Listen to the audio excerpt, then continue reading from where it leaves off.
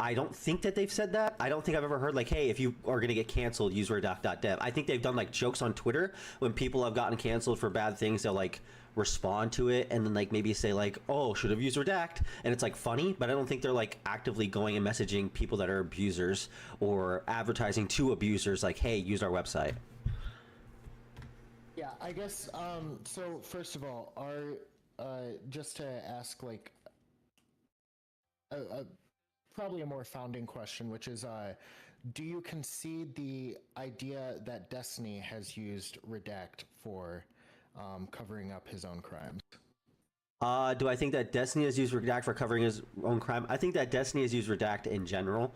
It seems like he was used Redact just as a streamer, just for all of his logs. I know that even like even Melina. When I was talking to Melina, when we stopped talking, she used Redact just for normal conversations with people she doesn't talk to anymore. I don't know for this instance. With him, if you're talking about related to like Cherry or anybody along those lines, I don't think he'd used redact because he was committing a crime. I think he no longer wanted to associate with this person, and this person was using logs against him to mock him or make fun of him, and that's why he would have deleted his logs. I think he's someone that kind of expects that a lot. I mean, if he used redact to cover his crimes, I think it would have been done. None of these logs would have ever came out. Or if he was someone that uses redact to cover up crimes, none of these logs would have ever existed in the first place. Are you aware that after the leak, Destiny used redact to delete any video, picture, or link he has ever sent to anybody? That sounds about reasonable, but it doesn't seem like that would be for crimes. That would be because if there are videos, because also what got leaked was him sucking dick. If there was other videos out there of him that he didn't know he sent it to anybody, it would make sense that you would try to delete everything after you now have a history of someone getting hacked. What do you mean that he didn't know? Sorry, I feel like I need to apologize real quick because I'm not being forward with you. I don't know your takes other than you had what seemed like a really aggressive conversation with J-Stock on his stream, and I don't know if I've even seen all that much of it. It just seemed like pretty clearly you were communicating that the revenge porn was not a big deal to you and you didn't really give that much of a shit. This will blow over. That's what I got from what I saw. My take is relatively that I'm really upset with a lot of people kind of being a little bit dramatic with how they're framing things. Like I think with you particularly with the redact being something that's used for abusers, with J-Stock saying Destiny is like a rapist, even my roommate Irrelevant saying it should be put on a sex offender registry. I think all that's a little bit outlandish. I think Destiny has done bad, and I think he's said as much with his logs to Pixie. He hasn't said anything else publicly, but with his messages he sent to Pixie, it seemed like he said, hey, I fucked up bad here. I should have had your consent before I did it. They should let me in soon. I don't know. We'll see. Like, I think they're talking to this guy first, but... I did this, and I fucked What's the up. big best way to make money off these tears right now? My investments are in gold. I don't know, actually. I don't know the legitimacy of that. I haven't heard Destiny's side to be able to take a side yet. Just real quick, I actually, recently I was reading this pro tariff article. I'll go over it later on stream. And one of the things he cited in it, he was like, oh, he pulled a quote from a Reason article. And he was like, oh, Trump steel tariffs increase steel employment. Like, look at the short-term steel employment going up. And I just clicked on the article linked to, and it was a Reason article, and it was like steel tariffs. It was like Reason steel tariffs have failed. The evidence is clear, and I'm like, what the fuck? And it actually provided this really good like for I don't want to say 4-step argument, but just real quick.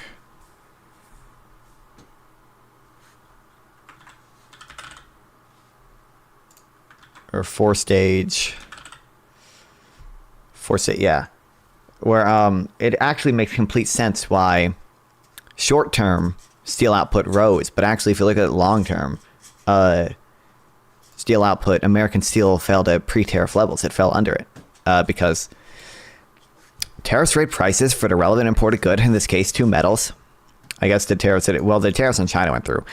U.S. buyers in industries such as machinery and auto factories, construction firms, canning industry shift purchasing to local varieties. Imports fall and the domestic share rises as consumer industries, not consumers, pay more for the good. They lose some competitiveness vis-a-vis imports at home and in export competition abroad. And they also risk losing some production and employment. They respond by trying to the extent possible to use less. So it actually makes sense why short-term steel employment would go up a decent amount. But then not long after that, companies just start substituting steel.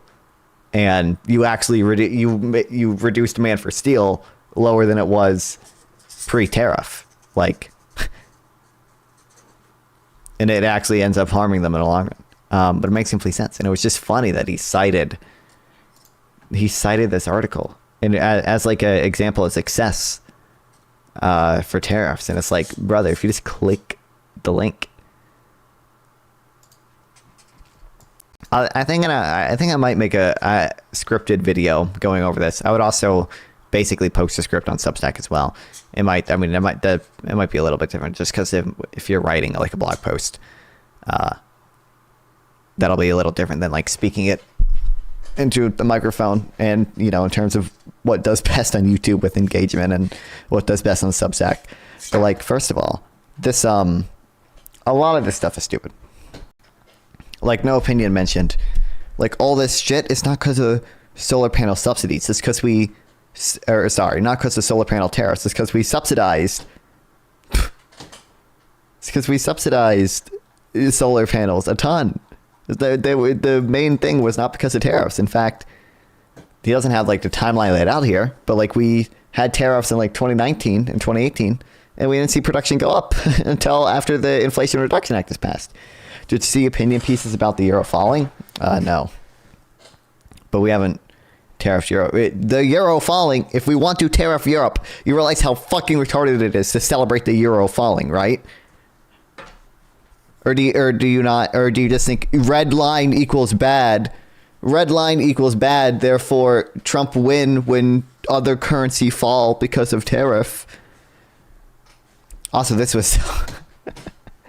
Don't be fooled by the beautiful colors. You can see washing machine prices jumped the first 90 days after tariffs were announced, but then the price fell aggressively for the next 2 years. Washing machine prices were lower at the start of 2020 than they were pre-tariff. This is a narrative violation. It really is not. You can see crazy phenomenon here. Crazy phenomenon. Tariffs lead to a one-time increase in the price level, but not a overall change in the rate of inflation. So you can see this downward trend. Tariffs would help the euro stabilize. If we put a ton of tariffs on Europe, the value of the euro would fall. The euro would not appreciate. If Europe put tariffs on everyone else, their currency might appreciate a little bit. But if we tariff Europe, that reduces the demand to hold euros, and the euro loses value. No, it would not help it stable. It would help it. It would make it go down faster. But you can see they're on a downward trend, and then it spikes and it continues the downward trend. If there wasn't this spike there, the downward trend probably would just continue. You probably wouldn't have this one-time shift upward in the downward trend.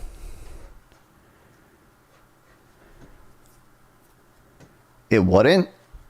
Why not? The laws of supply and demand would suggest that it would.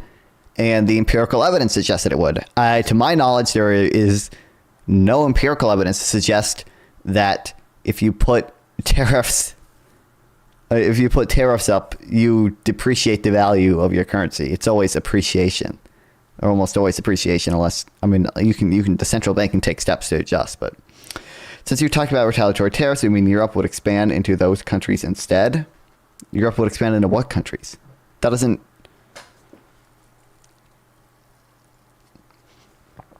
Even if you don't tear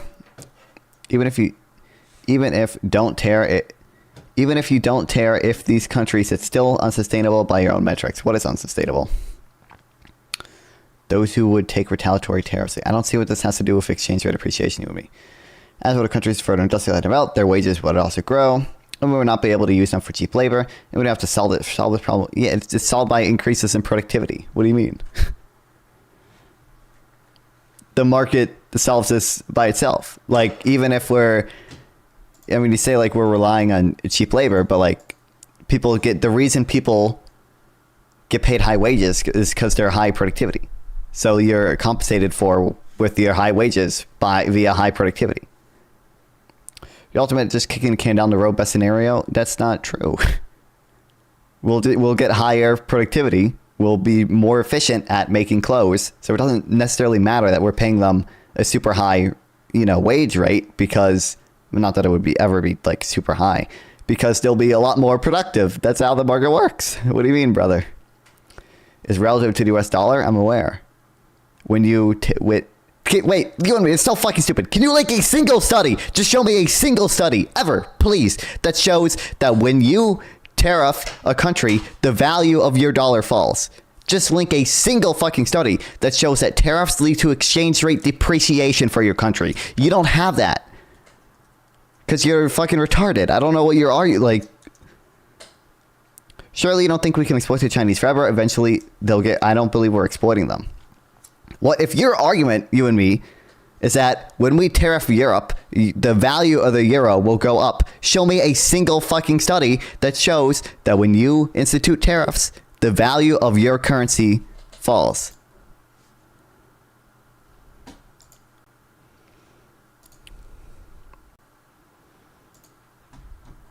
That it leads to exchange rate depreciation.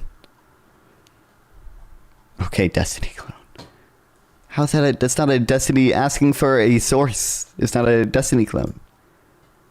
When did I say? You said that tariffing Europe would stabilize the value of the euro by preventing it from falling. Is that not what you said? Is that not what you said? Is that not your position? Can you clarify your position?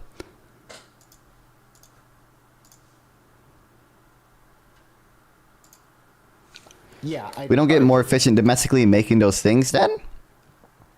We do, but there's still something crazy called comparative advantage, which you would know if you ever open an economics textbook, brass. We do, and like that's why, by the way, tariffs over the long term aren't actually that inflationary. Now, there's still a big opportunity cost, so it's still not worth it on net, but yeah, there's economies of scale, and we get more efficient at producing things over time. Do you not see it? Wait, can you and me, what is your position? Is your position that tariffing Europe would make the euro more valuable relative to the dollar?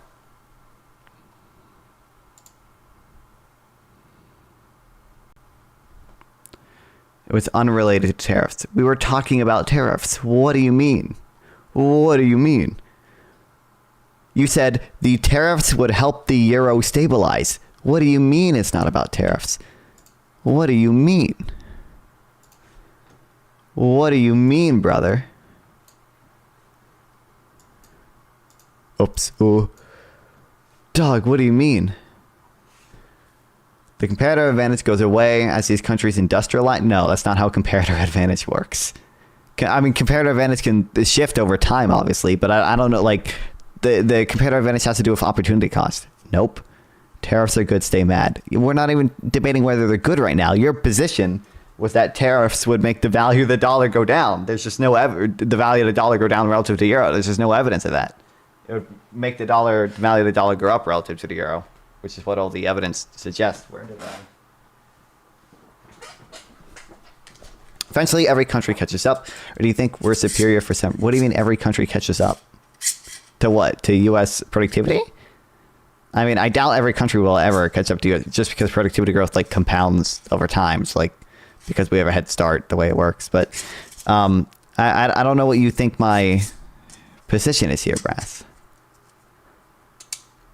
I think that as countries get higher productivity, obviously their wage rate will go up. But it's not we'll be paying more for clothes, but it's not a big issue because we'll be getting more clothes. They'll be more productive. The entire reason their wages go up and they quote unquote catch up is because they got more productive. That represents an increase in the standard of living for everyone. That's a good thing. I want that to happen.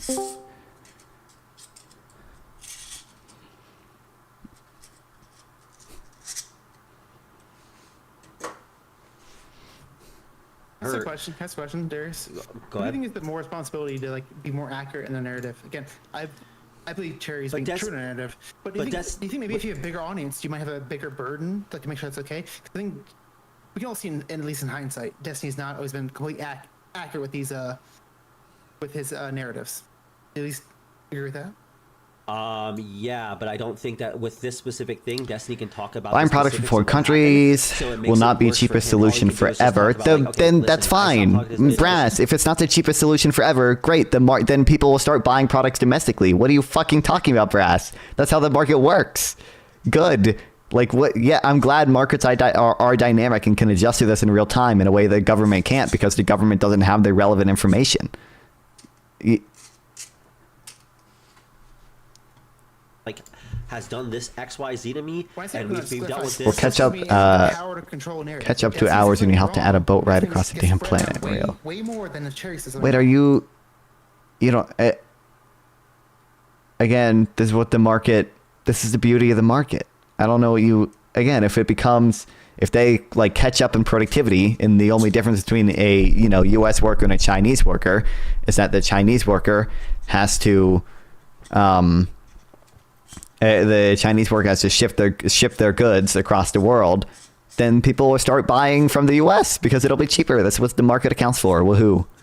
And Dan. Me? Let's go for the Sorry. argument, not the character. Well, you started off this saying, well, how did you start this conversation? You said that Redact has a habit of using this type of thing to promote his product. That's the first thing you led this conversation with. So I'd like to see one example of that, please. Wait, you got to be more specific. Damn, One second. So you came in at the start of this conversation. So and said, true, "I have you a would problem be." with Redact because they start and they market their product specifically like this. So I want to see one example of that. And if you want, we I can. didn't. I said that. Wait, I said that. And I'm talking to. What is the ultimate goal of globalization? To increase the standard of living for everyone. Say that. Yes. I know that. You're Yes, right. but You shit. are talking. Which to me. is exactly what you're describing when you say they'll get higher productivity. Yes, I understand. Yeah, go. Yes, Guy with you said that. mustache Yes, said yes, it. I understand. I know who you are. Okay. Okay. Jesus Christ. Okay. My understanding from the tweet is that you did believe that it was that Well, I can read sorry it. that they have. Oh, yeah, sorry, yeah, Dan, if you want to read it, go ahead. I mean, there's just so much. Let's see. Redact, for all it's worth, is there to protect your privacy. It's an escape hatch for sex criminals, so that they continue to spread revenge porn and secret tapes while skirting the law. Redact at its core isn't meant to protect the average user. It's meant to protect the worst of them. Redact facilitates the cover of revenge porn and its distributors. Okay. What part do you think is inaccurate or untrue? Well, all of it, and then also the start of this conversation where you said that we promote our product for that purpose. I did not say that. Dan, can you confirm you have? All right, no so I guess we should just go to the access start of the the VOD here. I can market now that Kick has DVR. This is actually much simpler. Let's see. Darius looking at anime porn on his phone. Wait, what? Are you? By the way, when you pull this up, are you gonna stream it so that way I can view it? Just. I'm trying to find it on my own right now. Okay.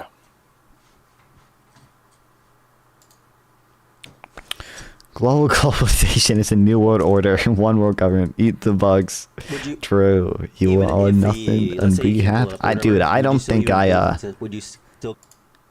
I when I was on that tariff panel, the last one I did, I said my name is Klaus Schwab, but I don't think anyone got the joke. Unfortunately. Is Microsoft Windows an escape hatch for sex criminals? Microsoft Windows as a function does not. It's not intended to delete or hide anything. That's not its function. It is an operating system. It is a gateway for you to access applications and software. Okay, listen. I mean, am I wrong? You're wrong. Redact is a privacy product that does way more to help people across the board than it does to cause bad actions from happening. And you saying things like this actually That panel hurts probably didn't more have tankies people or than MAGA does. heads. It did There's have plenty MAGA of heads. people that are in situations that are leaving I don't. They abusive might have gotten it and relationships, just not and they wanna reacted. make sure I know that what person Conor knows knows who everything they Klaus get. Schwab There's is, but people in oppressive maybe I'm countries just not as that funny wanna as I make think sure I that their am. political content isn't infringed or that they go to jail for those types of things. And But what I you're wouldn't. saying Pentuple might not is, know like, who Klaus basically Schwab full is. libel Pentuple is bullshit is a type of software unbelievably that stupid, actually, dude. makes Dude, it so that Pentuple. people are- I'm banned in Pentuple's chat, but I saw he was streaming right today, and I click on his stream, and I'm banned. So I opened an incognito window just because I'm really curious. I was really curious. Okay, this motherfucker still does not understand the balance of payments. It's not that hard. It's not that hard of a fucking concept to understand. Okay, I pull up this guy's stream, and first of all, he's searching. How much money do foreign companies make in the U.S.? And he's like, wow, $200 billion? Wow, $200 billion, guys? Man, we could have, we could tax so much and not tax their own people.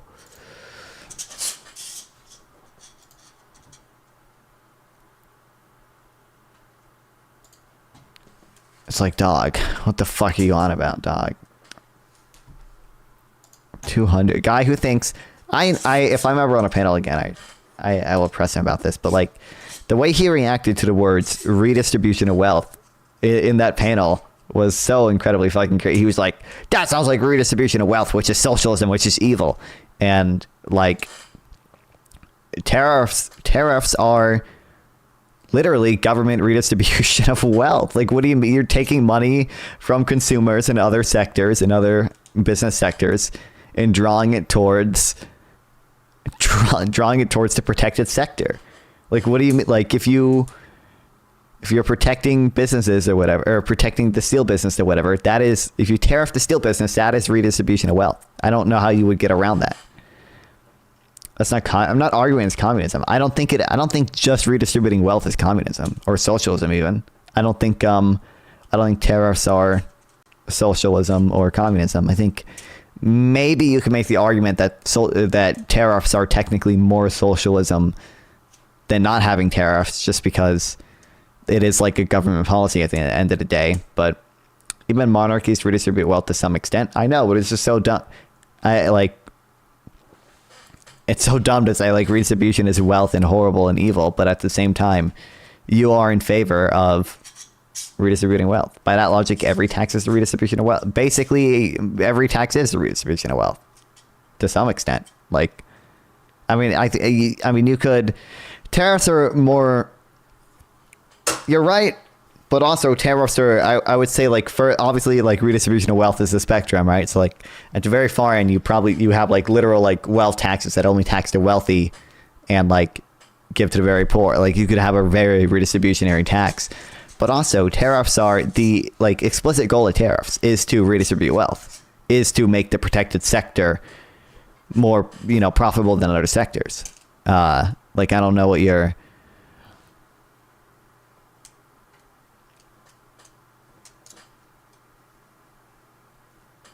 That's not what people mean when they say the redistribution of wealth, though.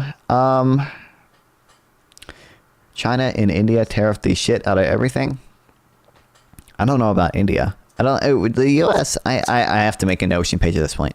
The U.S. usually has lower tariffs than other countries, which, I mean, first of all, based. That's a good. I mean, it's not good that they have higher tariffs, but that's not good for them. It's not that detrimental to us.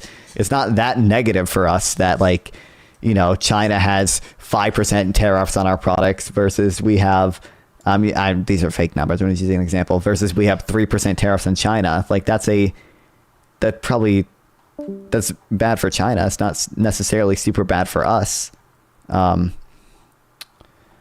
we're not actually in that much of a like tariff deficit with most of the world.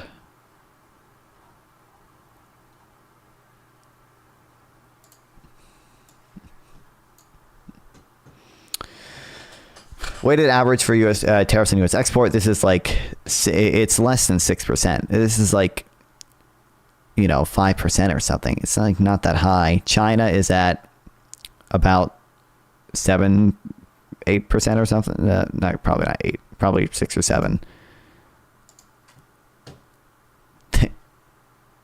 Europe and Central Asia less than 2%. India is relatively high. India is higher than China. India is like not almost 10%, like 9 point something. You totally cool with all steel production going to China? Yeah, based. I mean, you can make an argument. Here's what if you're gonna make the argument for steel production not going to China, right? One, I don't think tariffs are the most effective way to do that, at least not alone. You should probably combine it with steel subsidies. Two, I would just ask you to bite the bullet that it is a net negative for the economy to tariff steel. It's just that the national security benefit outweighs the negative to the economy. But almost no one is willing to do that. Everyone says it's actually really good for the economy and really good for national security. I'm perfectly fine with having the discussion of what goods we should tariff on the basis of national security. That should just come in conjunction with hey, by the way, this is a net negative for the economy. All these tariffs are based off net 25% universal tariffs, 10% universal tariffs. There's no national security justification for that. What do you mean? It's not a national security issue that literally every single good made in China is made in China. It's not a national security issue that literally every single good made in Mexico and Canada are made in Mexico and Canada. What do you mean? It's politically unpopular to say it's bad. Why be honest? We can get away with it. I'm not expecting these. I would understand why a politician wouldn't say that. I don't expect Joe Biden or Donald Trump to go out on stage and say, actually, steel tariffs are bad for the economy, but the national security issue justifies it. There's no a politician would never do that. But it would be. I expect the politicians to go out there and brag about the number of jobs that the tariff created, right? Even though on net it's a job loss. It's just that there were some steel jobs protected, right? Even if other jobs were lost because of the tariff. What I expect out of debate opponents, though, is for them to be honest. You can make carve outs if you're familiar with transshipment. Is that just when they load in? I think that's just when they load and unload shit onto different ships, right?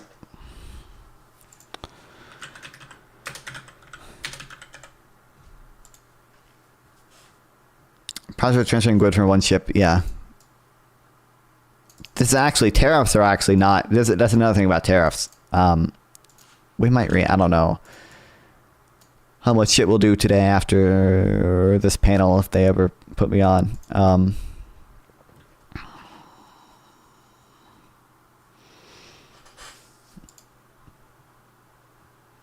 We might read that. Tariffs are never the best. Fuck, I don't know. Wrote it down somewhere. I can go through my DMs and find it as well.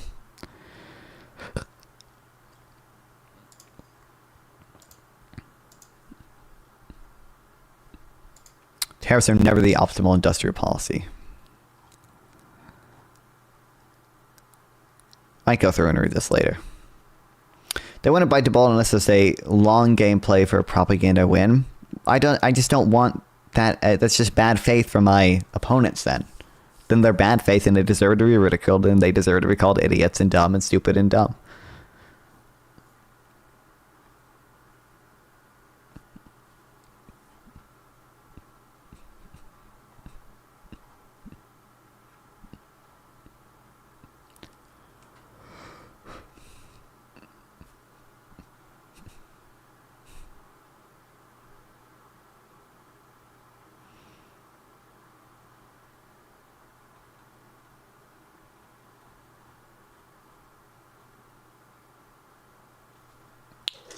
But if you do that as an L, because you'll be seen as childish. What do you mean? If I berate them? No, that's not true. If you're, I mean, it depends on how you do it.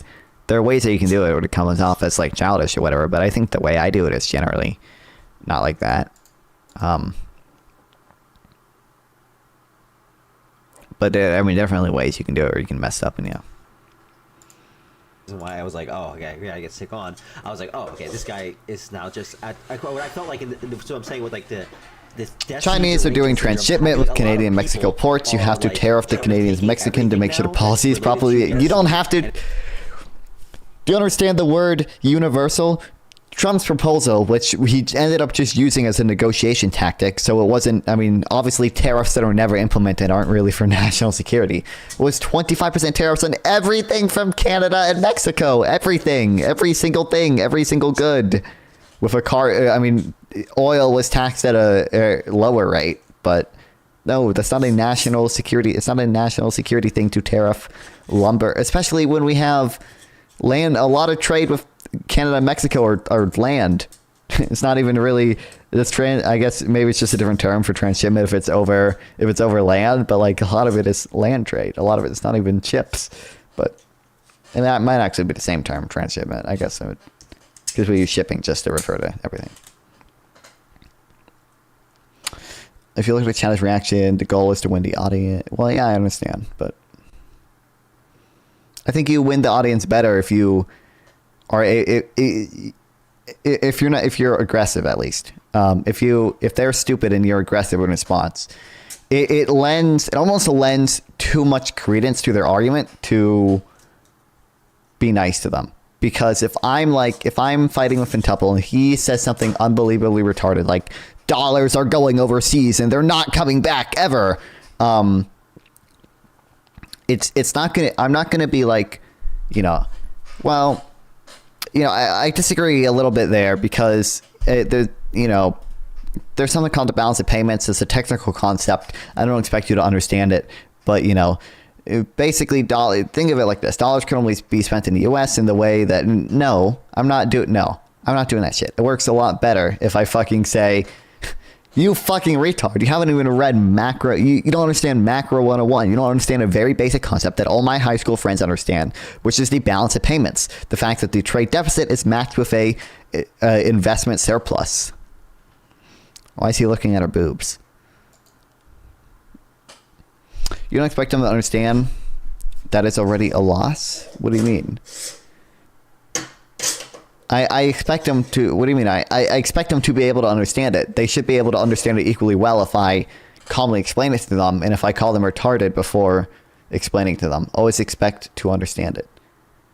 Them to understand it. What do you mean? I don't know. I'm not really, do you mean expect them to understand it before I explain it to them?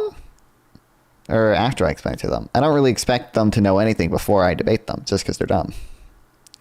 Why do you think Canada and Mexico is undermining foreign policy for the Chinese? I don't know. I don't think they're doing that to a very large extent. Certainly not to an extent to justify 25% tariffs and everything coming from Canada and Mexico. But again, even if you are to make that argument, please just bite the bullet that 25% tariffs on everything from Canada and Mexico would be a net negative for the U.S. economy. And then we can discuss whether or not it's justified to levy it in support of national security. Or are you not willing to bite that bullet?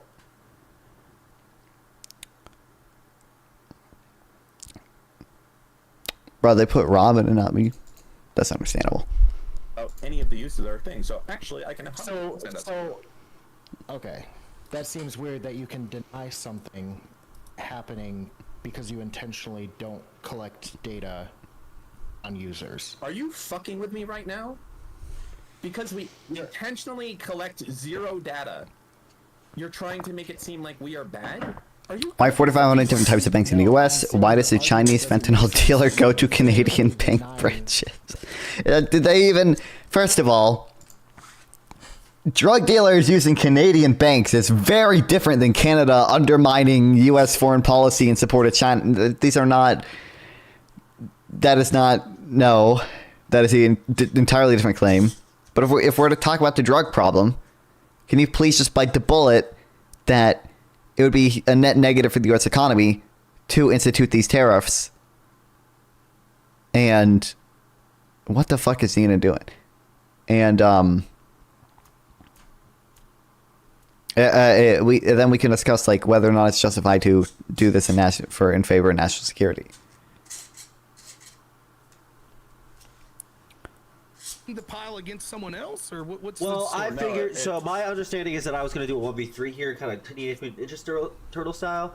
But it seems like that Sick was kind of getting that treatment here because, again, me and Dan don't agree with what he was saying, especially about Redact. And I know that Braun was telling me that you seem to be on the side of fuck Destiny. You should go to hell.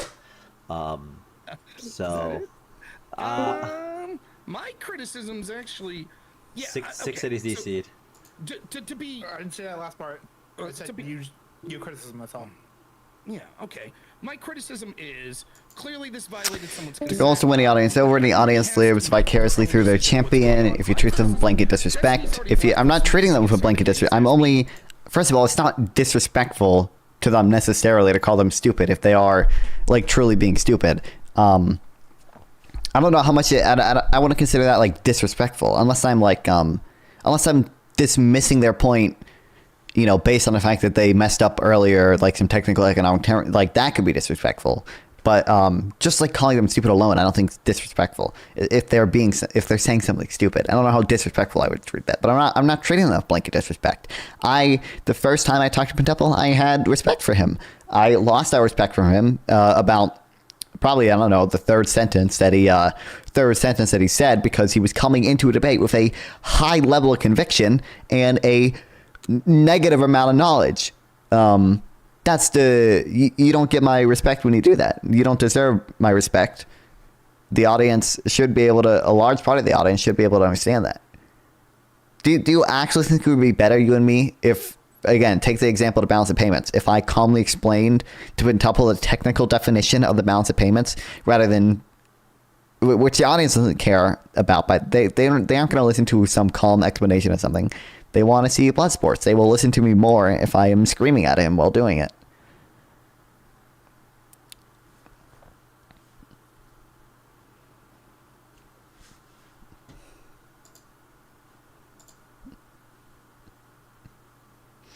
Explain that dollars come back to buy U.S. financial assets is pretty easy. Yeah. You're interested in engagement of being, are you interested in engagement of being politically infected? I mean, I like, you have to get engagement to be politically I'm not going to, at my size, I'm not going to be any I am 5 viewers right now, bro. We're not, there's no political effectiveness conversation to be had here. Yeah.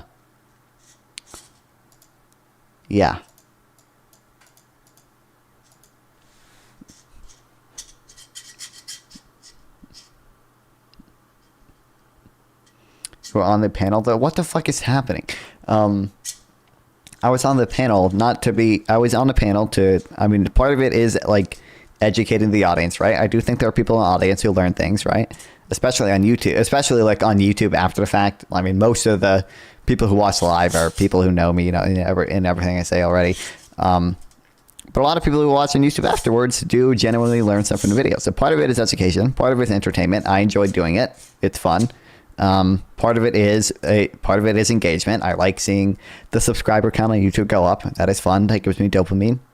Just like any other thing gives me dopamine. So.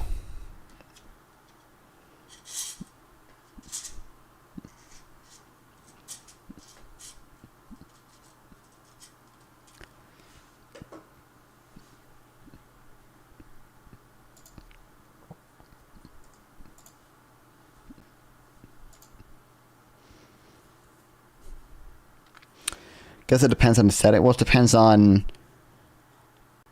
well, kind of the setting, but yeah, like any panel or whatever, I feel justified in like being aggressive and all these things. If it's supposed to be just like a chill conversation, obviously, like if I just hit someone up to like, you know, join VC real quick, have a nice chat, it'd obviously be, I think it'd look worse, you know, from the perspective of the audience to like start yelling at them, even if they said something stupid. But yeah.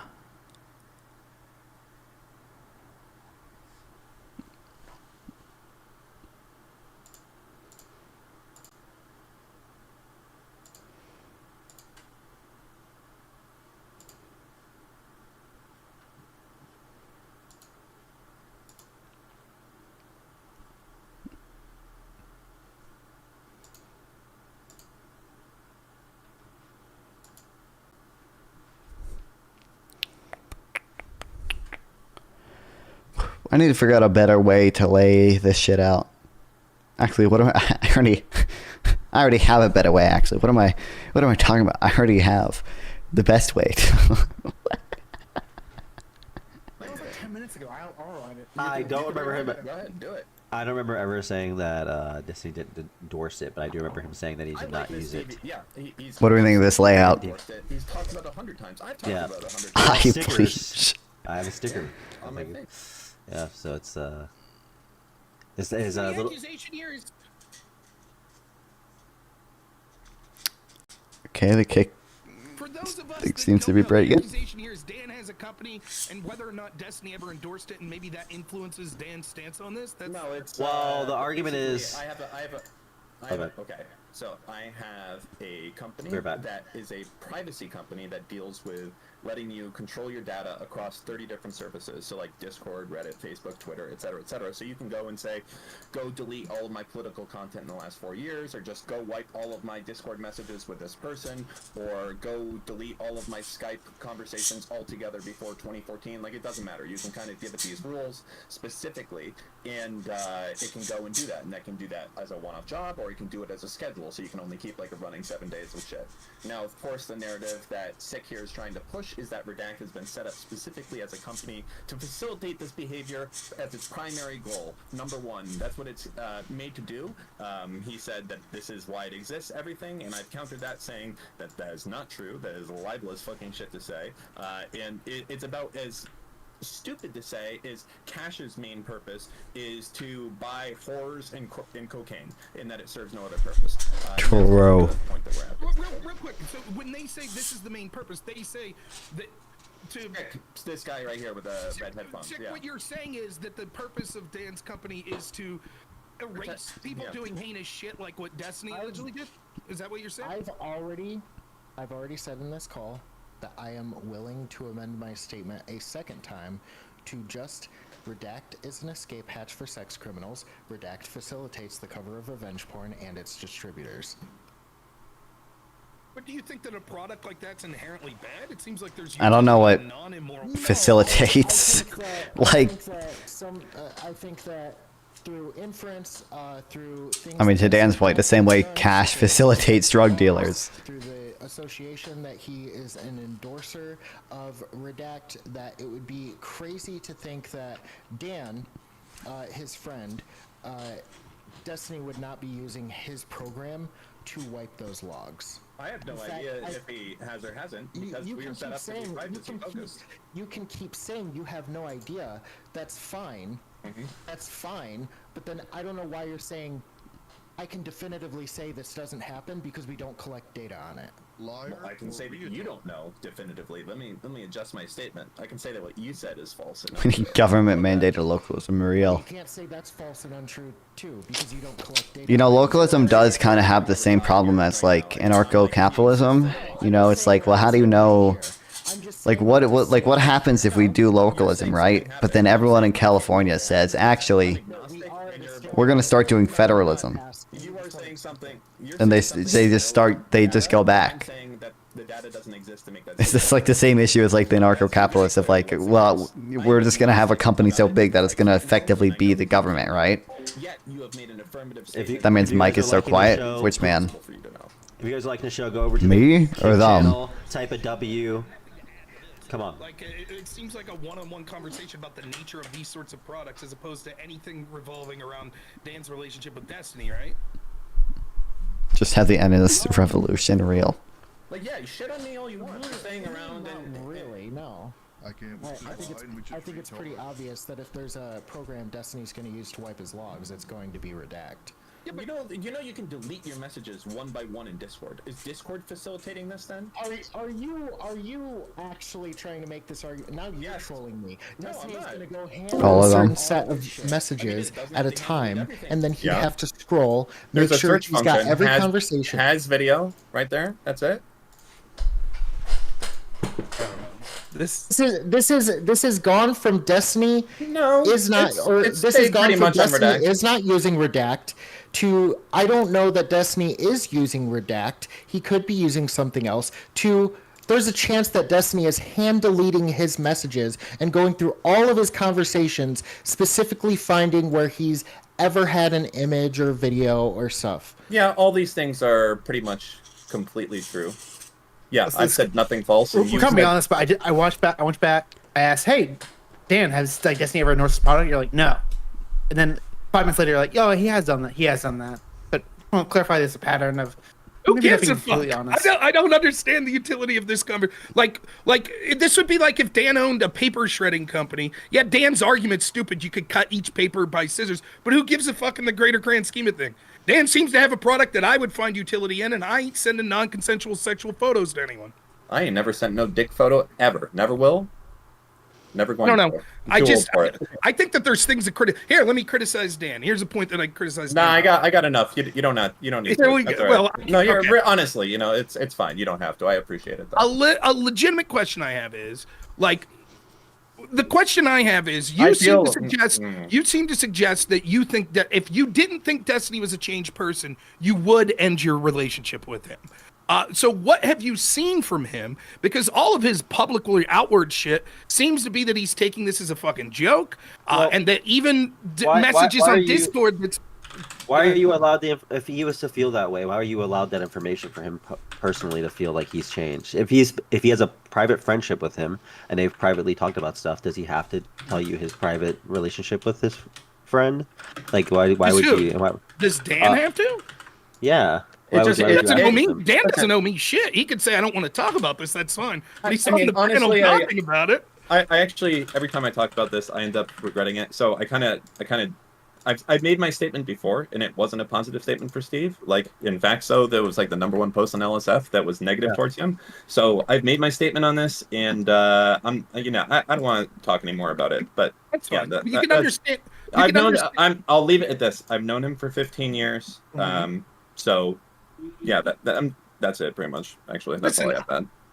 I think that if you're friends with someone, you tend to see the best in them. I would even go this far. Like, there's a lot of, I don't fucking understand. I don't hang out with any of you people. I'm not in the community, right? So there's a lot of accusations that people have said in the past of potential shit that Destiny was doing, weird shit with ladies and stuff. I never even gave a shit. It's like, you hear rumors about people on my side of things. I assume you're all lefties. Destiny certainly is. I heard people tell me everything you could believe about. Don't interact with this Destiny dude. He did this. He threatened to harm this person. He did this. He did that. Whatever. Until I personally see it, I'm not looking for this sort of drama, right? But to the point where Destiny's all but admitted it, I guess that changes, at least the Pixie allegations, that changes the calculus somewhat, and for me, that's I think I could totally understand saying, I'm his friend, I don't believe this shit. And then once you believe it, you're like, I'm his friend, I still want to see the best in him.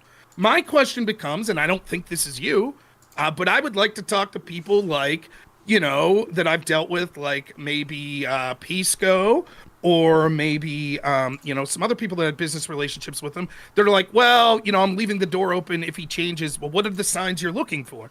Because a lot of this reeks of, Destiny's my cash cow. Destiny gets clicks for me. And so I don't want to burn a bridge, because what if everyone forgives him and everyone moves on a year from now? I want to have that opportunity. So I guess my question to you then, Dan, is, do you find that repugnant as well? Like, shit or get off the pot. If you fucking want to bury this guy, then bury him, but don't like half-ass it and just. I've already made. He's already said. Well, yeah, and I'm also Destiny's best friend, and like I also am doing a show now where I've taken away from kind of JSTOK's kind of after hours, and I'm doing this despite not even wanting to interact with a lot of you people. I'm gonna do it because I feel like there's a bad dialogue going on afterwards in the stratosphere of what is going on with this content. I mean, I personally and people have called me a big sweeper, a big sweep guy, a big broomer, for Destiny, because I'm bringing people on and kind of talking to them about their kind of like exaggeratory or kind of like insane. I think the word there, claim by of the way, Steven. Darius, it's exaggerated. Exaggerated claims of Destiny, and I mean, like, and that's not sweeping. It's more just I feel like if we're going to talk about what happened, you could talk about what happened in the most like real way possible. Steven did unconsensually shared the Pixie stuff.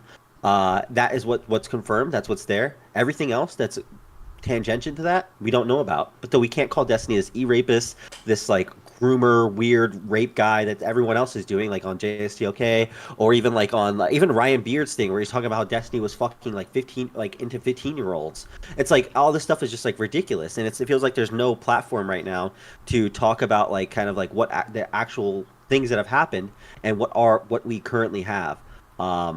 And I don't know. And it's not because I feel like I need to like prepare the relationship, because Destiny could be fine in like a year, and me and Destiny could be playing League of Legends. You know, I could be pulling like 10K viewers with him, and like we're just on anything else, just like chopping it up. It's more just like it's just annoying to watch. It's annoying to like watch people just like fall into this weird trap that it seems like even Hassan fans are going into, where they're just like exaggeratory towards anybody that's like anti whatever they're going for. Like, you think this guy's anti-woman? Okay, this guy's the worst sexual predator, whatever that ever existed. Okay, this guy doesn't like. This guy did something bad. Okay, he is literally like Hitler. It's like it's ridiculous. Yeah, I think that there's a fair it's a fair criticism that people will take it too far. You understand why, though. Destiny's a quite abrasive person that's probably rankled a lot of people, particularly people on the right or people from the Hassan section of the left. And so there's a lot of people with an axe to grind, whether legitimately or illegitimately. But I agree. I think that one of the things I've tried to say, as disgusting as I think this all is for Destiny, and certainly the accusations coming from Cherry are worse, you have to keep them in perspective. And all of us need to answer, like, how bad is this?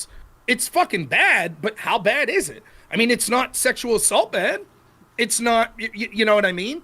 And so I think that now I can't speak to the specific people you've said that are accusing him of some of the worst things, but I don't mind people that are trying to set the record straight.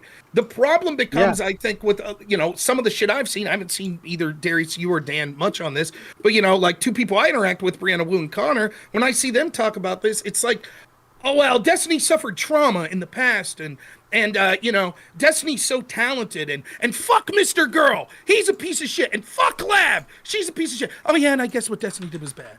And it's like, you can transparently see what's going on there. It's like, if you're going to do a stream talking about how bad it is, talk about how bad it is. If you're going to do a stream saying like, okay, we've talked about that, now let's talk about how people are making it worse, that's cool too, I guess.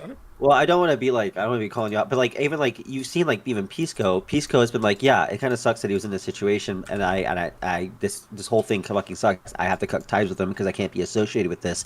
It seems like the common response. I mean, I didn't see the Brianna Wu response, but I've seen people like Pisco, who I know you've seen, and he's completely cut ties with Steven, and he's lost probably a ton of money because he had to completely destroy his whole setup he had in New York that was all planned around him and Steven's show, all because of this whole situation. And it seems like the people in these spheres, they're not just like trying to be like, oh, well, it sucks, but other people are worse. And Pisco had that one tweet or whatever that was like, at least he's not like, he was talking to Anna Kasparian or whatever. I want to ask about that. Yeah, Rob, how do you feel about that? About what? What's that? Oh, him, Pisco, talking about Anna? Like, and how bad he is? Yeah, and his like, at least Trump didn't do this, that response. Yeah, and I don't believe we can cover it. Leave Darius finish. Yeah, I would say I don't believe that's a minimalization of things. It's more just like, okay, well, this is different. I have to cut this guy's ties because he's done something, and I don't want to be associated with this while I'm trying to do political things.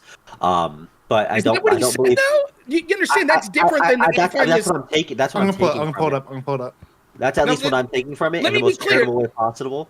And I didn't necessarily get that. Let me be clear. There's two possibilities of this interpretation. There is, I'm cutting ties with him because I found this to be something that morally I can't be connected to, versus I'm cutting ties because I think it'll hurt my business. Those are two different things.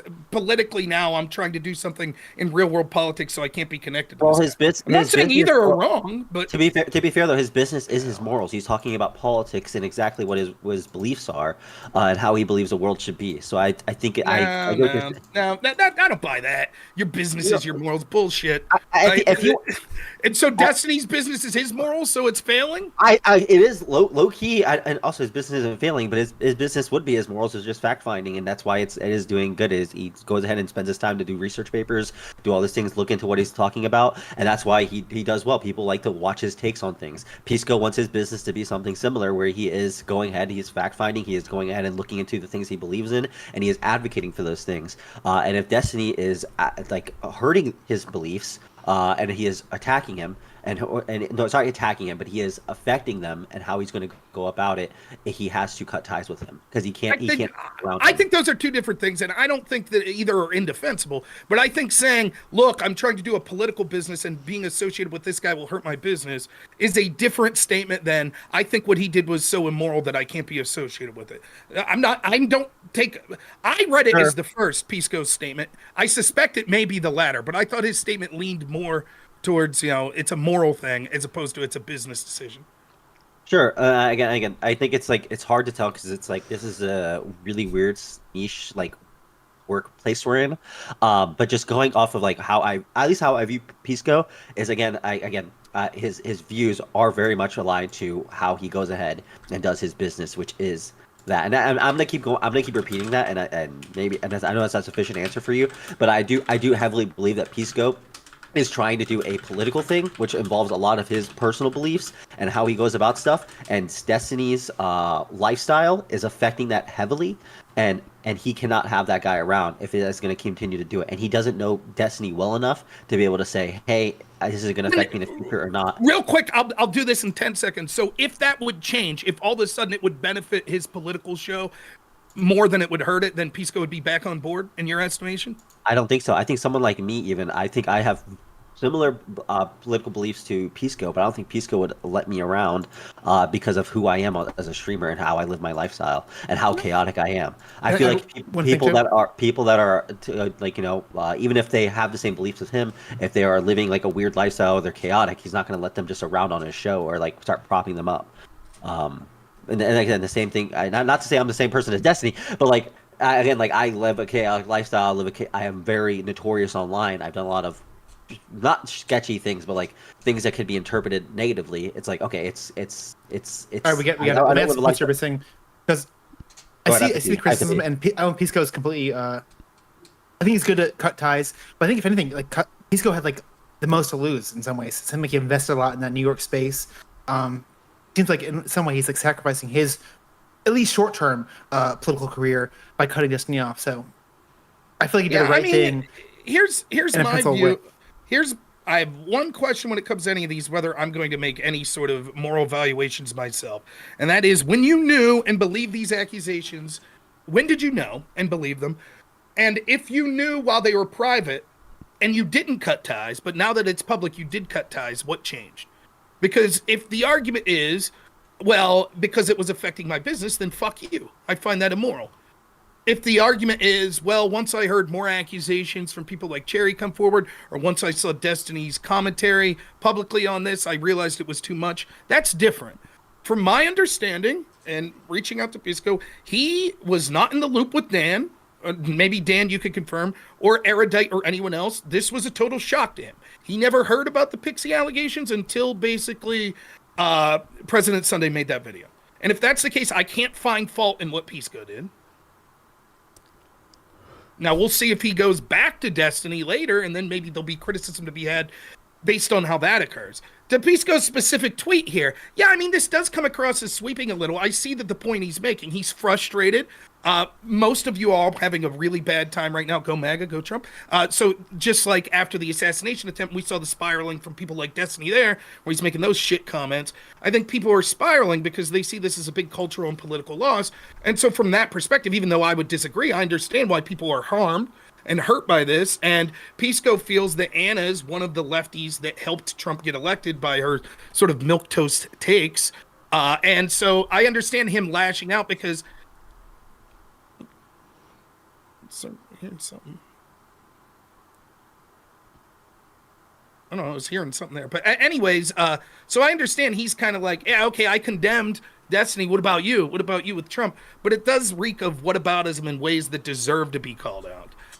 Because taking a political stance on a person is different than being a close associate with someone you believe is literally a sex pest. Is that a fair term? That to me, that seems different. And so I'm not so sure about this comment of Pisco. I don't think it's a good look for him. But I understand where he's coming from. I do. And full disclosure, I like Pisco. I actually know him. I've interacted with him a lot. And so I'm biasly hoping the best for him. So it would be a shame if I find out that he's just... You know what? I don't I don't like Pisco. Okay, he in front of me when we were doing I was just our about to show. say. I'm not a fan. Okay, I'm not a fan. That's all I'm gonna say. This motherfucker in front of me tried to play me. He was like trying to be like getting Steve to move to New York right in front of me. I'm like, what the fuck are you doing, bro? He's like, the studio in New York, it'd be cool. He's like, you understand I do a show with this motherfucker, right? He's like, oh, no, it wouldn't be like that. It's like, what the fuck is it gonna be like, motherfucker? What do you mean? And he's like, well, it's just like, you should do a show in New York right in front of me. The fucking balls on this motherfucker. I couldn't fucking believe it. But, Maybe whatever. you should have some bigger balls with a more thorough condemnation, huh? If he had those balls to say that in front of you. Did he know? Did he know about the Pixie shit? How the fuck should I know? You're all in the same room. Apparently, at some point, talking. Erudite knew, you knew, people that are involved. Hold up. You're not dragging me into this conversation, but this whole you knew thing.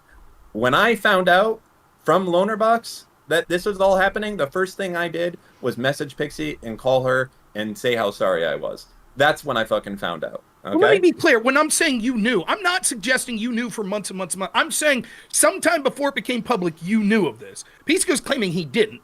And so he's in an unfortunate position where everyone, it seems like you that had a show with Destiny, you knew. Erudite that had a show with Destiny, she knew. And so people were just going to unfairly jump to the conclusion, well, Pisco has a show with Destiny. He must have heard the backstage drama. Which I don't think that's a fair, just even if Pisco and Erudite said they knew, I wouldn't say, well, then I guarantee Dan knew. People's relationships with different shows could be totally different. I don't know, but I was just asking you if you ever had a conversation with him, like if this was being discussed and you're like, I don't know, so clearly you didn't. That's all I was asking. But I'm not accusing you of knowing before you. Listen, and I know people really want me to shit on Destiny a lot, but you hear these fucking rumors about these people that are big personalities. You hear this shit. And a lot of times for me, it's just in one ear and out the other. So if I'm in Dan's perspective and you hear grumblings like, oh, Destiny filmed himself having sex with this and that person, Dan, I'm guessing your perspective as a friend, as a business partner is like, who gives a fuck? Whatever. It's just more bullshit rumors. And people can question whether or not, if you're a close friend, if you should have done more or not. I really don't give a shit about that. For me, I feel terrible for Pixie. I feel terrible for Cherry, if that's true. Anyone else? But I'm not really in the game of like everyone should have fucking knew. I think Destiny's a shitty person for different reasons, but I think a lot of people are shitty. If you're in the streamer world, there's a 95% chance you're shitty. I'm shitty. So, but clearly the consent shit's to a different level, and you can't be faulted for, you should have known everything about this dude's personal life. Now, if we'd later find out that you were fucking slipping Mickeys or something at some party, that's a different shit going on. But I don't think that, I don't know. I have friends that are probably up to deviant sexual shit. I don't fucking know. We're talking about football and stuff when I'm hanging out. So Amazing. So going back into a specific conversation, I'm so sorry to ignore everything you just said. Whatever happened with the resolution of the Sick and the Dan thing? So are we on the same page real quick that Redact does not support sex criminals? If he did know, and even if, let's say, Dan, the CEO, did know that sex criminals were using his website, he'd probably make sure they couldn't use the website ever again. Bro, is that what Dan says? If he found out that sex criminals were using it to cover up their crimes, he wouldn't allow them to use his program? I would not want those people to use my program. I would not. I didn't ask if you want them to. Well, the problem, I asked if they don't collect data, right? I don't collect any data, so I'm not in a position to stop them is the problem. Right? Like, I don't want people buying drugs with cash. Like, what do you want me to do? Like, there's literally nothing I can do unless I start collecting data on users, which we're not going to do. We collect fucking nothing. There is a. So to clarify, if you came to awareness that was like an issue that's being used for like illicit things, you would do nothing to stop that, because you're like, you can't. Is what? You became aware like it was being used for illicit stuff. You would do nothing.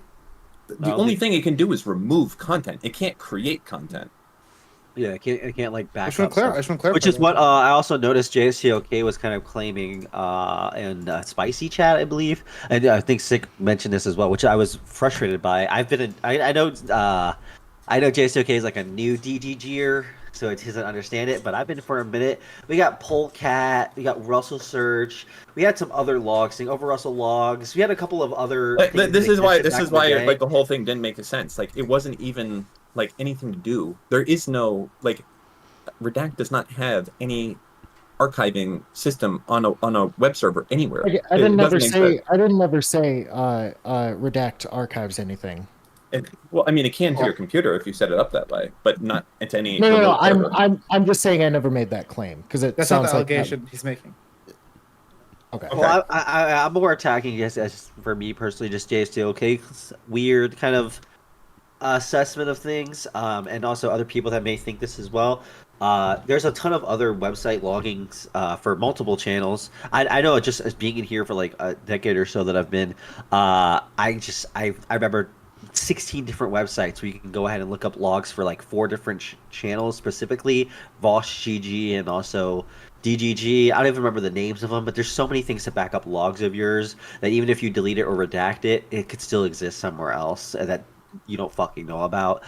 So to claim like I feel like, I don't know if this was 100%, but that's what I got the vibes from, and someone can correct me if I'm wrong. It seems like JS2K was claiming that Redact does archive it, and you do have logs that have been archived. Yeah, that's completely untrue. Yeah, right? Not, like millions of people use our software, and literally millions, by the way. And like, you think that fucking all the people in the world that are gonna discover some big conspiracy, it's gonna be fucking sick unchained, like seeing through the matrix, being like, oh yeah, there's an archive server going on. Get the fuck out of here. Yeah, and then also I saw the cherry log thing that so I saw six. That's mostly tweets, what I want to cover. we were talking about Cherry's VODs. I'm assuming that's just from, again. So what was the purpose of mentioning that? And also, because I don't know the context of why you were saying that. And also, if you do have her VODs, again, it's like through normal means. Like you could just go through. Again, I mean, you already explained it, but what was the purpose of saying you had possession of Cherry's VODs? Are you asking me? Yes. When the fuck did I say I had Cherry's VODs? No, J-Stock said at some point J-Stock- no. Stream at some point made threatening comments Oh. regarding possession of VODs. Oh, this of is Cherry. Six's statement, which is not true. Once again, completely taken out of fucking. I don't even want to say taken out of context because it's not even based on reality. So what happened is no, that it actually is very directly based on the fact that J Stock said inside of Spicy Chat, apparently, not allegedly. Do you think Destiny made a smart move by leaking Cherry's logs this week? Do you think you made a smart move by implying you have her VODs today? That's never. Yeah, so that was an issue that And J-Stock misunderstood. J-Stock went on stream. He specifically said that this part, the first paragraph or whatever, was specifically misinformation, and I have since not redacted it, but I have amended that. That would have been, yeah, that would be a good start. But you know what? Honestly, I can't fault you. You know what I mean? You gotta get the drama content. And this is the this is the top of the food chain.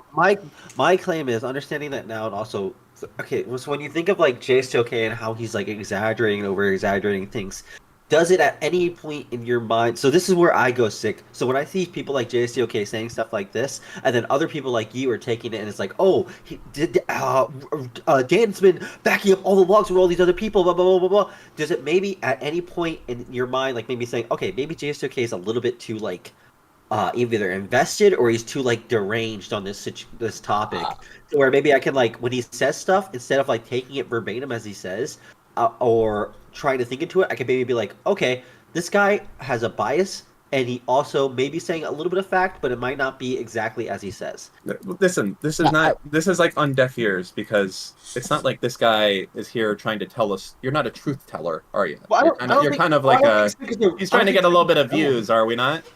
No, it's not like I'm not looking at Walter Cronkite here, right? It's not Walter Cronkite. I have a Twitter account. I don't stream. I don't upload. I don't do any such thing. Yeah. Literally, the incentive you're trying to imply doesn't exist. Okay. Here's a question I have, right? Like, so I look back at left-wing Twitch debates, YouTube debate sphere, 2022, 2023, when all you are lefties here, right? Or Democrats in some shape or form. Is that correct? I'm fully Trump now, 100% Trump all the way. That's it. Oh yeah, Zena's a Trumper. Okay. So it was funny, 2022, 2023, to see like so many left-wing politics streamers like Destiny. like Destiny, leaning into the red pill shit because they couldn't defend the terrible human vegetable Biden administration, and so they were big into the red pill shit. And then it turns out he's doing all this shit about consent and relationships and shit like that. His personal life's fucking atrocious at the time, where he's basically doing in spirit the shit that he's very criticizing while he's doing all this red pill shit. Which gets me to this point. Right, the sort of Schadenfreude list. How do you all feel at the huge fucking L's you're taking? I was only ever the best in the defense red you pill can muster shit. is to do fucking drama streams about Destiny and Hassan nukes and all that shit. How fall you? Hey, wait, can I ask you? Fallen? Hey, why the fuck have? I need you, Rob. Okay, this is important. Okay, we can be best friends after this. The Groypers were on. Earlier. Why the fuck has the far right not embraced the fucking Hassan content nuke? Is it because a Jewish man created it? You guys gotta, like, you can't ignore it. You know, you gotta push it. I can ignore it. I can tell you why. Because I respected Destiny and not Hassan. I don't give a fuck about him. That's it. No, because I respected Destiny as an adversary, and Hassan is a himbo. Wait, you're not. If you don't respect him, why would you not want to cover his? You're not his following. nuke? You're not following what I'm saying. I'm saying, why are you not pushing the Hassan nuke from Ethan Klein? Why are you not getting more traction, more views? Why aren't you putting it out there? That needs to be on the Ben Shapiro show. For what? What is the nuke? What, that Hassan talks to terrorists, that he has no fucking clue what he's talking about? He's a blatant hypocrite. Yeah, I knew all that before the nuke, and I never engaged with Hassan because he stays in a bubble. He's not influential. I hope that him. I don't know if I'm gonna. Hold on a second. That's not true. What you just said. He's hugely influential. He is directly promoted on the most popular streaming site as the safe new alternative for youth who want to get into politics. That is what is shoved down their throat. So don't say he's not influential. Well, also, I used the wrong word. If you want to, you criticize Destiny because like his Trump rally takes. Destiny said, I said Destiny. Hassan said worse, if not way worse stuff than that. So why would he not have the same level of criticism? What, Hassan? Like, I did criticize when I heard about it, like the 9/11 shit. Criticize that when he said that. The bringing on basically a terrorist and being like, yeah, you're cool. Not basically. And he's watched just full on Hamas propaganda videos with no propaganda. Like the type of shit you would get banned on Kick, and probably not on Rumble, definitely on YouTube if you did this. Like so much so that like if you watch Ethan's video, he couldn't even fucking upload it how he wanted it because YouTube made him blur it. And that was broadcast live on Twitch. That's how bad Hassan is. He would put on Hassan propaganda and walk the fuck out of the room. That's what he would, or Hamas propaganda. Yeah, sorry. I mean, look, Hassan's shit. Again, the difference to me, I can't speak for other right-wing creators. I don't know. The only reason, you want to know why I dove into the Destiny drama? You want to know the real truth? Was because when the video released of Destiny filleting a dude, every right-winger in the world was like, look at this dude. And so everyone in my audience is like, what do you think about this? And you can go back and watch what I said. I said, I fucking feel terrible for Destiny. I don't give a shit about his sexual orientation. Who's talking about Destiny? Who gives a fuck about Destiny? Give me a second. I'll explain why I'm bringing this up. That was the only reason I delved into any drama, because I said, yeah, it's shitty that he got shit released. Then when the Pixie allegations came, everyone was like, oh, you carried water for Destiny when that shit happened. But now when he violated someone's consent, that's why I talked about this. Otherwise, I'm not talking about drama.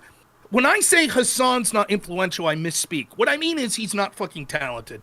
I'm more than happy for Hassan and the people that share his views to be the face of the Democratic Party. As the opposition to the Democrats, in the fact that I think that they're terrible, the more that Hassan's promoted by the Democrats, the better for people like me. Because he's a fucking idiot. He brings nothing to the table. He's absolute garbage, and everyone knows it. Now, to his credit, he does some things better than me. He may be a little better looking than me, which matters in this space. I think that he is a way better content creator than me in that knowing how to entertain the people that are his particular audience. And that's, you can't take that away from him. You can't, even if his politics are dog shit. So I just haven't felt the need to weigh into Hassan shit when there's so much else going on in the world. And simultaneously, it doesn't sound like anything from the Ethan shit's earth-shattering that I didn't know. He's a fucking terrorist sympathizer. He said we deserve 9/11. He's fucking a hypocrite. He backstabs people that were supposed to be his friends. Yeah, I knew all that shit. That, you know, what do you want me to say about it? What do you want other right wingers? We're laughing at you all because all of this infighting between the left, while meanwhile the Democrats can't keep up with the news cycle. Like, shouldn't you be bitching about deporting illegals or fucking the trans issue or whatever the fuck you guys care about? All of a sudden, it's now Hassan versus Destiny drama. It's hilarious to people like me. I'm happy to be just a small part of being on the periphery of it, because to me, it's just like, you don't have anything to say politically. It's just, fuck, we got to deal with all this drama.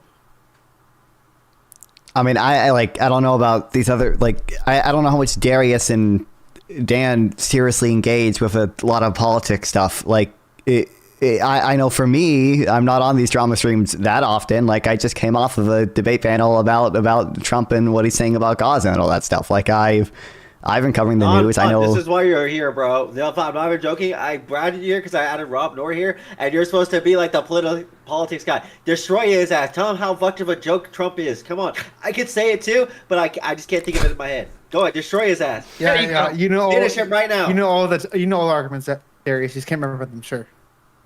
I can right now. The Gaza thing's a fucking L. Do you not think that's an L? Well, before we go to non-fun, because no non-fun can carry this conversation. I'm curious, Rob, how do you feel about the recent tariff updates with them kind of being rescinded? I'm curious about your take on that. About what being rescinded? The recent change in tariffs. Across the board tariffs. It seems like they're moving away from cross the board tariffs and more into agreements with I'm sorry, I thought you countries said terrorists. I was like, holy shit, was there an attack or something I didn't know about? Tariffs, yeah. So, first off, the conversation about tariffs is I'm against tariffs, to start with. I think it was a mistake. Sure, we all are. Sort of, right, but the idea that it's just one-sided, just looking through an economic lens is not true, right? Tariffs, long-term, can actually create more jobs in the country. There is going to be short-term shock, though. It is going to cause the prices of things to happen. Theoretically, what would happen would be this. You have other countries that are tariffing, or that it's cheaper labor laws, so it's cheaper to produce there. You move your company to Spain or Mexico or whatever. You produce cheaper, you're selling products, your number one consumer base is the United States, so you send those to the United States and you're making profit. If the United States puts tariffs on that and that's your number one consumer base, you might say it's no longer profitable, so you move your business to the United States, which creates good paying jobs here because you're worried about those tariffs. So it can have that effect of bringing that's back at the cost of other jobs, though, right? We acknowledge it's at the cost of other jobs because of things like exchange rate appreciation and the reduction in investment in other sectors and lower consumer after-tax income. Not necessarily. Of course, it's the most reasonable assumption. That's not the most reasonable assumption. Anytime you're talking about creating businesses, there's obviously cross-sector things that occur that would cause diminishing businesses in other sorts of forms. But what we'd be talking about would be jobs that would be better than the ones that would be cost across forms, because these would be manufacturing jobs that would be products that formerly would have been higher wages here, but that weren't being paid. So in default, you would see that these would be jobs that would be wages that would be higher. And it would tend to be things that are manufacturing, because as opposed to it would be goods and things like that, as opposed to service, because you're not really tariffing services as much as stuff like. So in general, though, I'm still against. I think that a world with more subsidies and tariffs is usually a worse off world. However, when you look at the political calculus of using a carrot stick approach and having to have a stick because our allies have taken advantage of us for so long, I don't think it's necessarily a bad thing to start to tell our allies that we're going to put tariffs, even if it means temporarily, hopefully short term, actually falling through to show that you mean business so you can get concessions out of them. I think that the political class in this country sold out the American worker for years. At the end, it has benefited countries around the world, and that it's time that the countries that are supposed to be our allies realize that we're not going to be the world police and we're not going to be taken advantage of. Now, if it leads to long-term tariffs on our allies and other countries that aren't reciprocal, in other words, China's tariffing a lot of shit, so if we tariff back, that's one thing. But if it leads to long-term tariffs, Canada, Mexico, and shit that's non-reciprocal, yeah, I think that would be a bad thing. Okay, so I just want to focus. I just want to focus on one specific thing. I think tariffs used as a negotiation tool is relatively nuanced. Usually, what I just want to make people bite the bullet, which Rob kind of half bit, that tariffs are usually economically harmful, and then we can discuss, basically the calculus of how likely do I think Trump is to follow through on the tariff threat versus how likely is he to get the concessions out of these other countries and how good those concessions are. I just want to ask Rob. I'm tired, so forgive me if I'm using technical terms. I can't use my brain power to dumb it down, okay? If we are artificially changing the relative profitability of sectors, right? A tariff makes it relatively more profitable to invest in the protected industry than it is to invest in the other non-protected industries? Is it the most reasonable assumption to assume that the resources used for that investment come out of nowhere, or is it the most reasonable assessment that those resources otherwise would have been invested in whatever is a higher productivity business that's not without it being artificially protected? No, because one, that assumes a world where the tariffs aren't reciprocal. Second, it assumes a world where we don't have things like subsidies. Let me ask you, did you heavily condemn subsidies that were being issued for things like Green New Deal type shit? Can you point to me you criticizing those? Isn't it true that that would encourage business production in businesses that weren't profit, and that would take resources out of ones that would be more profitable? I think there's a lot of subsidies that are net job loss. The subsidies that I support because I believe they are a positive externality. For example, they reduce pollution, and I mean that's what I believe. I'm telling you what I believe. You'll admit that Green New Deal subsidies. You think that there's a positive externality, which is that it reduces pollution, reducing carbon emission. Okay, but you'll admit economically they're harmful. And definitely in the short term, I'm mixed about the long run effects. But yeah. Why? What about the long-term effects? I guess speaking, I guess just for long-term effects, I guess, Rob, if the allegations against Destiny are true, do you think he should be put on a sex offender registry so that way future sexual partners can be warned of his crimes? No. I don't know. Okay. It depends on what the law is. Do I think it's a good idea that people would be warned that Destiny has potentially done shit? I guess, unless he's, but I would have to read the law. Like, I don't think what he did rises to the level of exposing yourself to someone in public. I don't think it rises to the level of sexually assaulting someone. If the laws in certain states or certain registries say people that have violated people's consents through filming them without their knowledge, and Destiny's found to have done that, then yeah, I guess if that's what the law says. Well, that would be one of the allegations against Destiny, wouldn't it? Well, yeah, if it's proven true, I said. I think that we're operating under the assumption the answer is yes, Destiny, if the allegations are found to be true, should be put on a sex offender list. Do the laws say that filming someone without consent puts you on the sex offender list? You just gave the qualifications for that. No, I didn't. I said if this specific list says that violating someone's consent by filming them without their consent means that you should be put in this list, then I would be fine with that. I'm unaware that that's the case. Should we change the law? I don't know. Maybe there's room for a discussion on whether or not. I don't think that's a Destiny-specific conversation, but maybe we should seriously consider people that film people without their consent. Maybe they should be put in a list. I don't know that I would support, though, someone that filmed with consent but then sent that to a third party. But that's not the only allegation. Right? Of course, that's. Of course. So again, the allegation's been admitted. If the allegations are true, yeah. If they are true, it's conditional. Should Destiny be put on a sex offender list? Again, I would have to think about it heavily. I don't think as the Why, laws in the general, are you okay with entertaining the idea of putting people on the sex offender list for this type of offense of secretly recording sexual acts? But when we talk about Destiny specifically, you cannot make that, cross that bridge. Well, it's easy because I don't think that we should make an exemption to the law for one specific person. If we're going to have a broader conversation, nobody's asking for an exemption. You can say it in the general. You just won't say it about Destiny. No, that's not true at all. You just rejected it like 4 times. Listen to me. I was quite clear that said if that's what the law suggests, then yes, he should be put in the list if he's found guilty of that. But if not, we're never going to get back to this. But then I said when we talk about should that be the law, I'm open to hearing about it. I think that it would be an interesting debate to have, right? I think we have to be honest about how many times there's my. I just want to be clear. The reason I think that green energy can be a long run benefit economically is because the counterfactual to green energy is literally a destroyed planet, right? So that could be the counterfactual to it. So it would be in the long run economically positive versus tariffs. The world is not going to die if we don't have manufacturing jobs. So the counterfactual is not the same, but that's the difference anyway. It depends on the nature of it, I guess. It depends on the crime, exactly. Yeah. You know, like if you're raping somebody, probably. People can be put on the sex offender list as minors, but I mean, if there's mitigating factors like that, typically there's. I mean, not even all sex crimes are you on the registry forever. So I mean, yeah, of course, minors can be put on the sex offender list. What is like the minimum age that you would support? I don't know the specifics of that. No, I know that's why I'm not asking you specific. I'm just asking like what age you think is too young to put someone on it.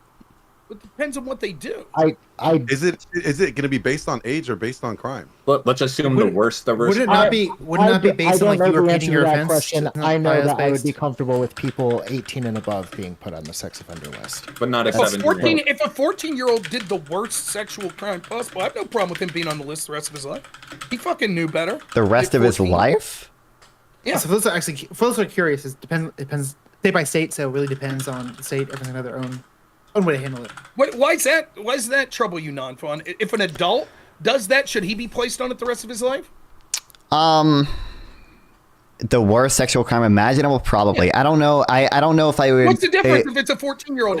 Because your brain isn't even fully developed until you're like over 20, right? I guess I just don't. I guess like I see a much larger potential for someone to change if they do something really bad when they're 14. So are you saying that any age after 25, okay, lifetime prison? But you know what? 24 and a half.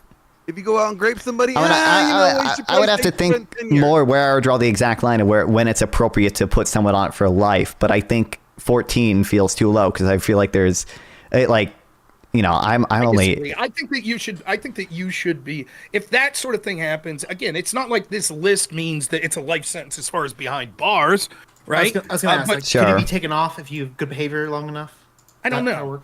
The whole point of the list is like, think about it. What if someone? Danny, if you have children? Yeah, I do. Okay. What if someone sexually assaulted a child when they were 15 and now they're 40? Are you like, it's cool they take them off the list? I didn't need to know my neighbor that's talking to my daughter coming into the house off the school bus every day. I didn't need to know that. Fuck yeah, I'd want to know. If they did the crime to be put on the list, then and it's the worst crime, then yeah, leave them on the list. That doesn't mean they may not have changed, but the purpose of the list is to give people the right to know, look, this is a possibility, protect your loved ones, and make sure you're careful around this person. So I you know, it'd be different if we're having a conversation. Should they be, you're 14, you do this, should you be locked up and the key thrown away? I disagree a little bit. It is for safety, but I think it's more so like so we can catch repeat offenders, people that are going to do this again. In theory, to someone, if they're like, again, it's gonna be hard to prove, but if they're never going to offend again, they should be able to like go about society. Okay, well, yes, but I mean, you can say that about anything at all. If a 40-year-old did it, and I believe in restorative justice. Yeah. I mean, but you get it, right? If a 40-year-old did that, and then you could see in a crystal ball they'd never do it again, I guess. But that's the whole point. If we're looking at factors, right, for what makes someone likely to do that, recidivism would probably be the top factor. You've done it in the past. And so, you know, as the whole point of the, like, I'll tell you what, I grew up in a rural area. I was shocked growing up. I was always like, you'd see this shit, you know, I'm 40, so you'd see this shit on TV, like child offenders and stuff. You'd be like, that's like big city shit. And then once I'm an adult and you look, there's people all around on this fucking list. And some of it I get is like, some dude took a piss drunk and the school bus drove by. But some of it's like, this dude did 15 years. And you're like, wow. This blows my mind. I didn't know that was in my region. So I understand the utility of something like this. You know, what Destiny did doesn't rise nearly to the level of anything we're talking about here. But just in theory, yeah, I don't have a problem if someone is strong enough and sexually, you know, mature enough to commit the most heinous sex crime against a defenseless person. I have no problem with the world being aware of that the rest of that person's life. I'm fine with that.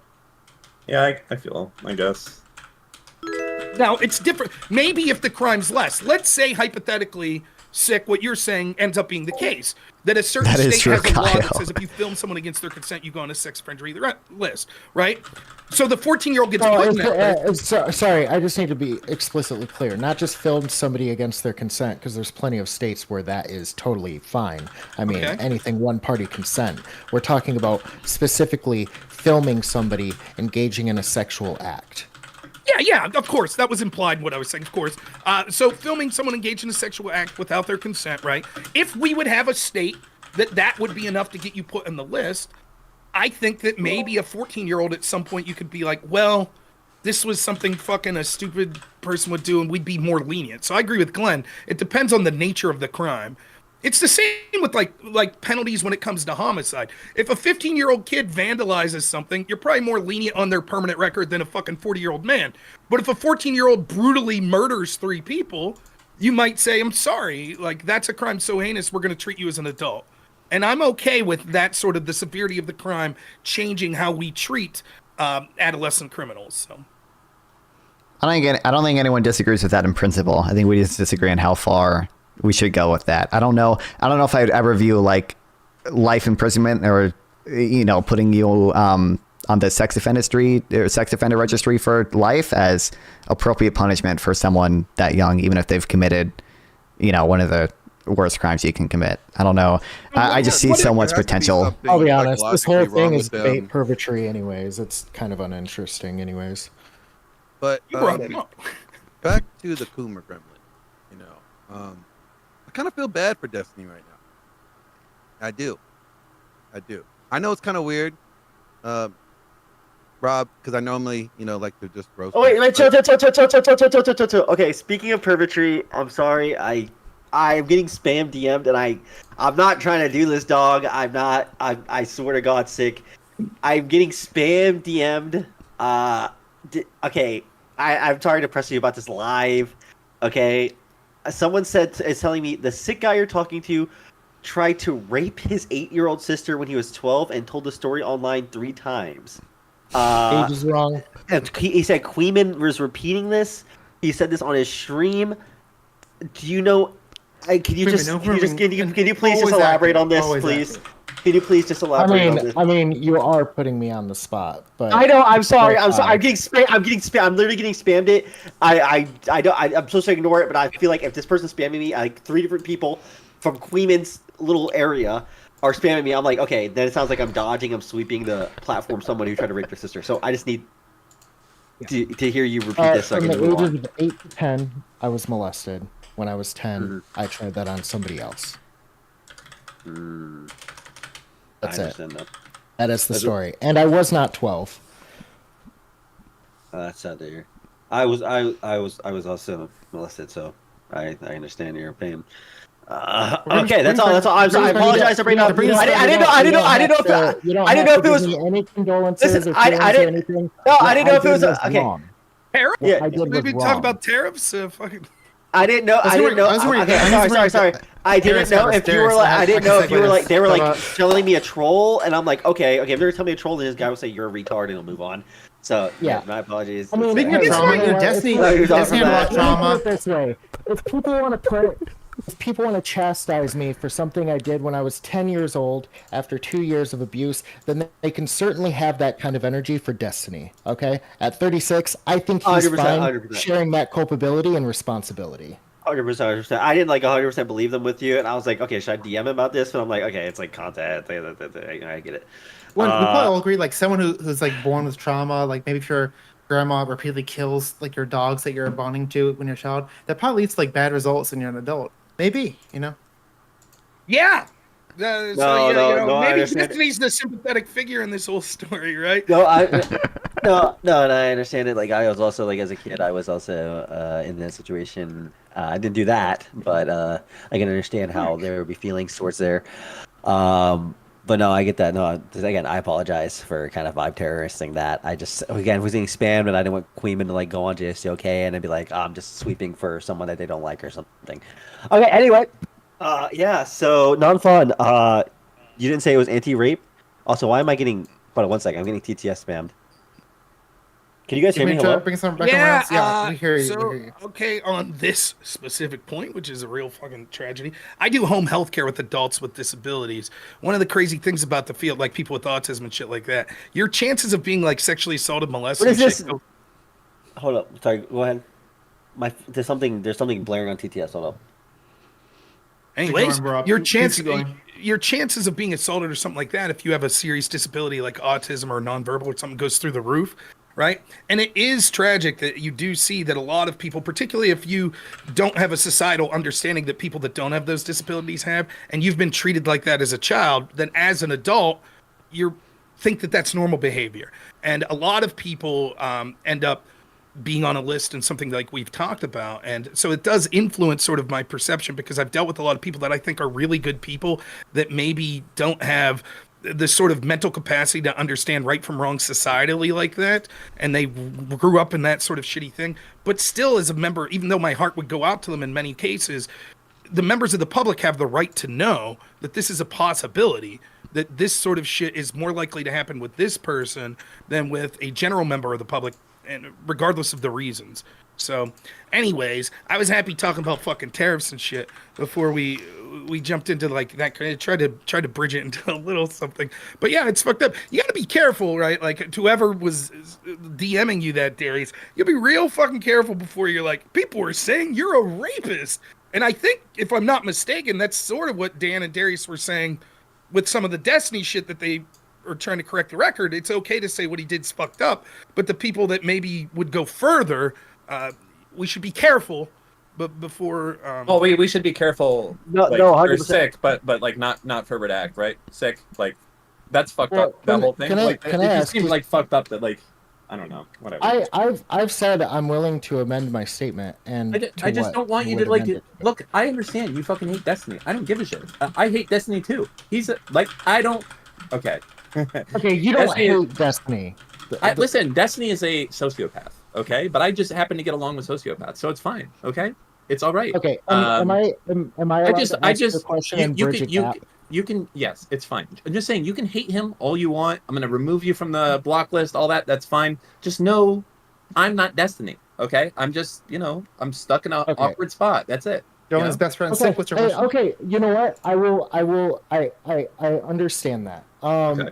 But I would say, okay, let's say, because for the record, I do have logs of Destiny at least admitting to using Redact generally. Not specifically for deleting revenge porn or evidence of doing that.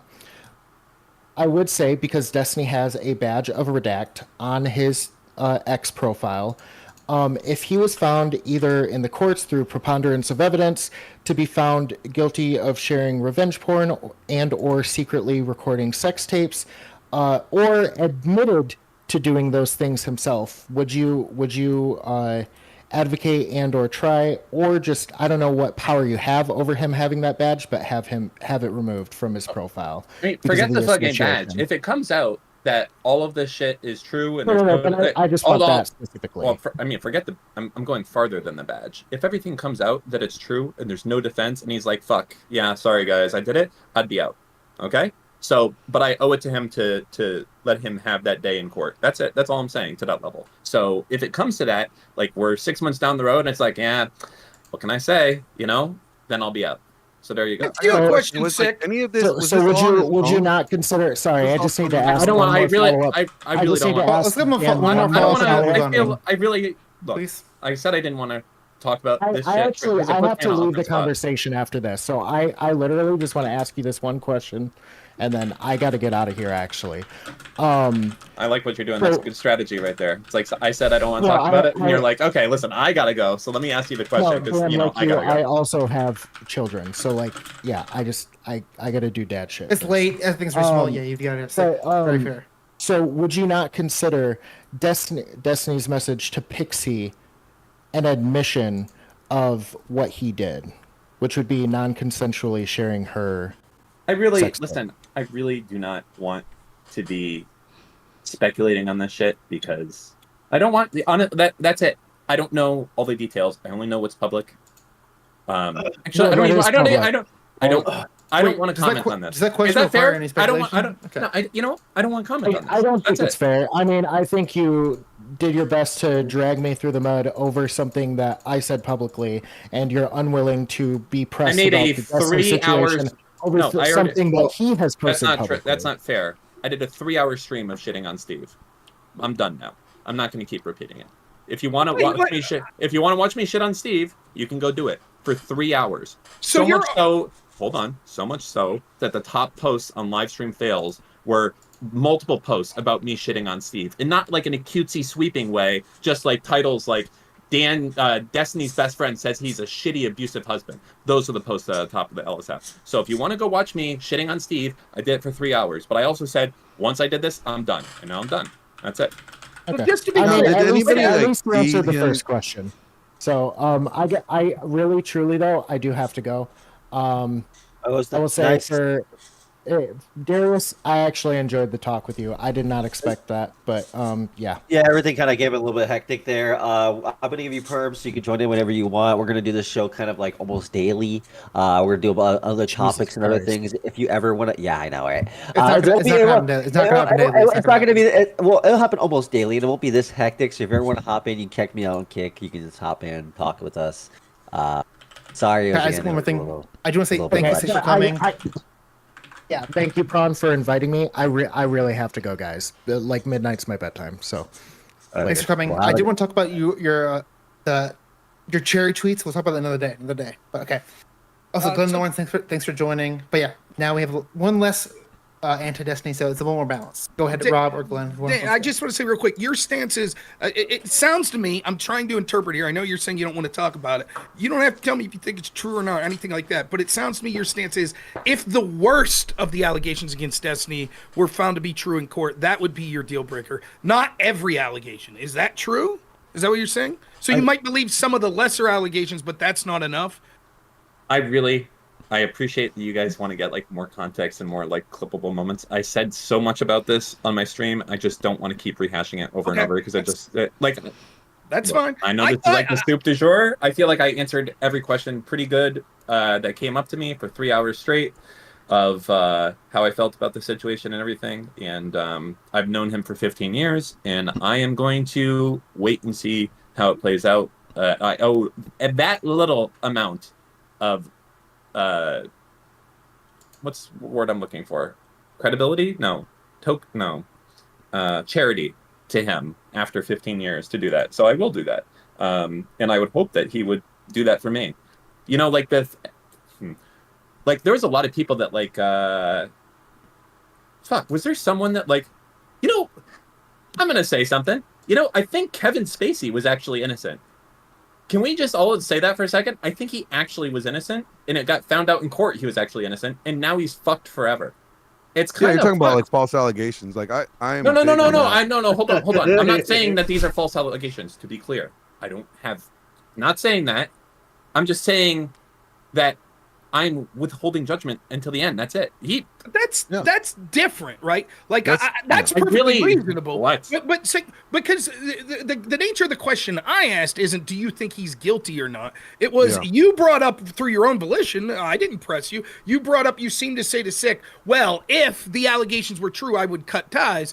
And I was just asking for clarity on that. So saying I think it's totally prudent of you to say he's my friend. I'm going to give him the benefit of the doubt until all of the facts come out. Totally prudent. But just talking about I don't have it nailed. I don't have it nailed down to the level that you want yet to answer that question. How about that? Like Okay, that's fair. So when I get more answers, I'll kind of make my decision. I think that's. Can I ask you a question, Dan?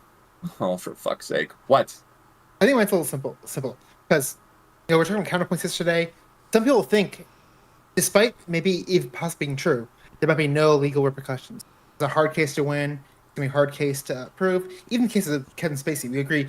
Even though he's acquitted, doesn't prove his innocence. He still could have done really bad things in the past. No, what I was saying is I he- didn't like the idea that like, I think like. Just real quick, my question is: if it's revealed that he did these bad things, but there's no any legal repercussions, you still stand by your statement? If what? If he's not held like legally accountable at all, but he still did bad I things, just would you said still, that. would that I change just anything? said that I'm gonna wait and see where it is at the end, and then I'll make my decision essentially based off that. I can't like. There's too many variables for me to be like, well, if this is true and this isn't true, but if the Pixie thing is true, but the cherry thing isn't true, or the cherry thing is true and the Pixie thing was a little bit about like I'm not doing this whole fucking thing, right? Like I just don't. It makes I'm me not- think about the question for you because it's a very easy question. I don't want to have is your any more standard is your easy standard questions. is your standard like a legal thing, or is it beyond that? It's how I feel about the situation, honestly. Okay, fair enough. A question, not really a question, Sick left, but a question I had for him was just briefly hearing what Dan's company does, Redact, and him saying, well, you know, sex perverts could use this. Couldn't you make the same argument about a VPN? Like, couldn't a credible argument be made? Oh, well, if you were a criminal doing criminal shit online, you would get a VPN. And so if Dan owned a VPN company, would it also cast shade on him? It's like, oh, your friend was accused of something, you own a VPN. I mean, it just seems tenuous at best, the whole line of attack on your business, Dan. I don't get it. Just from an outsider perspective, listening. Oh, in. wait, say what now? Of what? I'm saying that like Six Well, commentary about your business Sure. and like how like bad people would use it. Can't you say the same thing of a VPN? Sure. Yeah. So- or cash or anything else. Yeah, Yeah. I was listen. Just to say Six commentary. I know he's not here, but I don't want to say it's Six commentary. I think he is getting manipulated. He is getting brainwormed by the Destiny derangement syndrome that is going on in JSK's orbit. The Queemans, the Chud Logics, the maybe not Turkey Toms, but like these people around. It's not that this is Six genuine critique, because obviously you could easily say this. You thought of this, Rob Noerr, and I don't want to say listen. I don't know you too well, but from what I understand, you're kind of retarded.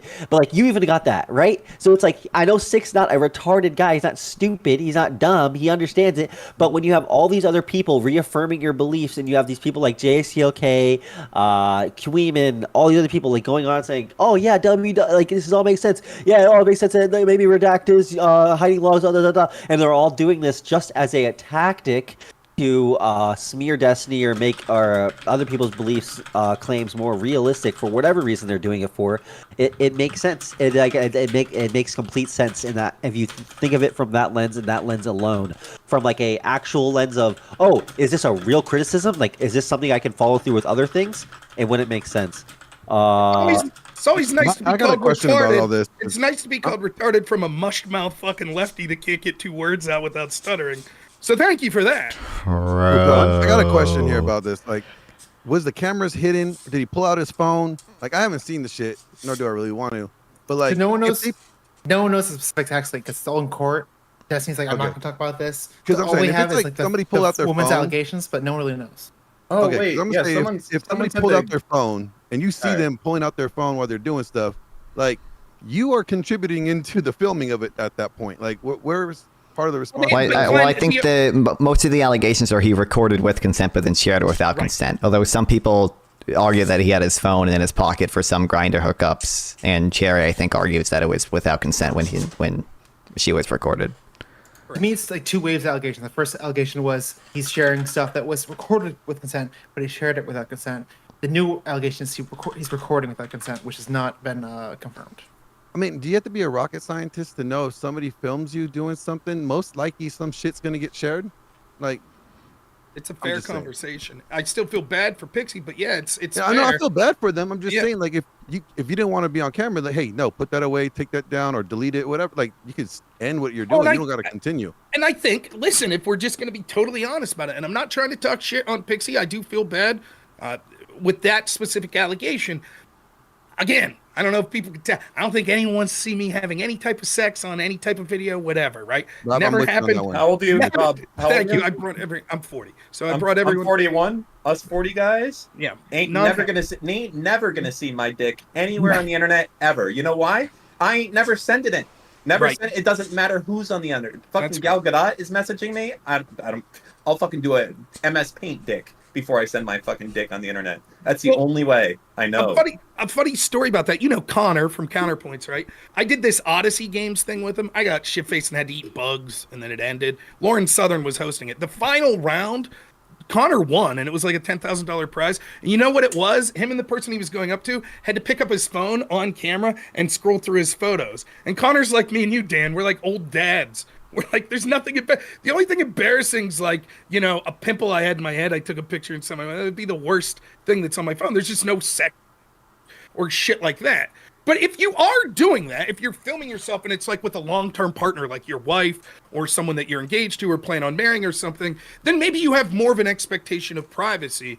If it's sort of hooking up with someone who's a public streamer that you know is kind of promiscuous and there's not really an expectation of maybe there was, I don't know, I'm reading into this, but if assuming there wasn't an expectation of a long-term relationship, this was just sort of like casual sex hookups, then yeah, I would say that my advice to people would be like, be very careful, because material like that, the type of person that's going to film stuff like that, I'm not saying that they obviously will send it to other people, but probably the chances of that happening increases spectacularly. And so to anyone, man or woman that's watching, if you're having a casual hookup and someone's like, hey, let me film this shit, I would be skeptical. I'm just saying that, like, hey, man, this shit might... Now, I think the situation with Pixie becomes all the more tragic because it's bad enough if Destiny sent this to a third party, but then the tragedy is that it gets leaked all over online. And now you're Pixie and the rest of your life, your fucking family could see this video of you online. That's fucking terrible. I feel terrible about that. I feel bad for Destiny about like, that. You know, at what point when you see the camera, you go, wait a minute, I don't want to be on this. Turn that off. Delete it. Like, don't continue. It still doesn't mean we'll that agree, she's though. deserved. That does- I don't. Yeah, that, none of that justifies what happened to Right. Pixie. I think that's what we're saying. Because we can condemn people's behavior, actions. You should not do that.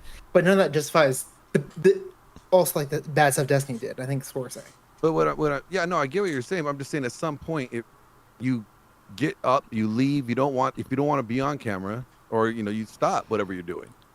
Like, But I don't think anyone disagrees that would have been smart of the woman to do. But like, but, that's part that saves a lot of this mess because it's I'm sure the lefties that focus a lot on consent and shit.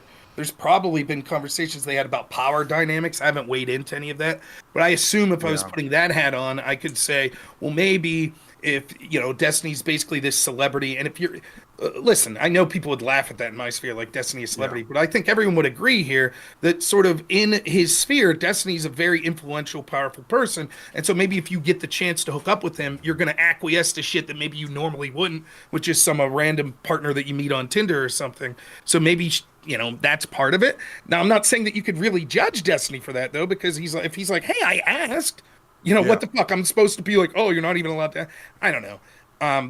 I mean, I think it's bad either way. I think it's just, I'm just looking at both sides of this and saying, he fucked up here, all right, by leaking it or whatever. But at some point, the responsibility of, hey, I'm being filmed on camera.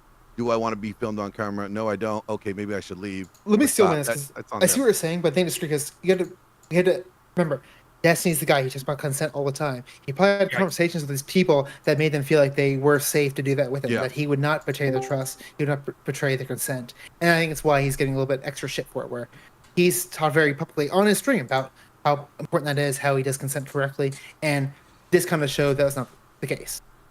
Yeah, I mean, he definitely looks very hypocritical. Well, it looks like he's the this evil guy that's trying to win you over and then get you in his bed and then. Well, let me ask and again, you this. doing that during his red pill arc, like. Yeah. maybe someone that really knows this situation a little better than me knows this. I saw a clip. This is hard to even talk about. To be honest. I'm sorry. But I saw. No, I didn't. No. I did see like 0.5 seconds. By the way, is anyone else tired of fucking X? You're scrolling through and just porn pops up, or videos of people being brutally murdered in the Ukraine-Russia war. I fucking hate that. You'd be like in public and it's like, oh, check it out, a funny dog video. Oh, someone losing their arm in a drone attack. Yay! I'm in the, it's fucking horrible. So I did see Destiny's one video for literally like 0.3 seconds as I was scrolling. I read about it and then I was like, what the fuck? Anyways, I saw a clip where Pixie's dad called in and talked to Destiny. Now, if this had already occurred, if Destiny had already filmed this and sent this, the fucking chutzpah it takes on Destiny to sit there and talk to this girl's dad, is his dad's like, oh, I think, basically you're a good influence on my daughter. Holy fuck. Like, that's, if I was that dad, I might be a little fucking livid right now. But I don't know the timing of this. Maybe the conversation with dad was before any of the filmed sex acts or the sending of it, but oof. Talk about real fucking shitty to be on there talking about consent and getting accolades for being like nice to this dude's daughter, and it's like, ugh, I don't know. So yeah, the Schadenfreude and the double standard of it a lot, and him claiming to be Mr. Consent. Yeah, it fucking sucks. I'm sure he would admit that too. He's in a weird place. I think he makes the mistake that you make, Dan, in a far less egregious way that you're making here, Dan, which is he sort of starts to talk about shit, and then he's like, well, I can't talk about it. And that's sort of what you did here, Dan, where you're like, well, this is what I think. If this was all found to be him guilty in court, then that would be too much for me. And then when it's like, well, wait a minute, which allegation specifically, you're like, I don't want to talk about it. If you don't want to talk about it, just say, I have nothing to say, I don't want to talk about it. I've refined it more. I'm going to see where everything lands in like 6 months or when this is all over. And from there, I'll make my decision based on how I feel about it. That's all. Oh, there you go. And, I think that's right. I think that's what most people should be doing. If you don't have all the details and you're speculating, how about you just wait till the dust settles, and then then make your decision how you feel about it. Well, we have to think Well- about why they're doing it, and the only reason why you can think about why they're doing it is for the answer seems to be clout. Clout. I don't know clout, that and that's clout. true. I don't know that that's I true. don't Wait, know. wait, I so mean, not like, I everything- wouldn't, not I wouldn't everything is- fault anyone because there are things that we all know that Destiny did. I wouldn't fault anyone who felt They're like, confirmed things. They're confirmed. yeah, things. I even wouldn't people fault like anyone Peace, for like- leaving over that just Yeah, for moral believing reasons. is one thing, but to do this thing where you're speculating and you're going around like, what's happening? What's going on? What could possibly happen? Da, da, da, da, da, da. Sure. Name names, that's Darius. the only purpose You can that name could be- names. Well, yeah, obviously I mean, JC, just okay, Darius- but like just name one. But going into like even Ryan Beard's video, going well, wait, down. can I clarify something? When you said that, you're not talking about Pixie and Cherry. You're not talking about the alleged victims. You're talking about people come. Because are you saying that all of these people, including Pixie, the only reason she's bringing these allegations forward to clout? Or are you saying the only reason the Pixie would've- commentary? I want to say Pixie would be for cloud. I'm talking about more commentary people Okay, that are spending I their read life it's- for making revenue off of just like sitting here making content out of it. Isn't that why we're talking about it? Which would be also, I was gonna say that could also be me as well. But I am a counterculture. I am counterculture. I am countering the culture of speculating by adding a reasonable speculation because there is none out there right now. There's only crazy speculation, and I feel like if there's going to be speculation, it needs to be someone that can be normal. And unfortunately, I feel like I have to go ahead and I have to be that person. I do not want to do this. What's I do the new reasonable content. And explanation or, yeah, And someone like what would be- Darius I is think different I think from the reasonable conversation is to have is what's hey, this looks like this has happened, and these are the results of what happened if it did happen this way. But what I see on other channels and what I see happening from other people is people looking into Destiny's past conversations, going ahead and giving credit to people like Mr. Girl, letting people like Lav onto their onto platforms to go ahead and speak and also talk about how this proves her right, letting pretty much discrediting anything Destiny said in the past, and then going ahead and saying all that is invalid because of what's going on now. Even then, I don't even think the red pill thing. I heard you guys were talking about it earlier. I'm letting you guys kind of talk. I don't think the red pill conversation has anything to do with If you what's could be going on right right now. and hypocritical, it's not. Yeah, you can still be right and be a Sure. hypocrite at the same time. It doesn't take away the argument. But a lot of the conversation I see going on is now people doing deep dives into what Destiny was saying and kind of saying like this doesn't matter at all, and then kind of saying like this. Well, no, they can. whole- I think go it's like a lazy version. Like a Steelman is like shows maybe it's not completely accurate, but it's not the best advice. You don't take business advice from like someone who's failed a business. That makes no sense. Like you want to go to someone who's an entrepreneur, they have multiple businesses that are successful. You would not take business advice from like someone who's had multiple failed businesses. So why would you take relationship advice from someone who's had multiple failed relationships? Well, and Yeah. if these allegations are true, again, it's similar to your. I do want to get Glenn Lawrence in a little bit. Rob, Okay, I I'll be real quick. If you're a devout Christian, do you want to listen to a pastor that's talking about the sins of homosexuality, and then you find out a bunch of tapes leak that he's banging dudes? Like, there's not Yeah, part of you that's like, wait a minute, this is this guy's message, and now allegedly he's doing the opposite of it. So I do think that there's, more to it than that. But sorry, Glenn, go ahead. No, I was just wondering, so if it comes down to that he leaked it, then he's just wrong for leaking it. Then, Yeah. he's wrong. They It's don't just wrong for look leaking it. into his back Yeah, statements that's- or back his past. He's just wrong. You judge him for his actions. Yeah. Yeah, and that's People exactly it. right now, and like going in the background and like being like, oh, he did this, he did this, he did this, and people making wild speculations, all while pretending to care about Pixie and Cherry and the victims. This is what I Instead, always they're just say. doing it for the clout and the revenue. Judge people by their actions. Don't judge them by their words. Just I mean, judge it them by is- their actions. It is fair. It is fair to look at to see if there was a pattern that suggests that these sorts of things were Yeah, foreseeable, yeah. or But that's it's still fair. his actions, not what he says. But listen. Let none of us cast stones that are claiming that this is for clout. Do you know what the highest viewed video I ever have is? Talking about this Destiny drama a couple weeks ago. Granted, it's only like 13,000. I'm fucking peons compared to most of the people, but Yeah. it's true. I mean, people want to listen to it. Everyone that's listening right now probably aren't doing for the victims. You could make an argument it's 100%. for the victims. Yeah, but Right? it's different doing it in here versus other people who are doing it pretending that they care for the victims. Well, that's Or true. is- I I- chose And to that's not true, do but this, cover but- this topic on my channel. I chose not to cover this topic because I don't have all the facts, and nor do well, that's you know. and then that's fair. And I mostly don't cover this. I ended up covering it because I spoke not out of turn. The facts I had that there was a streamer that I dealt with whose sex videos were leaked in private or public, and it was haha, make fun of this guy, and I was like, no, I feel bad. That was it. I don't mind the people that are making fun of him. And that was the other thing I was going to say. Don't act like for a fucking minute that Destiny, if it wasn't one of his ops, wouldn't be jumping up and down, speculating and shit. If it was, I don't think he would. I don't think he would. I think Destiny is very much known for Destiny. How many R-word reviews did he do? How many? Yeah, but why did? Okay, wait. When he did those R-word reviews, was he just like, oh, lol, this person got like, lol, the victim's always right? No, he would sit there and listen to both sides and then go ahead and go from there. And even then, he wasn't like speculating on what was going on. Why is it covering? Is it going to numbers? You can still no, because the whole point is that no. Hey, retard, fuckwit. The problem isn't, oh, you're covering it. The problem is taking a side and then going ahead 100% taking that side without any evidence or having the contrary. And that's my problem with everybody else. You dipshit. You're doing that, because it's not the same thing. You're saying people like just go because they're milking it so much they can't possibly care about. It's not the problem with milking it. You can care about the victim and cover this. No, that's not like either or. You can care about the victim and cover it. That's fine. But he's not just caring about the victim and covering it. He's just taking the victim's word, and that is completely, that is it. That is all there is to it. And anything else related to Destiny is demonic. He is just lying. He is gaslighting. He is trying to use the manipulation tactics that he used on Anavor, XYZVB. He is just a rapist. He should go die. He's using Destiny tactics? He's using Destiny level tactics? He's using manipulation tactics. I didn't say Destiny tactics, monkey. I said manipulation tactics, and that's what that's all I'm hearing from the other side, is that he's being a manipulative asshole, and that's all he's doing. And when he's just saying, hey, from what I've understood and what I'm reading here is just that he's saying, hey, I have litigation. I can't talk about this specific situation and this specific claim made against me. I can't claim innocence or guilty because I am getting sued. And when I hear that, I'm like, okay, cool. I'll give you that benefit of the doubt, but I'm going to give you until that's no longer an excuse. And when it's no longer an excuse, I can now judge you. I can now. All right. First off, are you sure you don't want to get into politics debate? Because you certainly debate like most left wingers that I debate in politics. Secondly, let me defend J-Stock here, right? Like, you want to know how J-Stock could do? Let's assume everything you said is true. I haven't seen everything J-Stock said, but let's assume everything you said is true.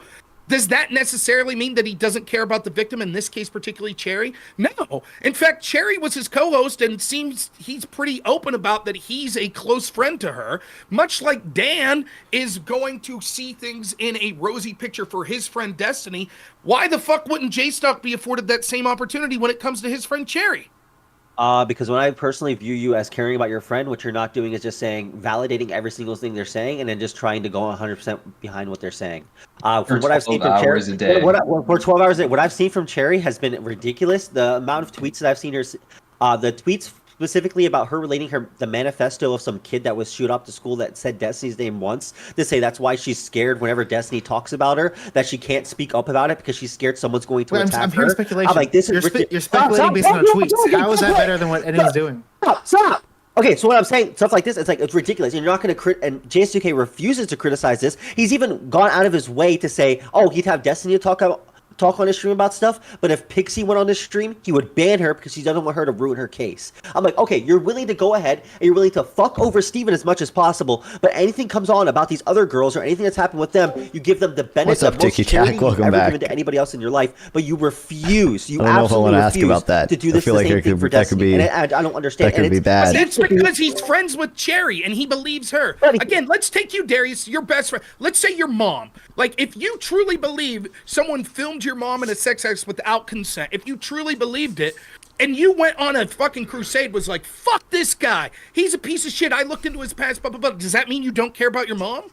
Because you're one-sided? No! Yeah, I would probably not comment about it because I'm biased. I'm biased, and I have a strong partisan towards my mother. I'm not going to go against it.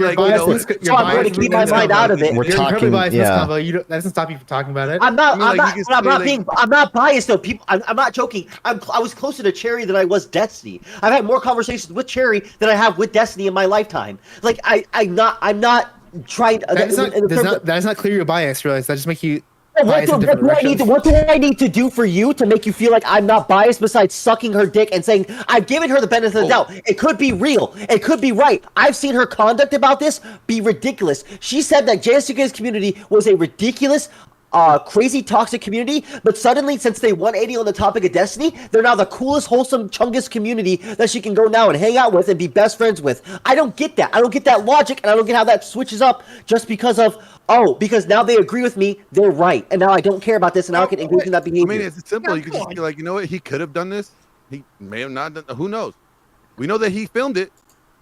We just don't know. Not with Cherry. Not with That's Cherry. what Darius is saying. Oh, okay. See, I don't know all the details. Yeah. on this. No, Let me tell you one thing. Let me, Darius, let me push back just real quick on you, right? Like, you don't understand that?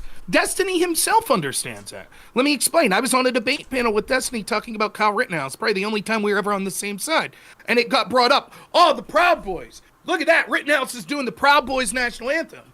And Destiny gave the correct answer. Well, of course, when half the fucking country says that you're a horrible murderer piece of shit, and some people say, hey, we like you, you're going to fucking go with the people that say, hey, we like you. In Cherry's case, if she believes that, if Cherry's being honest and this shit happened, and she sees so many people from Destiny's community like, I don't trust this bitch, she's doing it for clout and blah, blah, blah. Then you have people from J-Stock's community saying, what happened to you was terrible. Of course it makes sense why she would have an affinity for them. 80% of the community doesn't agree with Destiny already, and she has every single person that exists so then is they already disrespect. she has against them.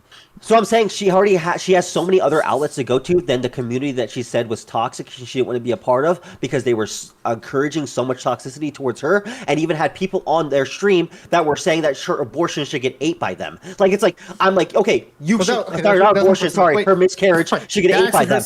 You can go ahead. You can no. She can engage with other communities. There's so many more that exist now for her to go ahead and be a part of that support her, not the one community.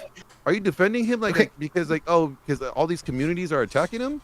No, I'm saying that particularly with the Cherry situation, that 80% of the people believe her and are siding with her. Why the fuck she doesn't need to go ahead and look for the one community that is siding with her when everyone else is? The only community that's probably not even siding with, even DGG, is siding with her. It seems, from my understanding, seems like people are giving Destiny shit for Cherry statements, even on his Reddit. It doesn't seem like there is a place that exists. Expected? No, wait. Let's that is expected. Let me ask you a question. Darius, can I ask you a question? A time frame. When did Cherry say how toxic J-Stock's community was? Because if I'm not mistaken, didn't she co-host a show with J-Stock? She did, which was incredibly.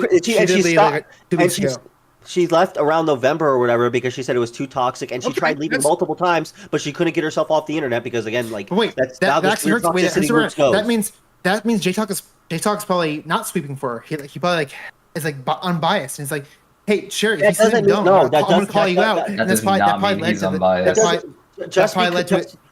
Why do you think this audience 80% hates her? That's like a win for Cherry. That means because real quick, do you think he's just sweeping? Okay, I never made the first off. Maybe Rob made this claim. I never made the claim that he's sweeping for Cherry just because he really loves Cherry. I'm making the claim that he doesn't like Destiny, and anything that is anti-Destiny is fuck Destiny. Real quick, guys, call to action. Anyone watching, let's get some likes, let's get some subs in this one. Get some follows. Get some donos. Anyway, appreciate it. Thanks. It really mattered. Like, you know what I'm saying? Like. True. So I mean, you're gonna have haters. You're gonna have haters talking shit about you. If you do something stupid, please believe they're gonna parade that shit down the road, all out and shit. And okay, don't. They will. And then we can't hate on the haters. My view is when it's 90% haters at this point, and I feel like the hating is all for. And when I'm especially hearing the most retarded arguments I've ever heard in my life, I feel like Chud's take himself was a little bit reasonable, but the community around Chud and the people that I've seen from like Queeman, JCOK, the Ryan Beards, the Nicholas Diorios, all those people, whenever I look at what they're saying about Tech, I really appreciate it. Hell yeah, you know me. It's the Red Bull Fund, hell yeah. And a rapist. And I'm like, bro, why is the alert not showing up? You're making some claims about J-Stock. Let's get into the time frame of this. J-Stock was at one point on reasonable terms with Destiny, right? When you said, he only started this crusade what was the inciting incident? I don't know the lore here. So why did Jay Stock? I think what happened was that's when we could originally ask him, the everything captain. happened, he went ahead, started up a stream. He tried to be a little bit non-biased, but he kind of let Jay Stock and Steven have always had this like kind of weird back and forth.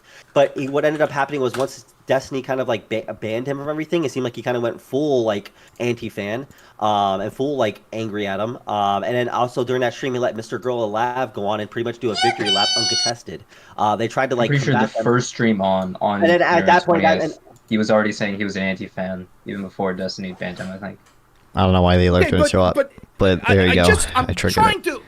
Again, I don't know most of the ins and outs of people's interpersonal relationship, but I'm trying to put myself. If Jay Stock's really good friends with Cherry, right, and the Pixie stuff comes out, and he's like, you know, and then he hears this shit about Cherry. He wasn't like, He was not, yeah. He was not like, At so that the point, Pixie he was stuff ready. came out, and he's instantly gung ho.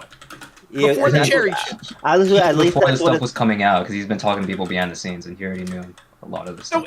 So before this incident, there wasn't a lot of like animosity between Destiny and Jay Stock. There might have been a rocky relationship, but it wasn't advertly hostile. Is that fair? Yeah. I'll say it one time. Say the last part one time. Before the President Sunday video and the Pixie allegations became public, there might have been a little bit of a rocky relationship between Jay Stock and Destiny, but it wasn't completely there wasn't animosity really that was publicly showing. At least it wasn't as Neutral? as intense as it is now. Yes, there was some, but like not as much. Wouldn't that, to me, as an outsider, what that tends for me to believe is there was something about this incident or this allegation that Jay Stock found particularly undesirable. It would be different. You might look at someone like me and be like, well, Rob's a right winger. He doesn't get along how do I with bring up Destiny, so he's gonna NGDP jump up and targeting in down the and say, Destiny debate but panel? Me and Destiny were like kind of on a working relationship and we're in the same spheres. And then all of a sudden this incident happened and I jumped on him. Wouldn't a more likely scenario be, I just was grotesqued out by this incident, and then maybe I'll take it further once Destiny reacts to me, like what happened with Jay Stock, he banned, so then I hear the Cherry shit, now I'm on a crusade. Well, Because I'm saying he can't be a well, critic and go on in on the criticism. The problem is that he's, for 12 hours a day, going and making unfair criticisms that are incredibly disingenuous to Destiny and all of that, and that's the issue. It's not just the fact that he's being critic, it's the unfairness of the critiques. As an outsider, that's completely reasonable, especially if you're trying to be objective or if you're It biased. wouldn't be reasonable because if you told me you voted for Trump now like okay, that's grotesque to me. Now I start calling you a pedophile and all that stuff. It's like that's not reasonable. That's a stretch. Wait, But listen, you again, for someone who called me retarded, you can't follow what I'm saying. What I'm saying is for you all to call out Jay Stock would be reasonable if you think that you're trying to be objective and you think he's saying things that are untrue. That's reasonable for you all to call him out. What I'm taking umbrage with, and I don't know if that's true or not, but what I'm taking umbrage with is you saying, the reason he would do that is he doesn't give a shit about the victim. And what I'm saying is maybe this escalated when he first was grossed out by the allegation of Pixie, and so he covered it. Then Destiny sort of retaliated and banned him, so he got a little more pissed.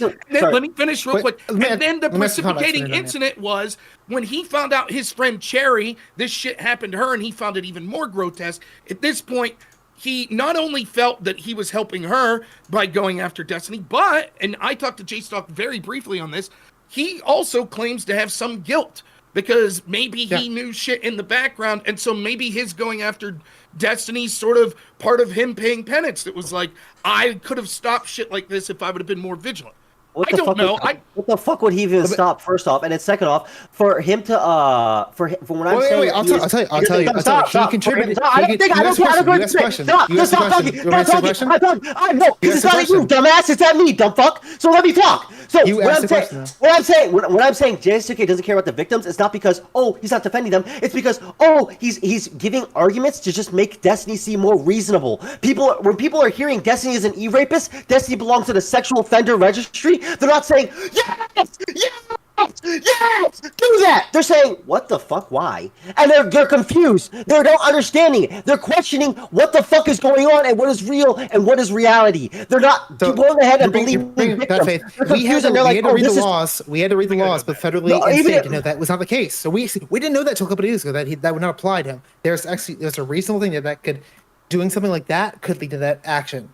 depends on the state. In Florida, that's not the case, but it's not a crazy question to ask. A couple things you mentioned. On stream, Jessica has said he feels betrayed. He feels embarrassed. He grew in that community. He's disappointed with their morals, with their argumentation. You can say he's lying, but he's been very open, like where he feels embarrassed and betrayed for kind of being in the community. Listen, bro, I'm 50% white. I have so much guilt for all the slaves my mom and their ancestors had too. I feel so bad for it.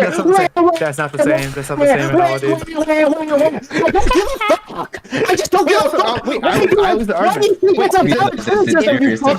If my parents made the money from blood money, he had a stream where he had girls on. He didn't sit here and hype up Destiny. He had a stream where he talked about drama like a fucking locale. He talked about locale drama and he talked about drama. It doesn't. Who fucking gives a shit? I don't give a. It's crazy for J-Stock to feel that way. What he's saying is you can excuse the behavior all you want, that he feels betrayed, that he cares for Cherry, that he whatever, but if he's still going insane on the speculation and the unfair criticism on all of Destiny's past actions ever, that's the part that Darius is critiquing. That's the part that, well, I'm critiquing. And that's the part that I don't give a fuck if this nigga has white guilt. I don't care. What I'm saying is, one more thing. Let me add one more thing. Guilt and all this shit. You're not gonna have white guilt by being like, do fucking seances and chants and talk about the railroad. You're gonna go ahead and implement laws. It's a fucking bad analogy. Yes, it is. If you work for a company, you're gonna implement laws. If you work like that second command for a company, and like they do something bad, yeah, you might feel guilty. You want to separate yourself from that. It's not unreasonable. But he's not okay. Separating yourself isn't being ridiculous. He can separate himself the same way Pisco did. Pisco did without ridiculousness. Irrelevant has done it without ridiculousness. He said the sexual effect, a sexual registry shit, which is retarded. But that's like one comment. Next to JSOK's like millions. We came on stream again after that straight up lied to me. Like, it's just like, again, it's not just like, if you want to separate, you can do that, but you don't have to do it as an extremist. That doesn't separate you, it just makes you look like an extremist. I'm gonna shut up. I'm gonna say one more thing. I'm gonna shut up. One, which besides, he was not lying. He was wrong about one thing, but also he said this. At least you can say he's lying again, but he has evidence that he's not talked about on stream. He said he's heard the chair recording. You can say he's lying, but maybe he's coming to different speculation because they have evidence that we don't have that is not public. Do you think that could be a factor? So I'll say two things. Firstly, J Stock was saying the first day before he heard the audio that he was already fully backing Cherry 100%. He would stake his reputation for her before he had heard the audio. And secondly, just because Rob keeps bringing it up, because I brought it up first, that J Stock doesn't care about Cherry or Pixie. I said that because. Not saying that he doesn't like care about them at all or whatever. Bro, I'm saying that what he's going on. I edit some of Darius's videos now. Off of his screen has Xena in full screen, so it's just her ass, and everyone else is like in a small box in the corner. So when I edit the video, I'm not going to be able to do Princess versus Darius webcam dunking on you because you can't see Princess. All you can see is Xena's fucking twerking ass. They may not care about the individuals. Like, look, they care about their profit margins. All right, like let's just be real. Let me add one thing, because Glenn, you put on this. Destiny himself has said, if you're a public figure and you fuck up in public, you have carte blanche to talk about that. You can stream 15 hours a day. Destiny said that. So if you want to disagree with Destiny about his own fucking take, you're just being hypocritical. Destiny's like, hey, if you're a public figure, you can talk about that shit all fucking day. And that, I'm gonna push back. People are gonna do it regardless. Beyond critique. Yeah, I don't know. Push back on Darius here for a little, just see if I get him screaming some more. So. Listen. Well, hey, Rob, real quick. I'm about the dip. I just want to say this. We'll chat someday, Glenn. I'll for sure. We'll do it again, real quick. If you don't want to get caught in this situation, don't be like Destiny. All right, don't do dumb shit. Vote Trump. Find out. Yeah. I'm out. Well, Trump is a rapist, Glenn, so that's not really. Glenn, thanks for coming. I wish you could get a little bit more more air in. We'll get come back anytime. We're happy to have you. Or we can talk more. Oh, we could talk about the Trump stuff too. The big Destiny sweep of that. We could do that too. That'd be fun. Now, Darius. So to push back on what you said again, I can't go through. He's not here. So I can't. What's that? Darius still here, right? He walked away from his computer. How the hell do you know that? On stream. He's streaming. Oh, I just see it. Oh, okay, my mistake. Well, let me just ask you then. Zip, is that your name? I'm so sorry. Yeah, Zip. So, like, you're not saying, maybe Darius says, it's fair game to look into the past, right? Let me explain why. presumably everyone is trying to come to sort of a moral judgment on if this is true, what does it mean for Destiny? And one of the things that you hear from people is if this is a one-off mistake or it happened at one period of time in his life, well, then perhaps he will change his ways. He's getting older. He's on Vyvanse now, so he won't do anything crazy. You know, what the fuck ever, you know? But wouldn't it be reasonable when making that sort of calculation to look at past actions? Wouldn't it be reasonable to say, like, if it's true, I don't know if it's true, I've heard this alleged, that he threatened to leak someone's nudes in 2013? Wouldn't that be relevant? Now, I'm not saying Darius's argument maybe if he was here, well, but that's different than saying that he's blah, blah, blah, this, that, and the other. But Darius seemed to suggest going back in the past isn't something that necessarily we should be doing and parsing things out. I don't think that's necessarily true. I do think that we shouldn't unfairly speculate to things that maybe we have no proof of whatsoever. But looking at things that there's credible accusations from the past, I think that it's right for people to do that. So I'll speak for myself, and I think Darius was kind of saying similar things, is that the issue isn't going back to the past and looking at previous allegations, accusations, whatever. The issue is the unfairness of the way it's being covered, saying that for sure 100% these are the things that happened, that sort of thing. The issue isn't just going back in the past. The issue is the way it's being done. Oh, that's fair. But he said about going to the past. But yeah, that's fair. You know, and for me, it's like, I mean, again, it could, everything that Darius is saying could actually be true. J-Stock could just like maybe talk to his accountant, and his accountant said, hey, you need some more money to pay your mortgage this month. And J-Stock's like, I know what I'll do. You know, maybe. Or maybe J-Stock's a guy who's really good friends with Pixie, and he's fucking furious, and he's on a crusade because of that. I certainly know people like that. I may be like that myself. I, thank God, I've never been in a position where I know where something like this has happened to a loved one of mine or someone that I've... But I just think it's it's fair to criticize if you think that he's making unsubstantiated allegations with basically no evidence whatsoever. Totally fair. If that's true, I'm not saying it is, but totally fair to criticize him. But to question, to speculate, well, what does this mean about his concern for the victims? Sometimes people act in ways that you may consider irrationally when it comes to protecting their friend. Doesn't mean it's right, but I don't think that the explanation is proven that it's like, well, he doesn't really give a fuck about the victims. This is all just about his crusade or whatever. Well, I'm willing to give him the doubt that he truly does care. It seems like he probably does care for Cherry, and that's why he's doing all this. But I think it's a little different when you're doing 12, 13, 15-hour streams every single day about Destiny, Destiny, Destiny, Destiny. And then you claim it's not because it's getting you views and getting you clout and all that. It might. I mean, again, it could be. It could be. Another motivation. Another motivation. Sorry, I didn't want to interrupt. I've been talking a lot. Leave someone else go. I want to add two factors. One, and it sounds like highly likely, and this could change, there might be zero legal repercussions. Even if like people do make the charges, very likely maybe nothing might happen. We do not say that kind of justifies like kind of breaking over like holes at least publicly, because again, there might be no repercussions for him.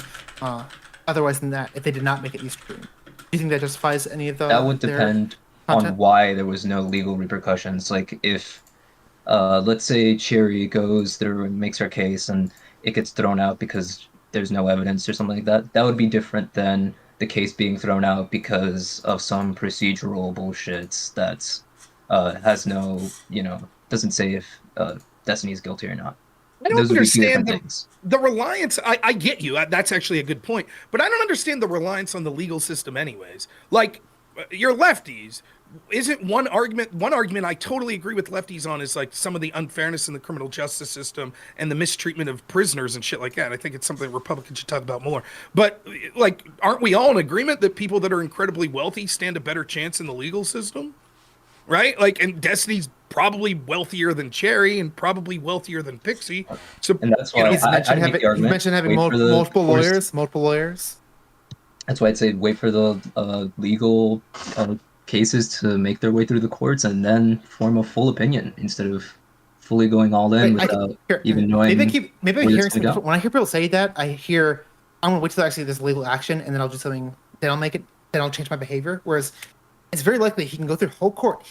It can prove it he did something bad, and there can still be no repercussions. Well, so that's what I'm afraid of. I'm afraid people will be like, well, nothing actually happened in court, so I'm okay with it. Like, no, he still did a bad thing. So that's possible, but that would also depend on what happens in the case. For example, in the case, it could be that it's proven that Destiny is guilty, but through some legal thing that, oh, it was too long ago or it was whatever, that the case doesn't go through and he doesn't get found guilty or whatever. Or it could be that in the course of the case, the evidence gets put forward and there's not enough evidence to show that he committed whatever crime, right? So that's why, you can say, like, yeah, it's true that it could just be like, oh, after the case, oh, nothing happened, whatever, but it would also depend on what's in the legal findings and what's in the proceedings.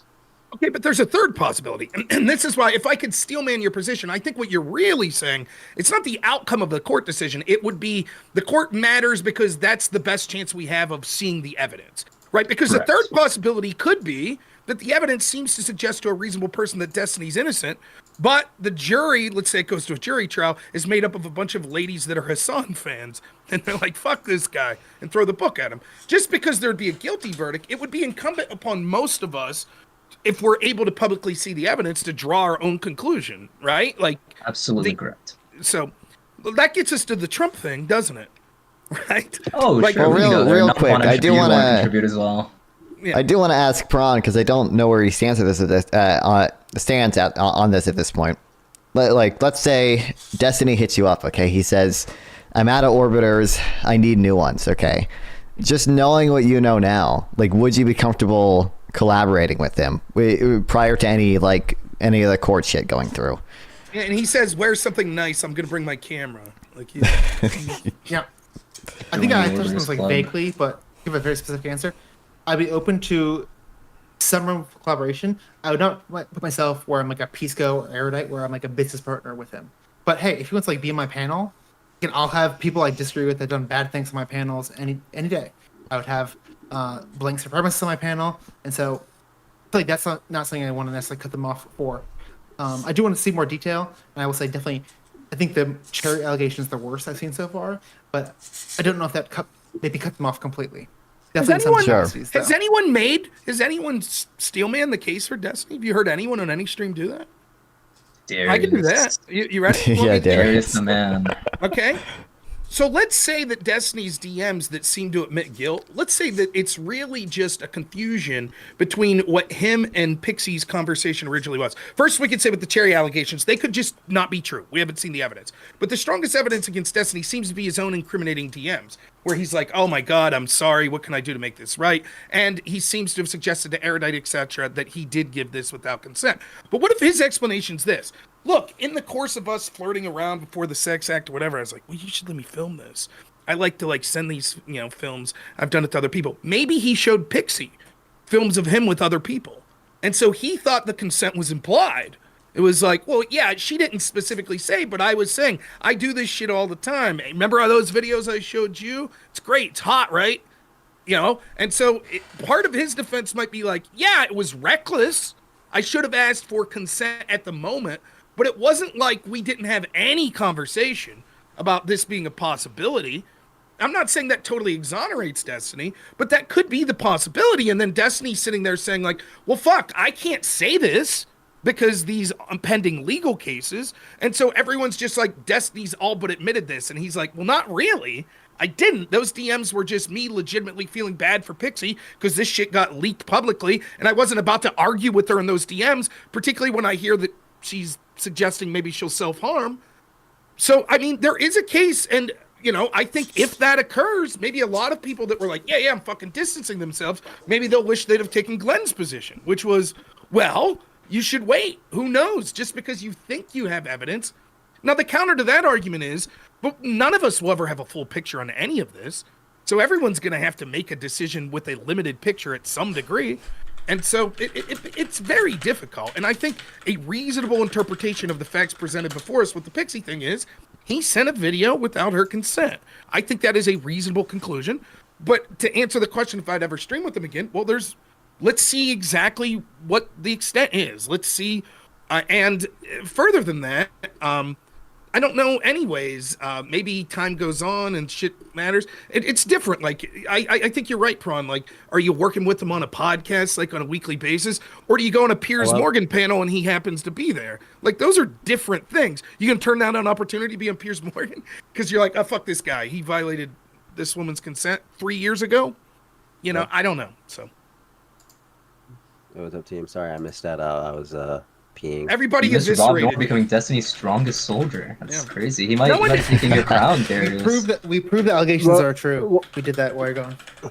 Well, He's just trying to it seems get like Rob Noerr unblacklisted, dislikes right? Destiny for other reasons other than this, which I was not expecting. I was told that Rob Noerr is a pretty anti-Destiny guy for these reasons, but it seems like Rob Noerr is pretty reasonable in terms of this. But outside of that, it seems like he dislikes him for being a. What's pretty what? big Why lefty. am I anti-Destiny?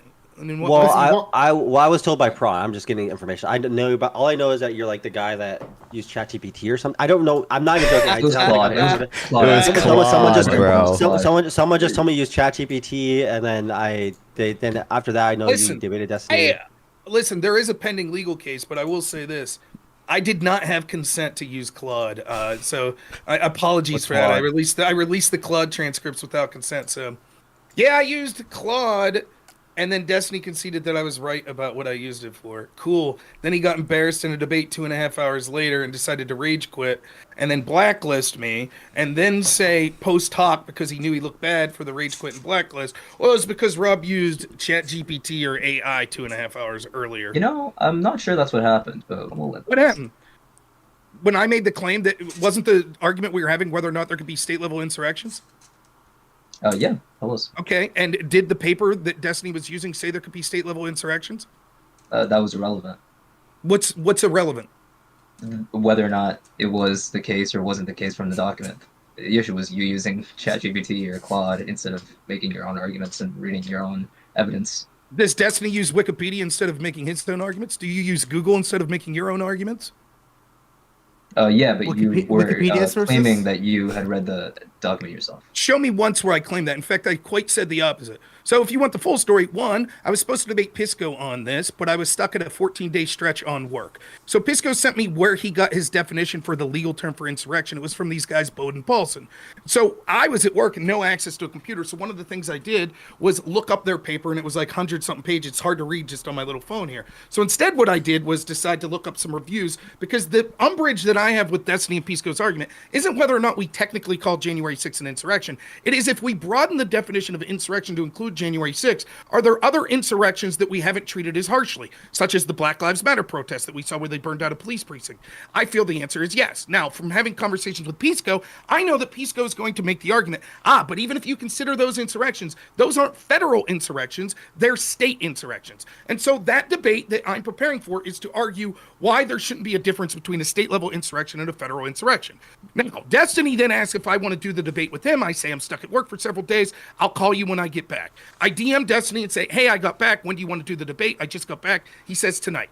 All I have on my phone is screen caps from the one little AI search I did and from 2 or 3 articles. I haven't had a chance to look them up on my computer yet because I just got home from work. I admit to Destiny before the debate, during the debate, that I've had no time to prepare for this, but I'm fully willing to give him a good faith debate on this as long as one condition is met. If I spend half the time talking about what he wants to talk about, which is the legal definition of insurrection, will he spend the time then talking to me about what I want to talk about, the double standard and how it's applied? Destiny says, yes, I'll do that. When we get to the Bowden Paulson paper, I specifically say Base, about 2 Testicle hours, Johnson. 43 minutes into the Base. debate that I Destiny gotta has try up, that sometime. that I haven't read this paper. I've done almost no research About to try that right now. whatsoever Well, as you, I've been busy. You see, I just found the clip. You said that you read someone's review of the paper. Correct. I did. That's not accurate. You That is put it bullshit. into I did Claude. read. I read 2 or 3 reviews. You So you're put it wrong. into Claude. And I put it into read what Claude, was and then telling I also read 2 or 3 other reviews of the paper. Yes. Hold on, I think Darius is watching the clip on stream. Oh boy. Wait, Darius, can we hear it on our? Sure, the yeah, you call? can share it in Discord so we can all see it. Yeah. let me You share my fucking screen. Destiny copers. Oh, you're. Wait, I don't know. I don't know what's going on. Just tell me. Do you want to watch this? You want to watch this? Is this bad? Fire up, Yeah, Darius. let's watch it. Alright. Let me go back. Some would say that you are the one who's coping, Rob. Would they say that? Some would. All right, ready? Play the clip. Let's go. Review of the paper. I'm reading review of the paper. How do you?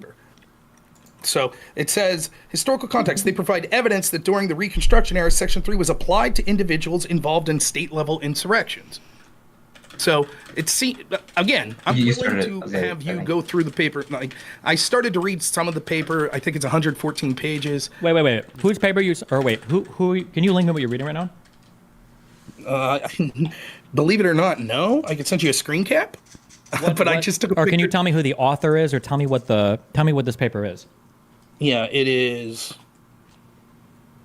the sweep and force of Section 3 by William Bode and Michael Stokes Paulson. Wait, I thought you were reading a review of that paper. Yeah, I thought Oh, yeah, I'm reading. So this was, let me see. I don't know. I only screen capped the article I was reading, so I don't know the exact article. So what happened was I talked to Pisco like 2 weeks ago. He sent me articles that he was using and you were using, such as this Graber testimony in the Coy Griffin hearing, and which linked to, from that testimony, it linked to Bowden Paulson. And so as I was searching Bowden Paulson that evening, was just doing, I don't know what I have, a Safari search? So you searched for a response to Bowden Paulson debate, and then found. Well, no, I just searched what they thought about state insurrections, and that's what came up. And then I downloaded the paper. I have the paper, but I haven't read it through. Wait. So are you reading the paper itself, or are you just reading? Because it sounded like you said you were reading like a review or a response to the paper. It's not a response. It was just like an abstract of the paper. Okay, wait. Can you tell me else- what was the? Give me one quote from it so I can find this just in the paper and I can read it real quick. Sure. Let me see what I have. Well, shit. The only thing they have quoted. Let me see. Right. These aren't quotes, but it's sort of summary. So they argue that the purpose of Section 3 was to protect the constitutional order at all levels. Hold on. Protect the. I'll see if I can find this boat. Constitutional order. Sweep and force of Section 3. The sweep, force. It's strange that you couldn't just send him the review that you were reading. That's right. It was strange. I already explained because I didn't have the review saved. I had screen caps because I was on my phone and not in a computer. So what I did was screen cap. It wasn't because you were putting stuff into Claude and just reading off what Claude No. told you. You said it was a summary right there. That's correct. I that. did. So let me explain. Yeah. One, an AI would be a summary. And that's correct. Yeah, Secondly, but you said you read someone's review. You that's didn't right. mention I that you- did. I did read. Claude You is didn't mention someone- that it came from Are Claude. you, are you right? interested? Are you interested in filibustering like your daddy you're sweeping for, and then you're gonna rage quit and get pissed when I prove you to be a fucking idiot like him? I'm Would you not like to hear my rage quitting, to be response? clear. Would you like to hear my response? So I took screenshots of several reviews that I read, and I took screenshots of the AI prompt that I put in. So in the moment, I was shocked that Destiny said that he didn't believe that there could Welcome, be state base host. insurrections. And so I was caught off guard and was like, well, I think that I read that even your authors did. He said, can you show where that was? I go to the photo section on my phone where I hadn't had time to take the screenshots that I had, type in keywords and bring those articles up so I could have those articles. And then if I'm in a debate with Peace Corps Destiny, send the article as opposed to the screenshot. I said, actually, no, I can't send you the article because I just have the screenshots. Of the screenshots I was reading, I thought it was one of the reviews that I screenshotted, but it was actually the AI review, not the paper review, which I had read 2 or 3 reviews and took screenshots of those as well. So the one that I was reading from directly there, where Destiny said, can you send me that screenshot? I sent. I mistakenly thought that it was one of the reviews I had that was a human written review and not an AI review. That review ended up being correct. I don't see what the issue is. It was just a dishonesty, mostly. It was what's dishonest about that? That you didn't mention that it was an AI summary, and I mentioned it when he asked. Once Yeah, I realized it was, once I said, eventually- when you just saw the first page, I couldn't tell. When I sent him the second screenshot, because I could have just sent the first page, but I didn't. I sent the second page as well. Then it was like, oh yeah, fuck, you can tell the way this is written. It was AI. So your argument is for 2 minutes. yeah, so I you said I didn't read a mention review. it, but he had to So for- ask you about it so for because you two- could tell. so let me He didn't say let me that's what it was. steel man the Destiny supporter argument here, right? All right, for we'll say 4 minutes. For 4 minutes, I falsely led people to believe that I was reading from a person-written review instead of an AI review. That review ended up being correct in the exact argument I was made, but that's still unforgivable. And it doesn't matter that it was correct. That's your argument? I'm gonna back you up. Why do you pretty think? much, Why do you yeah. think Destiny was calling it out and they're kind of like in chat, like kind of making fun of him, implying that he's probably leading to a wrong conclusion. So if AI is a good tool, it's going to lead you to the right I'll result. tell Why you is it why. bad to use? I'll tell you what happened. It's so funny because the arguments from the Destiny sycophants and Destiny himself seem to be something like this. And Destiny even said this on stream. Someone sent me this clip. The real reason he was pissed was I was implying that I had read more than him on this topic, and he was putting together like a manifesto or a dossier or whatever. But even Pisco said that Destiny hadn't read a lot of this material, and then when Destiny fucking raged out on him, he had to backtrack. The truth is, I never claimed to have read Boden-Paulson. Destiny did. Destiny fucking lied. He didn't read it. If he did, he would have known they'd have said there could be state-level insurrections. So where's your and all the other Destiny sycophants' criticism of him? He's the one who said, I read Boden-Paulson. He fucking lied. If he did read it, he didn't understand it because it blatantly says there could be state-level insurrections. So you're going to criticize him you using for his AI summary? Right. So you're like, I think it's a bigger criticism that Rob said he read a review, but actually was. Okay, so what Destiny did's worse? You can admit that he lied about having read the paper. I don't know if it was. I don't know if that's the case. But I'm not. Did he say he read the paper? You're familiar with the clips? I'm not sure if he said he read the paper. He did say he read the paper. Do you think he read the paper if he missed something so I'm obvious? not sure. Right. That's what I thought. So maybe I'm not defending Destiny. I bet if I rage quit and said, fucking Destiny's lying about reading his paper, blah, blah, blah, all you fucking Destiny dick sucks would have been like, what a bitch, he rage quit, blah, blah, blah. But when Destiny rage quits, because he gets fucking angry, and he lied when he said that he was going to spend equal time talking about the double standard as the definition, and we spent 4.5 fucking hours talking about the definitions, and then he didn't want to talk about the double standard, so he rage quit. You're all like, hey, Daddy Destiny. You're a joke. You people are a fucking joke. It's hilarious to me. Every time you bring up the chat GP, it makes me laugh my ass off because that's it. Is that what I'm going to go down in history as? Oh, chat GPT Rob, our daddy Destiny that fucking violates people's consent. He burned him good with that chat GPT comment. Woo! Yeah, it was a good one. Got me. You fucking nailed me. It was a good one. I'll admit. Yeah, I think there are probably better arguments. And I'm not trying to debate this right now because it's 1 a.m. for me. I do want to go to bed sometime. But definitely at some point in the future, I want to see Rob and Non-Fon talk. Tariffs, taxes. I would love to have a non-fucking drama talking about policy. No, Rob, I've watched your stuff before. Like, I've seen quite a bit of your debates and stuff. I would have to prepare more for a Jan 6 debate if we were to do that. Let's set it up for... You want to do Jan 6? For what? Well, we were just talking. We were just talking. I mean, we don't have to do that, but I'm just saying. I did the one with that, just so people know, and I'll be honest, I like Destiny. Let me give you 2 reasons that I like Destiny. One, I think Non-Fon, you seem reasonably intelligent, right? Would you say this? A lot of times in the debate space, there are people that, not to be rude, but it's like sometimes you just scratch your head because it's like, I don't know why, you know what I mean? Like, it's just, and so when you're talking to someone that's like, even if you disagree, they're putting coherent thoughts together. It's like, that's good. So I like debating Destiny for that. Because when you're putting your own thoughts together, it's pretty good. Your own. Yeah, well, the wiki. By the way, Pisco also admitted to me, you want to get another funny thing? Pisco was DMing Destiny during that debate, and he was the one telling him what Boden-Paulson said. Fucking joke. Mr. reading Wikipedia and his fucking audience for answers. Anyways, so I like Destiny for that because I think he was fun to debate. Mr. AI summary. Yeah, we already went through that. Idiot. We're talking about legal standing. Why would you not? You would reference documents. Of course, you're going to reference documents. You're talking about legality. You literally had to go by the advice law. of a lawyer. Also, some would say. What do you think lawyers reference? Wait.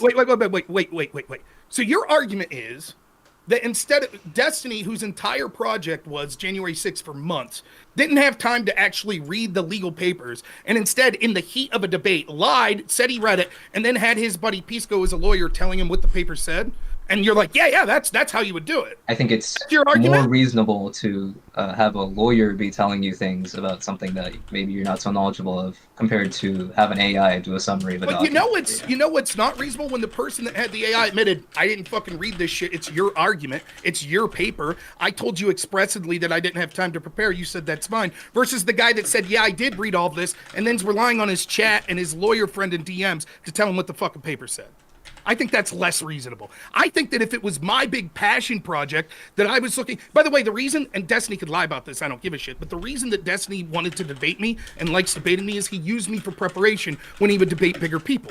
For example, the first time we talked about January 6th, it was because he was going to debate Glenn Greenwald and Alex Jones. And he told me that. And I was more than happy to do it. For the second reason that I like debating Destiny, fucking clout. That's why, because a lot of people watch. Normally I stream to like 200 people, and if I stream to Destiny, I have 10,000 people watching. Why wouldn't I? So I never understood the Destiny hatred from this perspective. Oh, Destiny's fucking wiki warrior. He's on Piers Morgan. Destiny's debating fucking Finkelstein. Destiny's talking to Jordan Peterson. Sweet. Even as a righty, I think that's awesome. Because if Destiny is getting those opportunities, that makes it more likely that all of us in this space get those sorts of opportunities. So the truth is, I never had a cross word to say about Destiny personality-wise. I think his politics are dog shit. I think that his comments about the assassination are dog shit. But that was it. I still talked to him. I went hard politics. Show me one time me ever picking on his marriage. Show me one time me ever picking on any of the personal drama. I never did. We kept it to the realm of politics. That was that. So it was never like I hated Destiny or any of this shit. He's the one that bitched out. He's the one that rage quit with the flimsiest of excuses. Chat GPT. Okay, no hard feelings. I don't give a fuck. That's it. I didn't care. Rob, I want you to know, if we did have the J6 debate, I would read the paper or whatever. I don't know what. I don't remember the paper at this point. I've seen that on streams. He does also really boring research streams. So. Well, regardless, it seems like we can set that debate up sometime soon. Also, I'm not too familiar with the situation. Well, not J6. Maybe it just that's not like economy. Current the Trump administration, yeah, that's fine. Trump's current administration, et cetera, et cetera, et cetera. Also, I'll try to get down to this Destiny thing. I don't really know too much about it, so I can really comment on it. I don't know what happened specifically. All I know is the ChatGPT thing. People just say use ChatGPT. Who knows? Who cares, Steven? We'll get into this and dig into it later at another show. Thank you for everything today. It's been a nice show. It seems like Francis has to go to bed, so we're gonna kind of wrap it up now. Any closing comments from anybody? I mean, let's go for a little bit. I do want to read this comment. Darius, can you explain what a tariff is? Darius? I was going to ask that too. I can explain it exactly if you want me to. I can hear it typing. I hear keyboards. It's not like I'm Rob Noerr right now. Give him a second. He's pulling up Claude, bro. A tariff is like a tax. He's asking ChatGPT right now. No, I'm not, dude. Hello, human. Thank you for your inquiry. I'm pretty sure it's like a tax. He's DMing Econoboy. He's getting Econoboy to feed him answers. I mean, yeah, you gotta get an economist, right? Yeah, Darius, don't let him fuck with you. Like, it doesn't matter if you know technical words and shit. You're basically right. It's a tax on goods. It's a foreign country is selling goods to our country, and a tariff is a tax on those goods that consumers in this country pay. Yeah, you got it. I'm on the money. Yeah. It's a tax on importing or exporting. Imports are more common, and you can't tax exports directly in the U.S. It's not constitutional, I believe. So. Yeah, theoretically you can tax exports, or tariff exports, but yeah. You know, one of the pet peeves I have is I think sometimes you talk to people that just have like a common knowledge of things, and they actually are smart and kind of perceive what's going on, but they don't have the jargon. And so oftentimes it comes across as like you could get out jargon. That's bullshit. Just tell them fuck off, Darius. You know what it is. Yeah, no, listen, you're yelling and screaming and gnashing your teeth doesn't make you sound good, but you know, the rest of it. I'm figuring it out. I'm kind of getting into it. Soon you're gonna debate me at some point, maybe a month, 2 months from now, and you're gonna hear a completely different guy. All right, he'll moderate the debate between me and you then. Sounds all right. I'm excited for that. Pick a topic. All right, so we already finished, Prawn. Do you your closing statement, retard? Yeah, my closing. I feel like I already kind of did that, so I'll say one more thing. I'll say, chill time. If you're watching this, thank you for all the amazing content. Again, I helped book this show. I helped get all these amazing panelists. Thank you, Rob. Thank you, Glenn Lawrence. Thank you, Sick, and all the people that have been here before. If you do like this amazing content, help me out. Support my channel. Sub me on the Process on Kick. I'm on Twitch, not streaming on Twitch today though, because I'm with Darius. YouTube is my bread and butter. Give me YouTube and Kick subs. Thank you for the support. Thank you. That's it. Thank you, Rob. Take it easy. Oh, you want me to do fun? Oh, sure. Yeah, it was fun. Thanks for bringing me on. Not really my cup of tea to talk about drama shit like this. I'll just say this: like at the end of the day, everyone has to make their own decision up morally if they want to keep listening to Destiny, what they believe, what allegations. I don't give a fuck. My interest in this was more of just, the people that are like, I believe the allegations and I knew about them in private, but then once it became public, all of a sudden I was like, well, now I'm going to distance myself. And to me, it might just show a lack of character. I probably wouldn't have came to the same decision Dan did, but I do respect that he's sticking by his friend. I find that more admirable than people that are lukewarm, that are just feeling out the tea leaves to try to not burn that bridge for the content and for the money or whatever, but at the same time reading the tea leaves and doing what they want. So that's sort of my feelings on that. And lastly, I think it's fucking hilarious. The L's that the left are taking lately, the L's that the Democrats are taking, and you fuckers are forced to sit here and argue about content nukes with Hassan and with Destiny.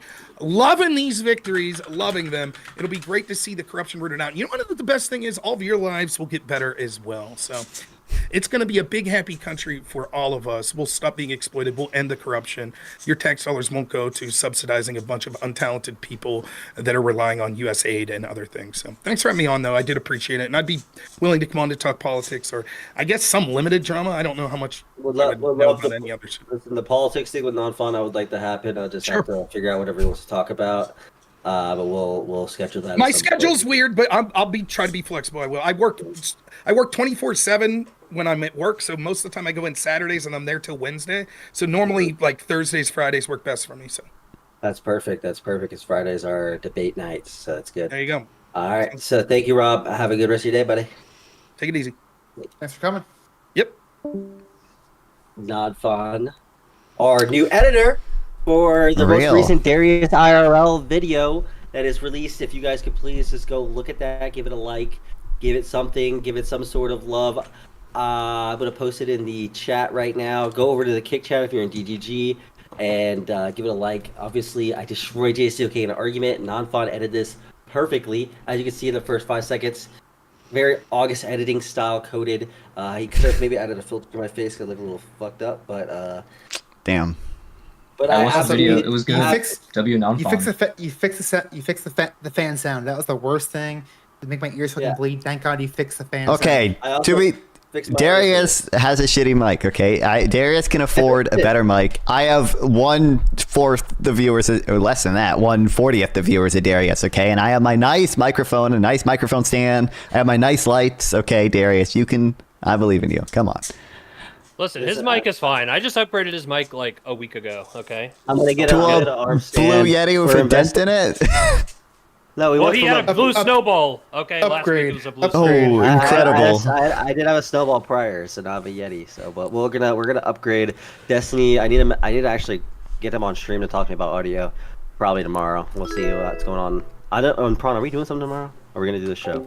Thank you, Femboy Senpai. I appreciate it. Welcome to the stream, I buddy. think we should have a Friday night on the town. That's just me. All right, because that Friday night show, but we also have to party prep. Okay, we'll figure it out. Anyway, awesome. Yeah, non-fun. We're gonna host him over after this. Yeah. We should prepare that for that debate with you and Rob. I would also like Steven to probably make an appearance there. I think Steven has blacklisted him from his stream, but from my understanding, and in the DMs with Steven, it seems like he might show up for a little guest appearance to talk to Rob Noerr. So we'll see what happens there. But yes, thank you, thank you, non-fun. Yeah, I appreciate it. Nope, can't wait to be looking at Xena's ass the entire time I'm editing this video, because you had her in full screen the entire time. That'll be so fun. I appreciate it, though. All right, thank you. Talk to you soon. Talk to you soon, buddy. Thanks. Ooh.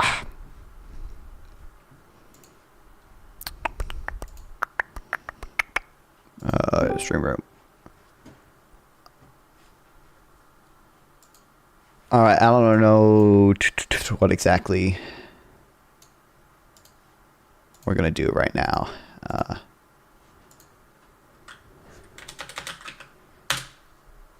Editing the Xenoph. I know, dude. I might honestly have to use my video if I do edit that video for Darius or whatever, which I probably will. I unironically might have to, like, for the intro clips, use my footage, because my footage has everyone in an evenly sized box, and Darius's footage is literally just Xena's ass the entire time. Okay, it's Xena shaking her ass, which, okay, to be fair, like, am I really complaining? Anyway.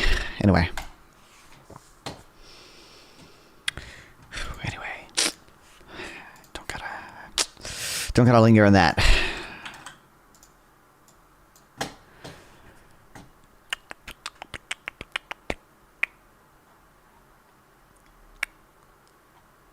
Isn't it a little weird to be part of a community of a sex criminal just asking? I don't know how much am I a part of that community. I have no, to be clear, I started leaning against this at one point, but then I started leaning towards my original position. My original position and the position I hold now is I would not collaborate with Destiny in the same way like his, kind of regular orbiters would. Pez. I mean, if Destiny like joins a panel or something, I'm not gonna leave or anything. But I would not have sort of like a friendly ongoing collaboration relationship with Destiny. Do you agree that Darius' voice sounds and reacts exactly like Destiny? No, because I sound and react exactly like Destiny. I am a better Destiny clone than Darius. Nothing brings Destiny so much revenue. This is true. I am the entire reason Destiny's career is alive. I don't know what you guys are on about.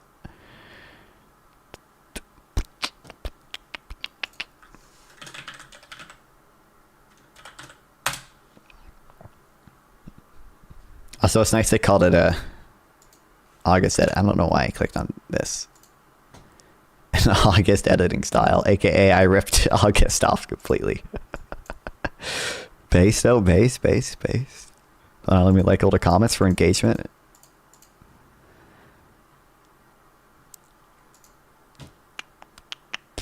You're collaborating with Orbiters and Dan Saltman in your tight because Dan was there. I've how many orders do I have to, because I'm on a panel and briefly talk to Dan? I don't even know if I ever addressed Dan directly. Good night, Kinley. Thanks for stopping by again. I appreciate you being here. I don't think I addressed Dan directly a single time during that. Am I liable for that now?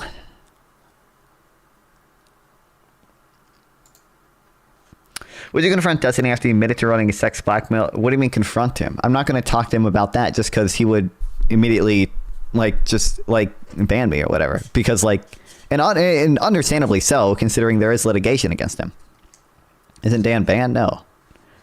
Guilt by association is big. It's not even guilt by association. It's guilt by association to this. It's guilt by association to the associates.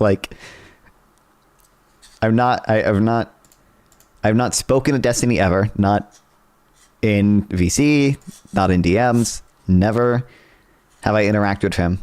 I don't think he knows who I am. If he does, he might, at best, at most, he has seen me on Darius' stream. Because I believe he does sometimes watch Darius' stream. That is the absolute, most association I could have possibly had with him. Is him checking out on Darius' stream and seeing me there. But no. Why do we say axe?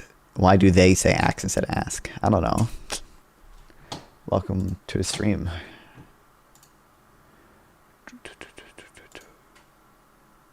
So I don't think I'm don't think I should be held liable to that to any major extent, guys. I don't know. Maybe I'm running a good panel. I had fun. Fun. I learned a lot. I built some bridge from Xena.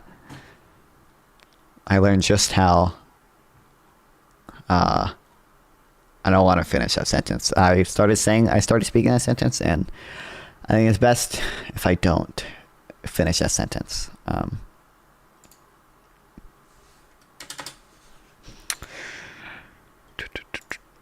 think it's just best if I don't. That was a test you passed. Bro, I can't believe the auto mod. Dude, Isaac, are you watching? Fuck you, Isaac, man. It was funny. It doesn't matter. Isaac was typing in the chat, you should ask Non-Fun what his community is called. And and people just kept calling me racist. I don't think anyone actually thinks I'm racist. In a joking way. And then at one point I was like, why do people think I'm a racist? And they were like, well, I don't know. Someone said you're they said NGER, and I was like, oh well, my community name is, Destiny DGG or with an N, and I typed it without the I, mind you, and I've seen plenty of soft days in Darius's chat. Okay, plenty of soft days. I don't know if I've seen any hard R's, but I've seen soft days, and I typed capital N, capital G, capital GER. Okay, and Automod took that down. Okay, Automod did not like that. Skill by association, you choosing to collaborate with them. You don't have to do that. I agree. I don't have to collaborate with them. I'm not forced to. Many different groups of people you can choose to interact with on Twitch. I agree. I don't have to do that. I just don't think the degree of moral culpability for me when I'm interacting with people who interacted with someone who did something bad, well, I'm actively saying, by the way, I would not collaborate with Destiny in a meaningful set. Again, if he joined a panel, I wouldn't just immediately leave or anything, but I would not be friends with Destiny or collaborate with him. I don't know to what degree I'm responsible for that. I'm perfectly I'm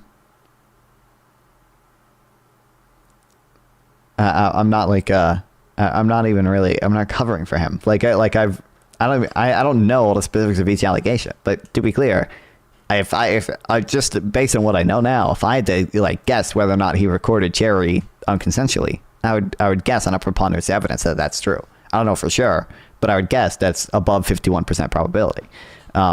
Consider the fact that he has almost certainly recorded other people unconsensually. I don't know for sure, obviously, to Darius' point. But I'm not I don't feel comfortable doing that. It's show for Ukraine. Oh no. Various Russian state media outlets are now full of articles and comments about how using donkeys at the front lines is normal. Here, for example, is a comment by Russian general about the donkeys. There are currently very big difficulties in providing units and subdivisions, including, that is, assault squads and groups and so on, with ammunition, military, technical equipment, and food too. If some methods are used, including donkeys, horses, and so on, to deliver ammunition and other equipment to the front lines, then that is normal. This, of course, will not solve the problem. There's nothing bad here. They're in order to a point of artillery resource drawn, bro. Oh, bro. No shot. Dude, even Hamas doesn't have to pull. Oh, Jesus, that was loud. That scared me. Have you watched the Ethan Klein content nuke on Hassan? No, I might. I'm not that in. I don't know how interested I am in just watching a 2-hour thing shitting on Hassan. Not because I don't hate Hassan, to be clear. I think Hassan has horrible beliefs, and I think is a very damaging to the left and the Democratic Party. But I just am not. I don't know. I don't know how much I care to sit down and watch a 3-hour video on it and yeah. So I can donkeys fighting for Russians or the Ukrainians. They were for the Russians. How could you interact with someone who interacts with someone who did something wrong? You should be ashamed. It's such an embarrassment of a video. Why? The Hassan nuke is an embarrassment of a video. Could react to Ukrainian media depending on U.S. aid fund. Yeah, I haven't done a full deep dive. By the way, was it true that they weren't even sending condoms to Gaza, Palestine? They were sending condoms to Gaza, Mozambique, Gaza condoms, Africa. I think it was I saw this in Al Jazeera, but I don't instinctively trust Al Jazeera. President Trump says his administration has stopped $50 million plan to send condoms to Gaza. However, according to the United States Department of Health and Human Services, $83 million were sent to 2 provinces in Mozambique, including one called Gaza. There's Zimbabwe. This is Mozambique, but I don't. Is this true?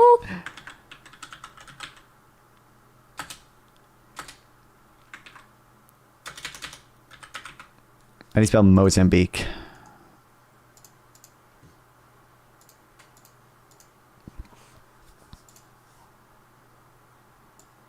Up next here. I don't know if these people go over it. I don't know I don't instinctively trust Al Jazeera, so I don't know. I don't know what it is. Do they link to like the thing here?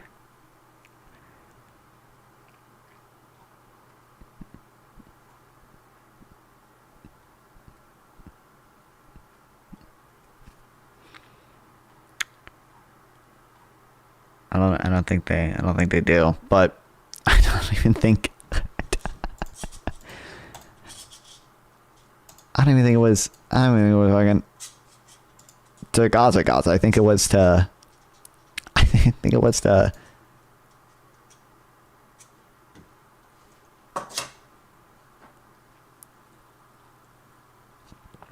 Mozambique, Gaza.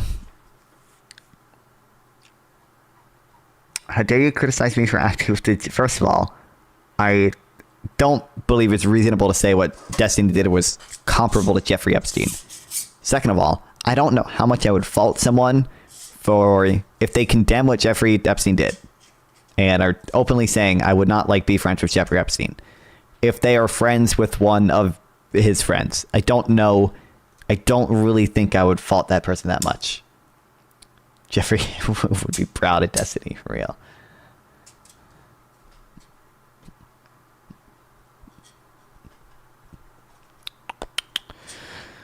Tyler told me to read this article. Could people say, oh, Hamas is recruiting more than ever? Which I kind of assumed was true, because it was reasonable to think that, if half of fucking Gaza is destroyed, and these people were under a blockade to begin with, that if full-scale war breaks out, even if a lot of recruits are killed, a lot of recruits are going to be added. But Tyler said there's no actual evidence for that other than one statement by a Hamas spokesperson. Even before the fighting stopped, Hamas was keen to show that it had survived. Uninformed militants emerged from hiding hours after the Islamist group agreed to a ceasefire of Israel. Once the truce began, Hamas quickly began to deploy police on the streets and gunmen to guard aid convoys. The release of hundreds of Palestinian prisoners in exchange for Israeli hostages has been developed for its popularity.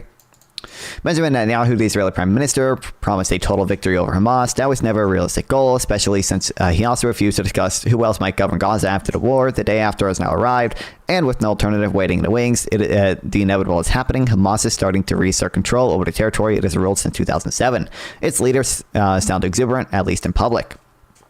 In private, they are arguing bitterly. The war has deepened a long-term struggle between the group's political and military leaders and has saddled it with enormous challenges. Gaza is in ruins. Reconstruction will need tens of billions of dollars in aid. Israel is unlikely to treat Hamas with the same forbearance as it did before the October 7th massacre. The group has never been in such a fraught situation. It's $83 million for HIV treatment in the Gaza province of Mozambique on fucking condoms. That's stupid as shit. I mean, $83 million is a lot. I don't know. It's Trump's claim though was that these condoms were going to Gaza and Hamas was using them as fucking balloons, as bomb balloons. Now, I don't... Hamas has used, condoms as incendiary balloons before. There doesn't seem to be evidence of them doing it in this war since 2021. But... Fresh Yoav Gallant statements? I haven't. Statements about NAI. What has he said this time?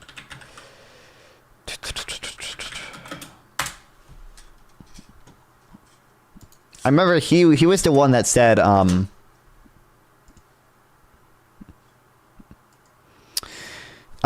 was the one that said Netanyahu should have a better plan for governing Gaza post-war, right? Didn't he resign, or was he fired? I forget what happened at the military council. The ex-defense minister called the government's failure to hit his advice. He said Israel's greatest missed opportunity. We knew that a senior official from Hezbollah were going to convene. We could have attacked him from the sky and taken out censored heads of Hezbollah and also Iranians.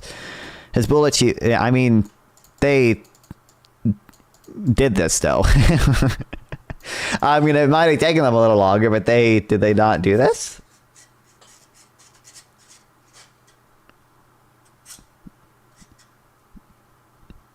Hezbollah would have ceased to exist. Gallant said the Beeper operation, which sounds on Hezbollah page exploded, sort of Israel's eventual offensive against the terror group some 11 months later, was ready long before the war and could have been executed in concert with the strikes he had advocated in October 2023. Hezbollah is a military organization, would have ceased to exist. No leadership, no missiles, no rockets. Most of its operatives killed in the field. According to Assad Defense Minister, when he presented a plan to Netanyahu, the Prime Minister insisted on discussing the proposal with the United States, at which point Gallant said he knew the attack would not come to pass. He'll be speaking in Chicago soon. Why? Ethan Klein is a video is an embarrassment because he's stupid. Oh, okay.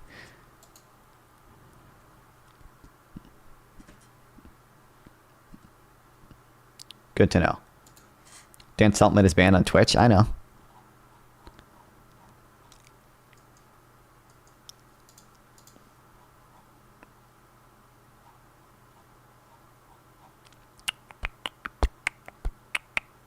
Ethan used Kamala and Joe Biden as sources for what? I mean, it would make sense. I mean, I don't think those are.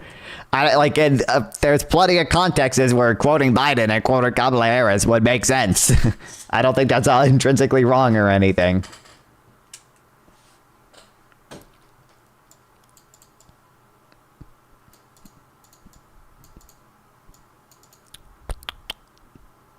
For years, Hamas was three things at once. It was a militant group of an estimated 30,000 fighters and an arsenal of rockets. It was Gaza's de facto government in charge of 2.3 million people, and it was a force in Palestinian politics, the main opposition to Fatah, a nationalist party that runs the PA. In the aftermath of a ruinous war, it can no longer play all three roles. Its leaders must choose one. To substantiate claims about October 7th attack outcomes on Israeli civilians, I don't necessarily think that's bad. I mean, I wouldn't. I mean, maybe he just quotes some, and that would be bad. But like, I don't know. I would assume that he has more evidence than just a quote from. Did he actually use it as a source, or did he just put it as like B-roll? Link me to the timestamp you're talking about.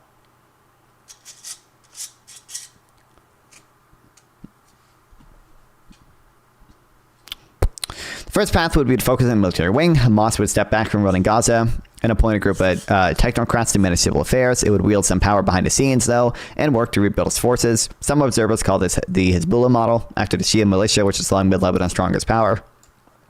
The idea appeals to hardliners within Hamas, which was never terribly good at governance. Before the war, around 50% of Gazan students attended schools run by the UN, while aid groups distributed food and cash assistance, ran clinics, and provided other basic services. Its military leaders would be happy to stick to something else with the impossible job of rebuilding. Yet much of the world would view such a technocratic government as a facade for Hamas's continued control. Donors would be reluctant to fund reconstruction. He just played vids of them saying what happened in October. Can you link me to timestamp what's happened of that? I don't. It could make if I'm making a fucking video essay. There is obviously about fucking Israel Palestine. There's plenty of cases where it would be fine to insert B-roll of like the president saying stuff or like a clip of the president saying thing. Like even talking about the fucking. Massacre of civilians on October 7th. Now, if he only did that, if he said something like, oh, I know Hamas targeted civilians because Joe Biden said so, and only because Joe Biden said so, that I could view as bad. But, it's going to be more effective in a video to, play a clip of Joe Biden talking. I'll try, okay. Than it is to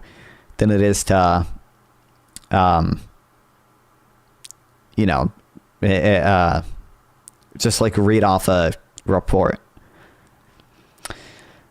You think using Joseph Goebbels' evidence for Jewish sex crimes against German civilians is a source because that's basically the same thing?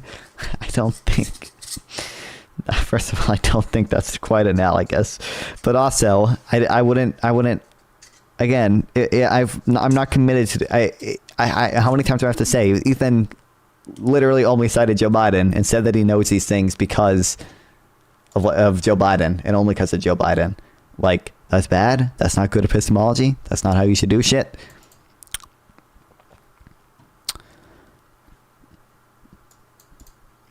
Nor would Hamas quickly regain its former strength. American spies believe it has recruited almost as many new fighters as it has lost during the war, but its latest charades are young and untrained. Most of the group's rockets are gone, either fired at Israel or blown up by Israeli troops. Replenishing its arsenal would take years. With Gaza's economy in ruins, Hamas can no longer rely on the taxes that once provided perhaps at 1/3 of its revenue. The second option is a return to the status quo. Status quo ante. Instead of fighting Israel, Hamas would focus on consolidating control of Gaza and might seek to break its international isolation by offering to force war violence. I don't know how to pronounce this. KAH, a member of the political bureau, said Hamas is open to a 5-year truce with Israel. I liked Ethan's video. I haven't seen it, but like, I don't know if I have. I mean, I don't believe that Ethan is like a horrible, like bad faith actor. Again, if he literally, like quoted just quoted Joe Biden and said, "Oh, you know, I know this to be true because Joe Biden said so," that would be bad. That's not how you should do epistemology. Even though everything Joe Biden says is true. And if you don't vote for him, you ain't black. That is true and accurate.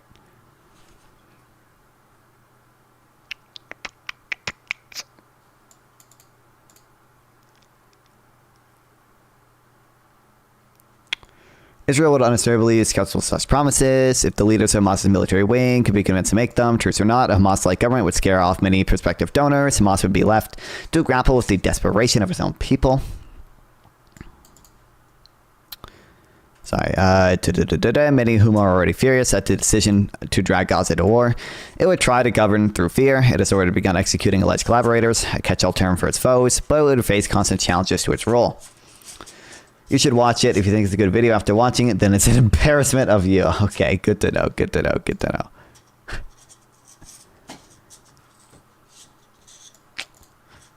That's, well, I mean, that makes sense, Isaac. I think he's watching still. I gotta look something up after this stream. I've been informed of. I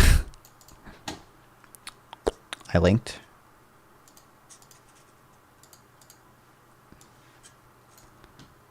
Oh wow, you linked the video and not any timestamp. Wow, good job, nice one, dude. Yeah, I didn't know how to find the video. That was the issue, brother.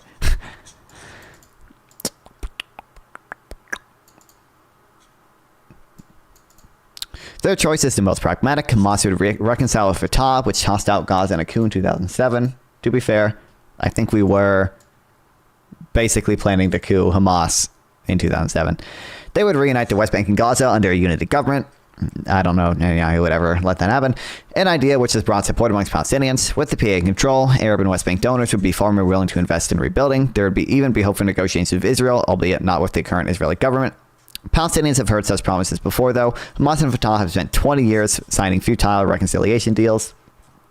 Mohammed Abbas, the Palestinian president, does not trust Hamas. Feelings mutual. Your Twitter swag. Hey, Darius, thanks for the raid. Hell yeah, baby. Oh boy, we're jorking it. We're jorking it. I don't have any fucking. Unless my chat, I'm not gonna watch the 1 hour 10 minutes. Okay. Supposedly chat, not a racist. I'm not fucking racist. I don't know why you think we're racist. Supposedly, I've been told Ethan's only source for the fact that Hamas massacred civilians is a Joe Biden quote. So, single bit of that has been verified, and people still run with it over and over and over again. Many young people who are simply attending a music festival, women were horribly raped. As I said then, I say today, Israel has a right to defend itself. What rapes did Hezbollah do? Bro, what rapes did Hamas do? What are you talking about? The Stop So real, Hassan. So real, brother. Of the week has also been hallucinating rapes once again, doing rape fantasies once again because they're fucking mentally ill. Hamas has committed horrific acts of sexual violence and took. So were you lying when he said he used them as a source? I give you the benefit of the doubt that, like, I think, maybe Ethan was like, oh, I'll throw in a clip of, like, Kamala Harris saying something because I think it does lend credence to my argument. But he's not even doing that. He's literally just playing clips of his son. No, I haven't watched this yet, and my chat is getting mad at me. Doug Festity fan. They're gaslighting after me. enduring sexual violence. The deadliest. What's your stance on dog warts? Technically, okay, all I'm saying, regular dog warts, like literally, like from a value added perspective, I would do it for 20 fucking bucks, dude. I mean, like, if my choice is between having it and not having it, and I don't have to do it, then like, I literally, there's only utility granted to me, even if I only get a single cent for doing it, right? Bro, no, I don't see what the flaw is here. No one ever finds out about it, right? There's literally only positive utility from it. I don't understand. There's no negative utility because I can just choose not to do it if I don't want to do it. Darius proved that money is the source of all evil. True.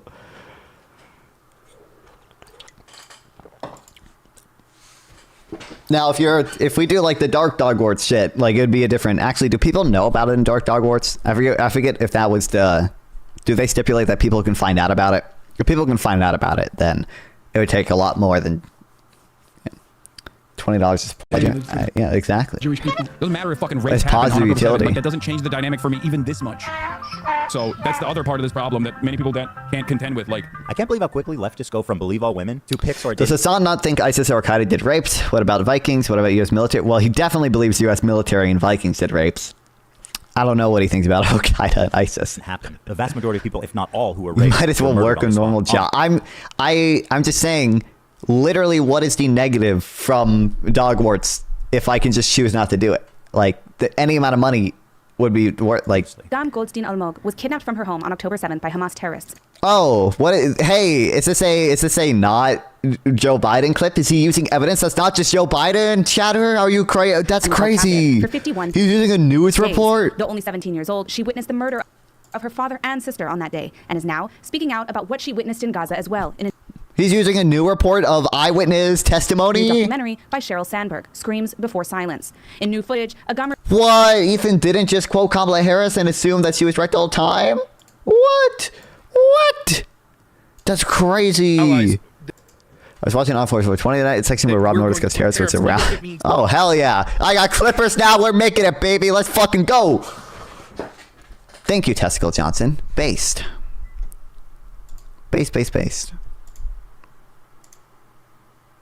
Hopefully short term, actually falling through to show that I'm going to be honest. you mean business, so you can get... I remember this because I remember Xena fucking shaking her ass. The way I have my like OBS set up and everything, I'm usually not looking at the call. I'm usually like looking at like notes and stuff on my screen. I have the call off to the side.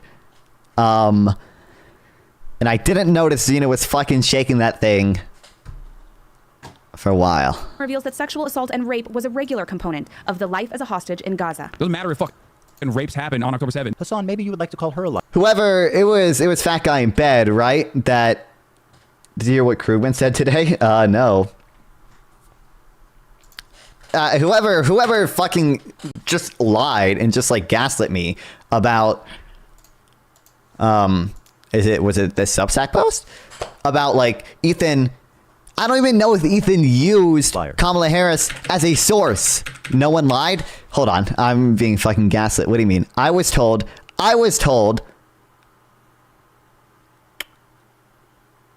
Ethan used Kamala and Joe Biden as sources to substantiate claims about October 7th attack outcomes on Israeli civilians. I have not seen that. Literally all I have seen from the timestamp that you gave me is Hassan reacting to Kamala Harris and Joe Biden. And then Ethan playing not Joe Biden, not Kamala Harris, but a news clip of an interview with a fucking hostage, with someone who was actually taken to Gaza, an eyewitness. I didn't link anything. Then what's the other guy who linked it? The Grand Designs Enjoy that. Xena's a W woman or real? He said you have oh yeah, this was funny. If you're not in the Discord server, people. You're not in the non-fun Discord server, ! Discord in the chat. I have been informed by my loyal chatters that number one, I am fundamentally lost in economics, okay? This is Paul Krugman saying it, and whatever Paul Krugman says is true, by the way. Unironically, though. And then, unfortunately, I guess Paul Krugman found out about the maid dress streams and has said that Non-Fun has trans. I think he watched the dress streams, unfortunately. I think he might have found them out. By the way, all the new viewers, $10 or 2 gifted subs or whatever the fuck. And I put the dress on. It's not actually a maid dress. It's like some Oktoberfest dress, but regardless, okay. So unfortunately, I found that out. Okay, but whoever gaslit me about this, or I shouldn't say gaslit me, because I hadn't seen it before. But like, fuck you. I don't even know. Literally, the only time I'm scrolling through, the only time he uses Joe Biden or whatever, watch the whole thing, streamer. I was sent this timestamp to substantiate their claims. I don't know how interested I am in watching it. I might watch it. I'll probably watch the whole thing at some point. I don't know how interested I am in watching the whole thing. I am curious. What exact... Start to tell our allies that we're going to put tariffs, even if it means temporarily, hopefully short term, actually falling through to show that you mean business so you can get concessions out of them. I think that the political class in this country have sold out the American... How did you get trans? Paul Krugman said everything Paul Krugman says is true. So as soon as Paul Krugman utters something, it just becomes true. So like, he said I has trans, and I started having trans. Worker for years. At the end, it has benefited countries around the world, and that it's time that the countries that are supposed to be our allies realize that we're not going to be the world police and we're not going to be taken advantage of. Now, if it leads to long-term tariffs on like our allies and other countries that aren't reciprocal, in other words, like China's tariffing a lot of shit since it's non. Okay, wait. I just want to focus on one specific thing. So fucking stupid. Paul Krugman is better than I. Unironically, we're still working our way through some '90s Krugman stuff. Okay, I really like this. The In Praise of Cheap Labor '90s Krugman here. Bad Jobs or Bad Wages is better than No Jobs at all. God, I can't believe fucking the Darius people don't know the pentuple lore, but God, I can't believe that fucking retard found the child labor argument for tariffs one day on Twitter, is now using them as if he actually cares. He doesn't. There's no shot he cares.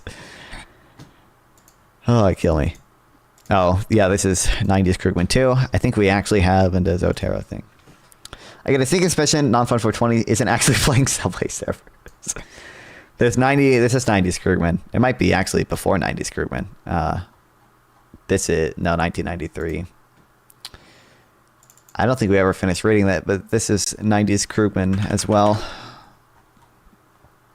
97.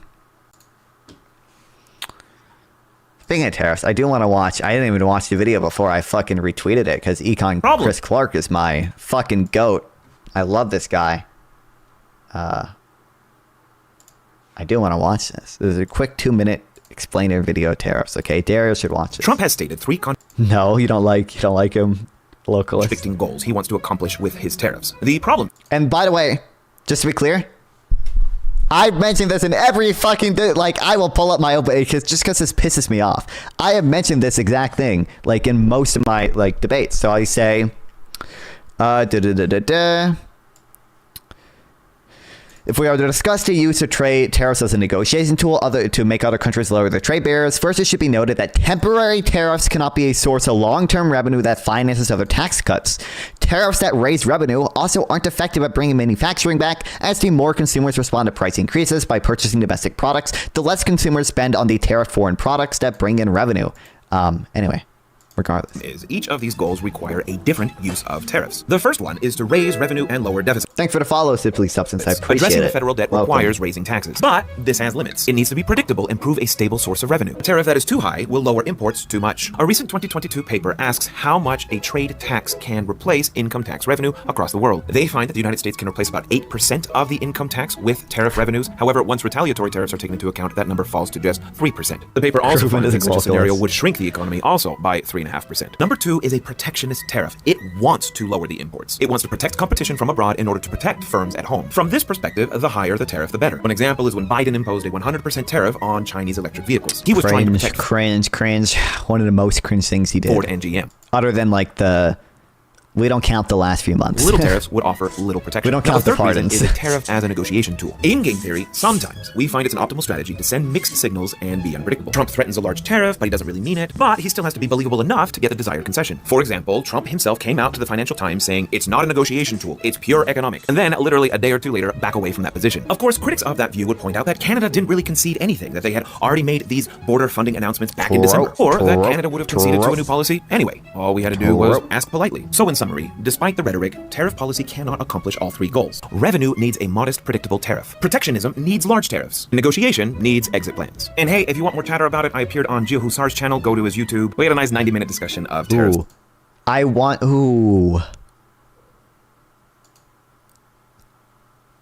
popular is this guy? I was thinking about this is my idea, okay? This is going to be my Destiny January 6th video because it's never going to come out, okay? Or more than one video. I think I came up with this name, post-mercantilism, okay? For the uninformed, there's like there's different schools of economics, and sometimes like as schools evolve, they become like, post one school. So Keynesianism was this kind of a school of economics when Keynes was around, and later economic theory evolved, and now we have post-Keynesians, right? There's also like an economic system called mercantilism. Don't need to know a ton about it. Simplest explanation is that countries believe that they should export more than they import, and everything was based around exporting as much as you can and importing as little as you can. I wanna make a YouTube video series called Post-Mercantilism, okay? And I think one of them is going to be like, they're going to be like video essays. I think one would be like reacting to that stupid ass fucking Tim Pool free trade debate. Another one would be another one would be going over. There was one blog post that kind of came out that was pro tariff and it's stupid. And I want to go over that. And then I want to just film like an episode with someone. My headphones are yelling when to charge them, and it would have to be someone who knows a little bit about economics. But I literally just ask, like, hey, like, why is trade good in the first place? And then like we'll go back and forth. And it's like, hey, what do we? So common criticism of tariffs is that they lead to exchange rate appreciation. We want to go over that a little bit and like try to break down some of the technical terms more for like regular people, like my dad who. My dad is not a MAGA person, but my dad gets fucked up. My dad, I saw my dad watching a left-wing pro-tariff video, and I got mad at him, okay? Because left-wingers they're not just as protectionist. Bernie has now been like negatively polarized into not supporting tariffs as much just because Donald Trump supports them. But yeah, and I was thinking, maybe I would do it with sample text. Sample if you're watching, shout out sample text. He's just he's a non-fun orbiter, okay, for the Darius viewers. He's just an econ guy. He's not like a streamer or anything. I was thinking maybe Micah would do it with me. I can't do it with Econo Boy. Sorry, Econo Boy, if you're watching, because Econo Boy is too SOCDEM, okay? I need the ultimate neoliberal globalist shill here. I need someone who will fully support child labor, okay? I don't need this anti-child labor apologia that I'm going to get from SOCDEMs. I need full-on 90s Krugman, make the children work. They yearn for the mines energy, okay? Didn't know you were that big. Ranger will never debate Nov. Who is Ranger? Ranger Rogue?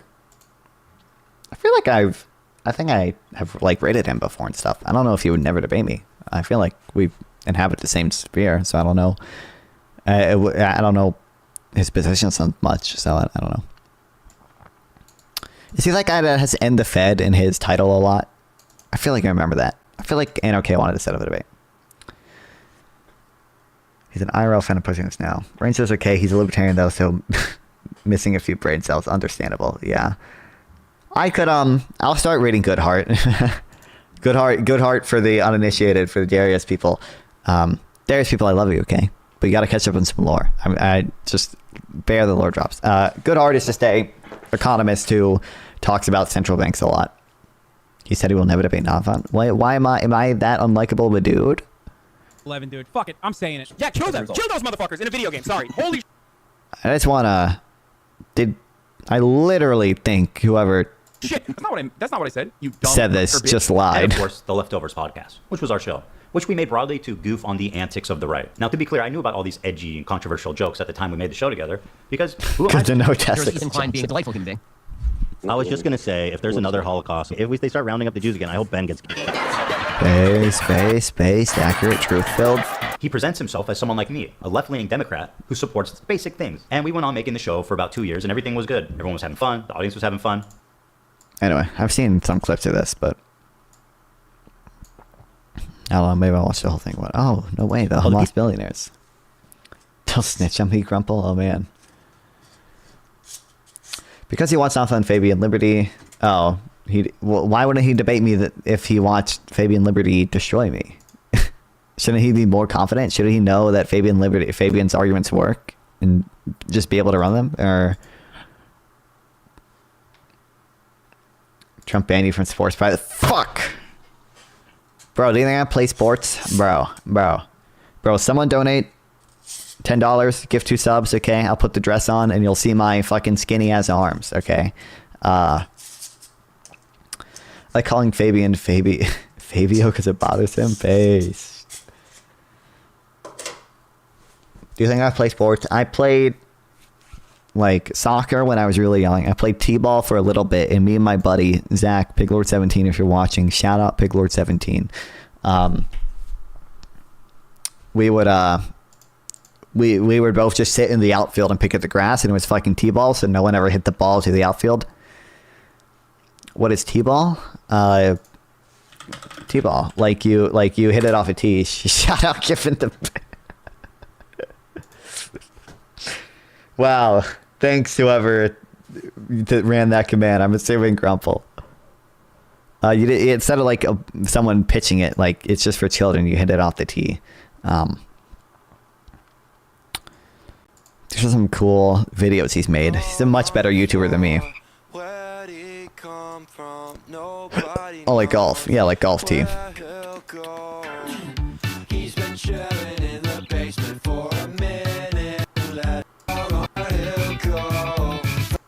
Incredible. Hold on. Check this out, though.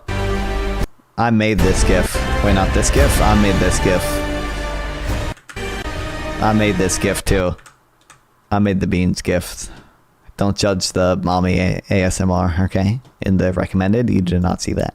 It's not any worse than Darius with his, like, Asian woman on Twitter. At least I don't have that. At least I don't have that.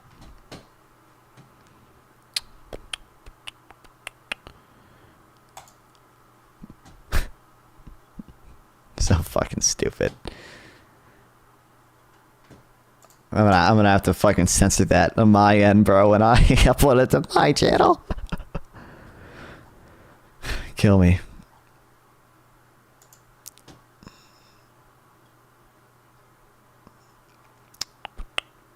I wonder if Rob knows how to balance the payments works. I bet he doesn't. Rob had her camera off. Understandable.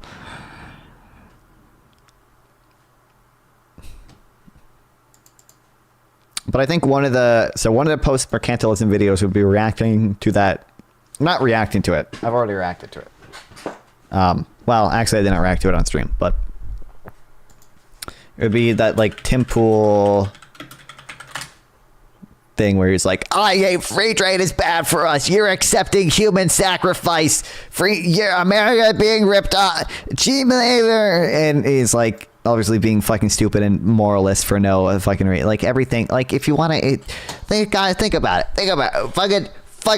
Fucking cars are human sacrifice. We accept that if we let cars in society, fucking 40,000 people a year or whatever are gonna die from car accidents. Okay. Like any any like generalized societal rule is going to have some level of like fucking death associated with it. Okay, it's not like I'm not gonna like make moralistic claims of like, oh, you fucking support human sacrifice because you support this stupid fucking. But anyway, what will be going on? I think this is one of the stronger arguments for tariffs, which is to say it's still pretty bad. But one of them will be like going over this.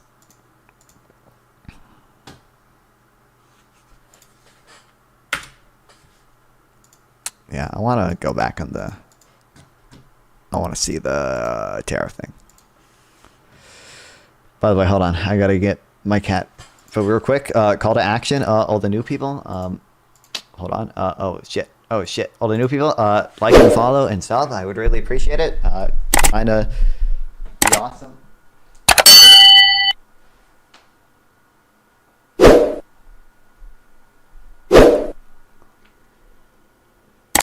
Okay. Look at this guy. Hell yeah, thanks Rick for the follow. I appreciate it, buddy. I appreciate it, buddy. Follow for the cat, if anything. USA has the money and power to end heavily exploitative resource exploitation practice from the global south. I don't think... That's not the... First of all, these people aren't making nearly that nuanced stuff. Oh, fuck, my headphones are dead. I need to grab my other ones. But these people aren't making nearly that nuanced of an argument. Playing with food intensifies. But also, I believe that like most of these things are mutually beneficial. Actually, we have evidence that you're going to reject completely. You're not going to seriously engage with evidence. We have evidence that countries that instituted something, or the Washington Consensus, right? We have evidence they grew faster. We have evidence they had a better performing economy than the counterfactual of countries that didn't, right? Or when they like went back on these. And we also have evidence. We also have evidence that multinational firms, when they go into these countries, institute pro-productivity reforms. They make the workers at a country more productive. That increases their average productivity, and that increases the average wage rate within a country. We have evidence that globalization in general makes countries grow faster. That reducing import and export taxes, tariffs, make countries grow faster. And just from like a basic comparative advantage model, you should be able to it's pretty reasonable to expect mutual benefit when it comes to trade. Actually, usually small countries benefit more from trade than the U.S. That's why all these MAGA people are like, who do you think is going to win if we tariff Canada? Do you think it's going to be Canada? Do you think it's going to be the U.S.? Tariffs actually are... I think tariffs are horrible because they're an unforced error, and they just have most of the arguments for them are just dog shit. But big countries like the U.S. are not harmed substantially by tariffs. Other countries are harmed more. Oh boy, localist. Oh boy.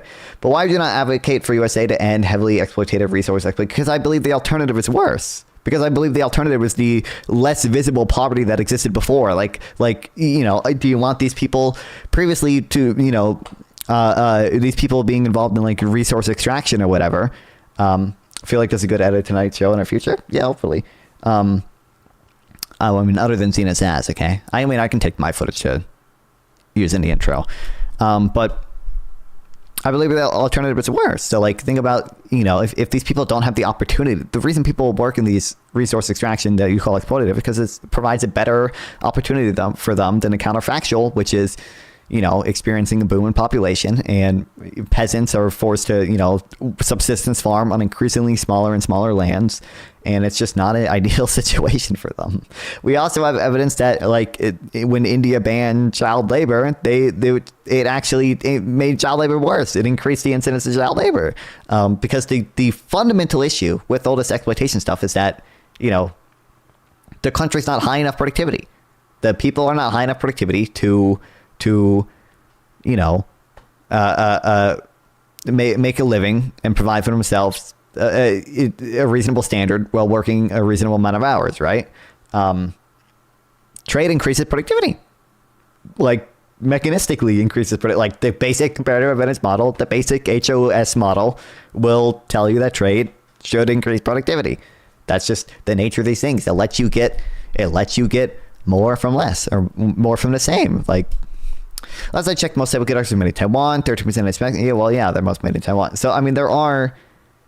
I think we should. There are things I think we should probably tariff. Basically anything I think we should tariff should probably come in conjunction with subsidies.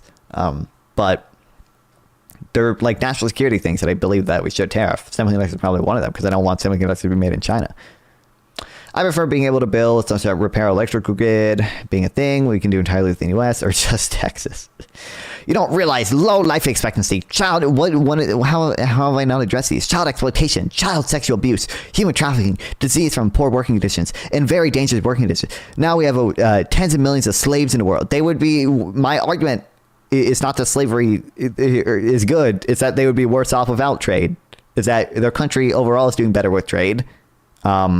Their country is actually gaining more from trade than we are, which doesn't say that we don't gain. We still gain mutual benefit. But I believe they'd be worse off without the trade. That's the position. We can't allow U.S. to split China by force. Are we trying to, is what, granting Taiwan like statehood? Is that splitting China? Is that the position? My headphones are dead. I have to put these back.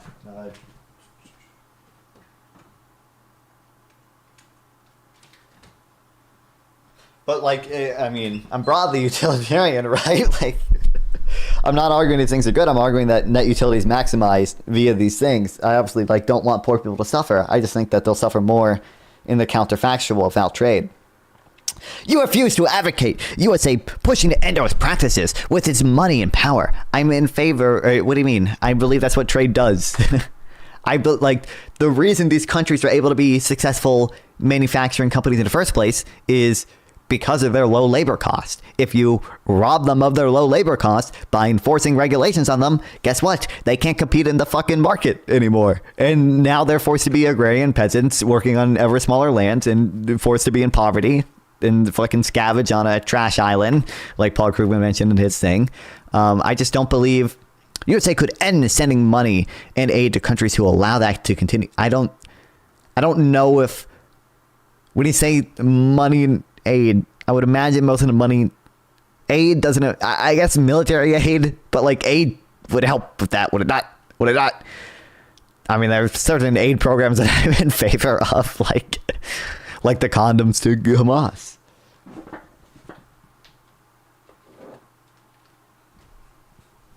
Caring about poors in other countries, or what are poors in your own area interesting? Are you alleging me of that or him of that? So you deny immense power U.S. has. I don't understand how you're not getting what I'm saying. I'm not, what do you mean? To be ultra clear, my position is that utility is maximized via free trade with these countries without much in the way of regulation. My position is not human animal.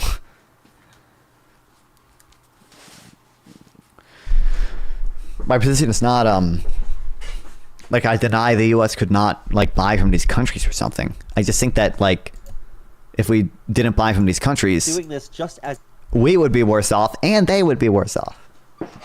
Actually, you know what the real solution here? The sovereign wealth fund, baby, most basic thing Trump has done so far, okay? We take the money from the sovereign wealth fund, we invest it in these poor countries, we earn a reasonable return, and these countries are better off from the investment. You are obtuse. USA intervening maximize utility if it has policy to end exploitation. I believe my policy ends exploitation more effectively than your policy ends exploitation. And guess what? Guess what, motherfucker? I have evidence and you don't. That's the thing. That's the difference. I have evidence. I can go through my notes right now, and I have evidence that one, multinational companies increase productivity in the countries they invest in.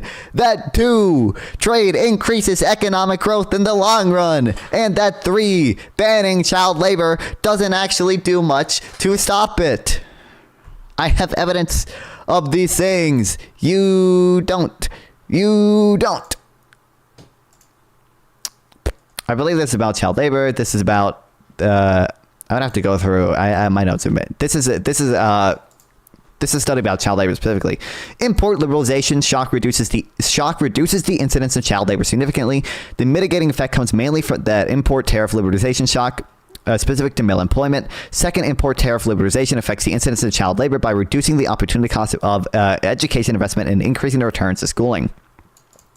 This is this is the case where there's the most mixed results is the short-term effect of free trade on the incidence of child labor, but I really believe the long-term effects are worth it. This is a study from the child labor ban in India.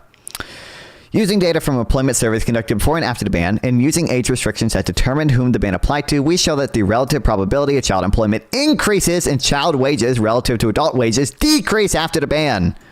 Our main specification relies on comparing changes in work probabilities over time for children of the same age, but with siblings who are rendered eligible or ineligible for legal work when the ban is implemented. There's this. I believe somewhere I have the Washington consensus.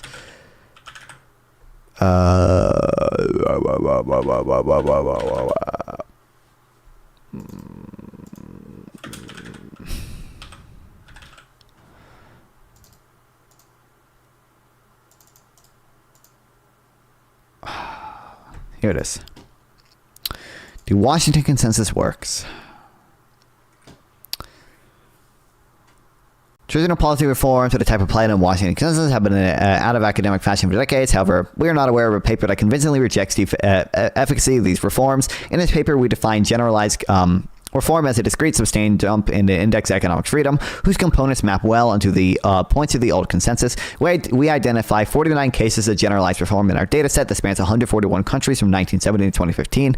The average treatment effect associated with these reforms is positive, sizable, and significant over 5 to 10 year windows. The results suggest the results is a robust different thresholds for defining reform and different estimation methods. We argue that policy reform baby was prematurely thrown out with the neoliberal bathwater.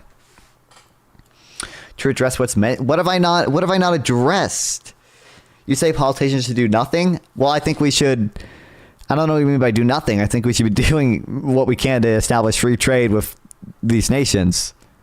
And I already mentioned there are aid programs I am in favor of. Like, unironically, the contraceptions to Mozambique also I'm probably in favor of. I'm perfectly, that's probably good. I don't see that it probably doesn't, it doesn't cost the U.S. much, certainly, relative to the size of our economy, and probably does a lot of good for the people there. That'd be like a favor of, in a program that I am in favor of. I'm in favor of giving fucking humanitarian assistance to people in Gaza, to people in whatever. Address the clout allegations the process is working on. What is the allegation exactly? That I only hang out with him for clout? That is completely accurate. I only hang out with Process and Darius for clout. 100% accurate. Don't reject them at all. Countries that had sustained reforms were 16% richer in 10 years. I don't know what argument you don't think I'm addressing. So why does he hate Russia? Me? I was gonna. There's one other. I'm gonna have to dig through my notes more to find. Sample, are you watching? Sample, send the productivity paper, the multinational firms productivity paper.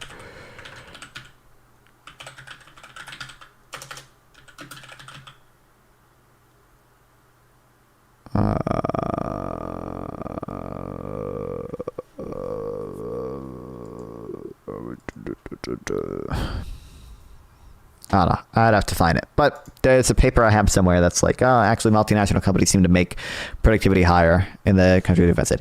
USA having policy for stopping immense worker exploitation and ensuring safe work. I don't understand how I have not explained this to you. I've already, I have addressed, you've just been saying the exact same thing.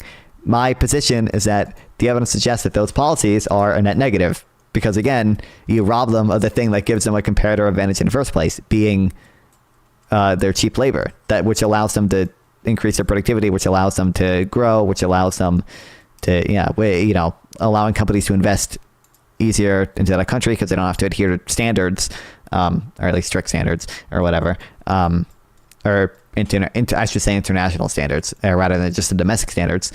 That increases their productivity too. Thanks for the follow, PC C88. I appreciate it, buddy. Hell yeah. Hell yeah. Hell yeah. I don't know why my thing isn't working. I don't know what argument you don't think I've addressed appropriately. I feel like I've done. I feel like I've just repeated myself 5 times, and you said, well, actually, I think exploitation is bad. I agree. I think exploitation is bad. But, you know, I think people are made better off by these policies relative to the counterfactual. Would you debate some new streamers? Welcome to the stream, BBW Fart. I mean, maybe. I don't know who's a new streamer. What do you mean? I'm not gonna. I don't have like a. I'm not gonna debate you unless I have a clout policy. So I've debated plenty of viewers and everything. Which, hey, by the way, is he a streamer? By the way, YouTube channel. By the way, YouTube channel plug. All the highlights go into YouTube channel. Pretty cool place, if you ask me. Your argument refuses to put any value in establishing safe working. I don't understand how you don't. I do value that. I think my system accomplishes that better. That's the disagreement, and I actually have evidence, and you don't. I meme about liking child labor. I don't actually like child labor. Believe it or not, I think child labor is actually bad. Guess what? I think banning child labor and not having free trade are bad fucking ways to get rid of child labor. I think you get rid of child labor better if you don't ban it and have free trade with other nations. That's the actual argument.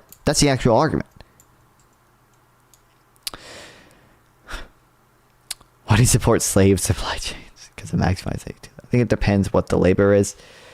I mean, like, I'm sure he'd get me to, like, bite the bullet on, like, some edge cases, or I shouldn't even say bite the bullet. It's just, like, concede on some, like, edge cases that, like, oh, you know, maybe X factory is unethical and is actually not doing enough to, like, increase the productivity of the native country to have it actually be worth it to trade with them. But I think, as a general rule, I love free markets.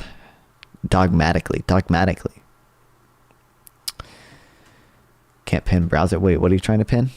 Don't unpin my donation thing. I need the money. I'm broke. I bought Hello Kitty. I actually did not buy Hello Kitty Island Adventure yet. But when I do, it will be a fire stream. Look at this overlay, guys. Isn't this an awesome overlay that I made? W's in the chat for this one. Pinning donation link plus your YouTube link. Well, I mean, I guess you can do that. I mean, the YouTube link is in the panels below too, but I couldn't even post it. I might have link span and kick. I shouldn't, but I don't know. I'm not even opposed to child labor if they work in an intellectual work and they're passionate. Well, I mean, I'm not opposed to 100% of child labor, obviously. Like, I don't think anyone's saying, like, oh, a 17-year-old can't work on their fucking parents' farm. I don't think anyone is like against that. I was just doing child labor, you know, when I was doing my old streams. Hold on, let's see my child labor. This is the first ever non-fawn live stream, guys. Yeah.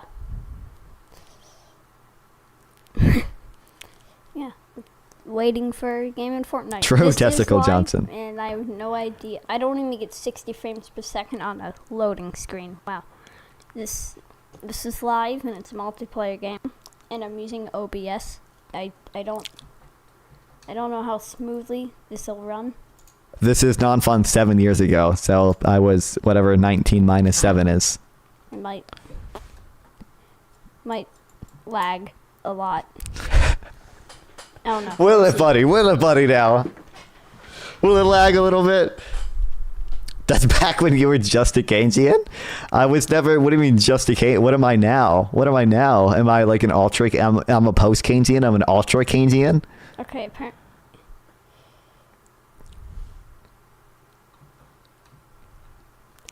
Okay. It was not totally illegal to stream this video.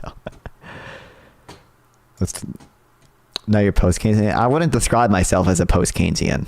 I think I'm probably closer to new Keynesian. I don't know. Still trying to figure it out. New neoclassical synthesis, real.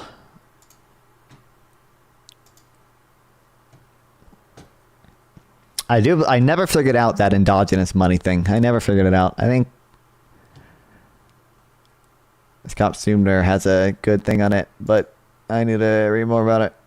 I should read, God, every fucking time Scott Sumner posts or Sumner, whatever, post a fucking blog post, I'm like, I gotta read that fucking money illusion book or whatever.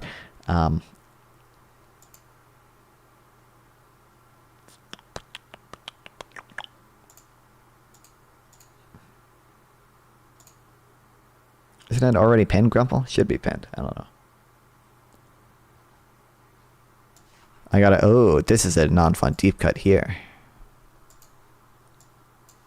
Wyatt, Wyatt. About the money illusion book seller, right? I gotta come a market monitorist. That'll happen one day. That'll happen one day. We're live. One day for me. What? Are you sure? Yes. I'm sure. Watch now. No one besides you is watching. He doesn't even watching. He doesn't even say you're watching. Yeah, I'm not watching. Non-fun is live. Wheel. Turn your volume off. So I can. The money wasted on foreign military aid could have gone to ensure supply chain has safe working conditions. I mean, the money in all foreign aid, which includes both military aid and like humanitarian aid, is less than 1% of the federal budget. I think it might be a little higher now because of the whole Ukraine-Israel thing blowing up at the same time. But like, it's not high. It's definitely not high enough to do that. No. Or not to the extent you want. Also, with I'm not denying that there is a opportunity cost, but the opportunity cost is not that high when you're the richest fucking country in the world. When you have like the highest, actually, I don't think we don't technically have the highest GDP per capita because of like tax havens, but like one of the highest GDP per capita in the world. Like, oh, here we go. Wow, I definitely agree, dude. Yeah. Alright, so we have our Toblerone. We went with normal. Okay, yeah. Because it's an hour-long video. Yeah, he wasn't. We ate Toblerone. I just don't want to. It was incredible. How old are you? Right now, I'm 19. I don't know how old I was in whatever 19 minus 6 is. How do supposed to? I think we do actually have the highest median disposable income outside of tax havens. I don't know about our GDP for sure, but look up the federal receipts as a percentage of GDP. Federal receipts. By the way, fuck this stupid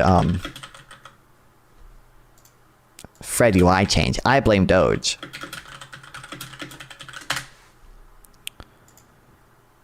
Like 16%.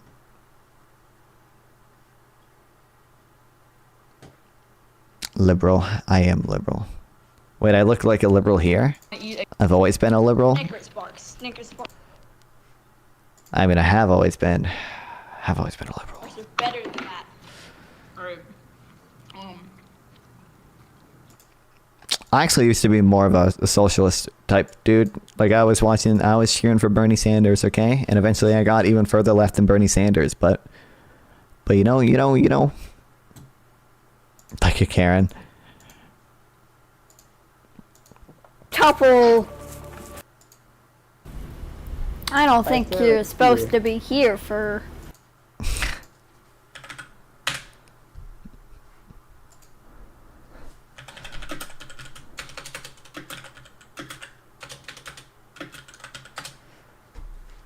Look like. What made you become more center left? Destiny? Unironically, that was part of it. Destiny and just reading. I don't know why I looked at the tags first. Just reading more. It definitely was Destiny to some extent. I'm trying to think. It was Destiny. It was kind of. I think I was never like tanky or anything. I was always like, at most, I was about as far left as Vosh. So, like, seeing the reaction to the Ukraine shit was unhinged. Seeing the, also Mr. Sondheim, shout out Mr. Sondheim. Okay, he was part of it. He didn't make good arguments though. I had to get good arguments somewhere else. Oh no, what is this link? Basically, My hairstyle, I don't. what the fuck? It was part of it was Destiny, but I think like the first big thing was like seeing the leftist reaction to the Ukraine shit, and it's like, well, that's kind of a, you know, a little fucking weird that we're defending Russia here. Doesn't seem like a cool thing to me. And then, God, I remember seeing stuff about Iran too.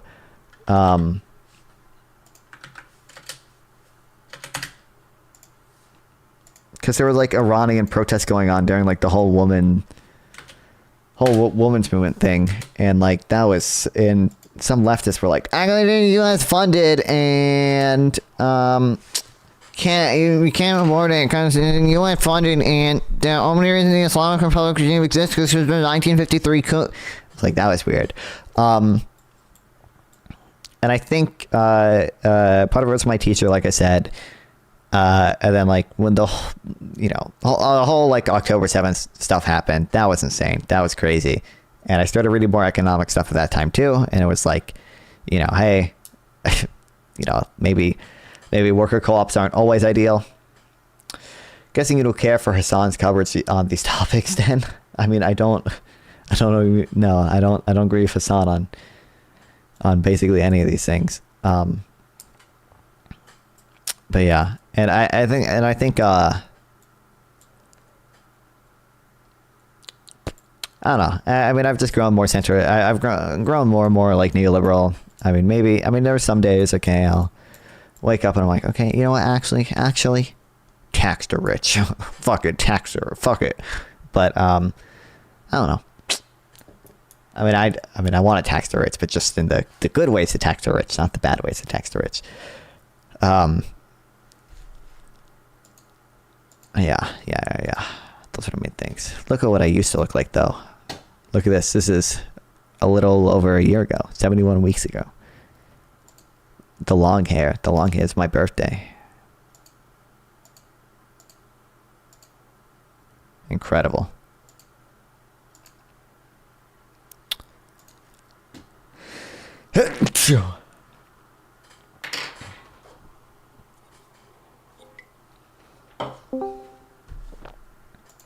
Oh my god, sample text. Grossed out. Damn. What's up? Wow.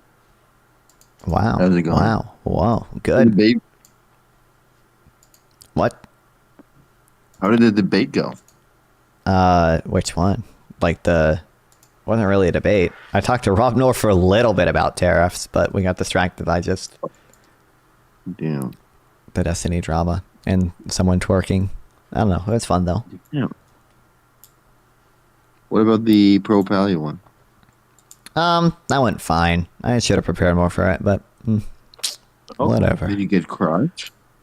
I think I got crushed, but I think I don't know. I should have. It's annoying when like he'll, you know, it's like, oh, look at the like evidence of like El Shifa uses the military, and it's like, well, they found Rusty. It's far more likely that it was just people who had guns who entered the hospital and like left them there. Like, dog, really? Like, dog. Well, actually, we don't know if the tunnel was used as a military thing. Any evidence? Nope. We don't know if the tunnel was used for military purposes. Maybe the tunnel was just built to do other shit. We don't know. Just because there's like, you know, a toilet down there and like a bench and everything doesn't mean that they were like, dog, kill me, and like, I don't know. It's dumb. I'm trying to remember what else happened, but I don't know. Oh, look at this video of Israel like bombing people who are coming to rescue this guy. Don't you think that's bad? I'm like, well, he was like, do you think it's ambiguous here whether or not they intentionally killed him? I'm like, yeah, obviously. Like, I don't know what the fuck the intel the person in the jet has when they're doing this airstrike. Like, I don't know how much they can see in their like infrared black and white shit. And like, I'm not convinced that you this get to talk about the Lansing study. A little bit, yeah. Oh, that was annoying too. I was talking about relative risk for a bit. He was like, "Well, don't you think Israel created the conditions for these people to die?" And I'm like, the Lancet study is a future estimation. It's not even current people dead, and that's not really relevant to how discriminate the military is being. But we should, because Israel actually, made the conditions in Gaza. Being fair, and if you're comparing, even then that'd be retarded. But unless you're comparing the overall Lancet wise death for other conflicts, right? You can't be like, in I don't know, let's say the attack on Fallujah, right? The battle in Fallujah. You have to do the overall long-term deaths than otherwise would be or whatever. But either way, then it's still a bad estimate. So, yeah. Oh, we did try. I talked a little bit about this because there was a debate before the Darius panel and stuff. That was wasn't that much of a debate. It was more a discussion about a little bit about Trump's Doge stuff and Elon's Doge stuff, and a little bit about Trump on Gaza. And what do you think about the people saying it's a coup what Elon Musk is doing with the? I don't think it's it's obviously hyperbolic or whatever, but they should not have access to those systems. They're clearly. I'm open to it being a coup. It's literally bypassing the Constitution to control the spending. What's the government good for other than spending taxpayer money? And Elon Musk just has full control over it now? Yeah, full control. Because he can usurp power and bypass Congress unconstitutionally? That's sounds cooey.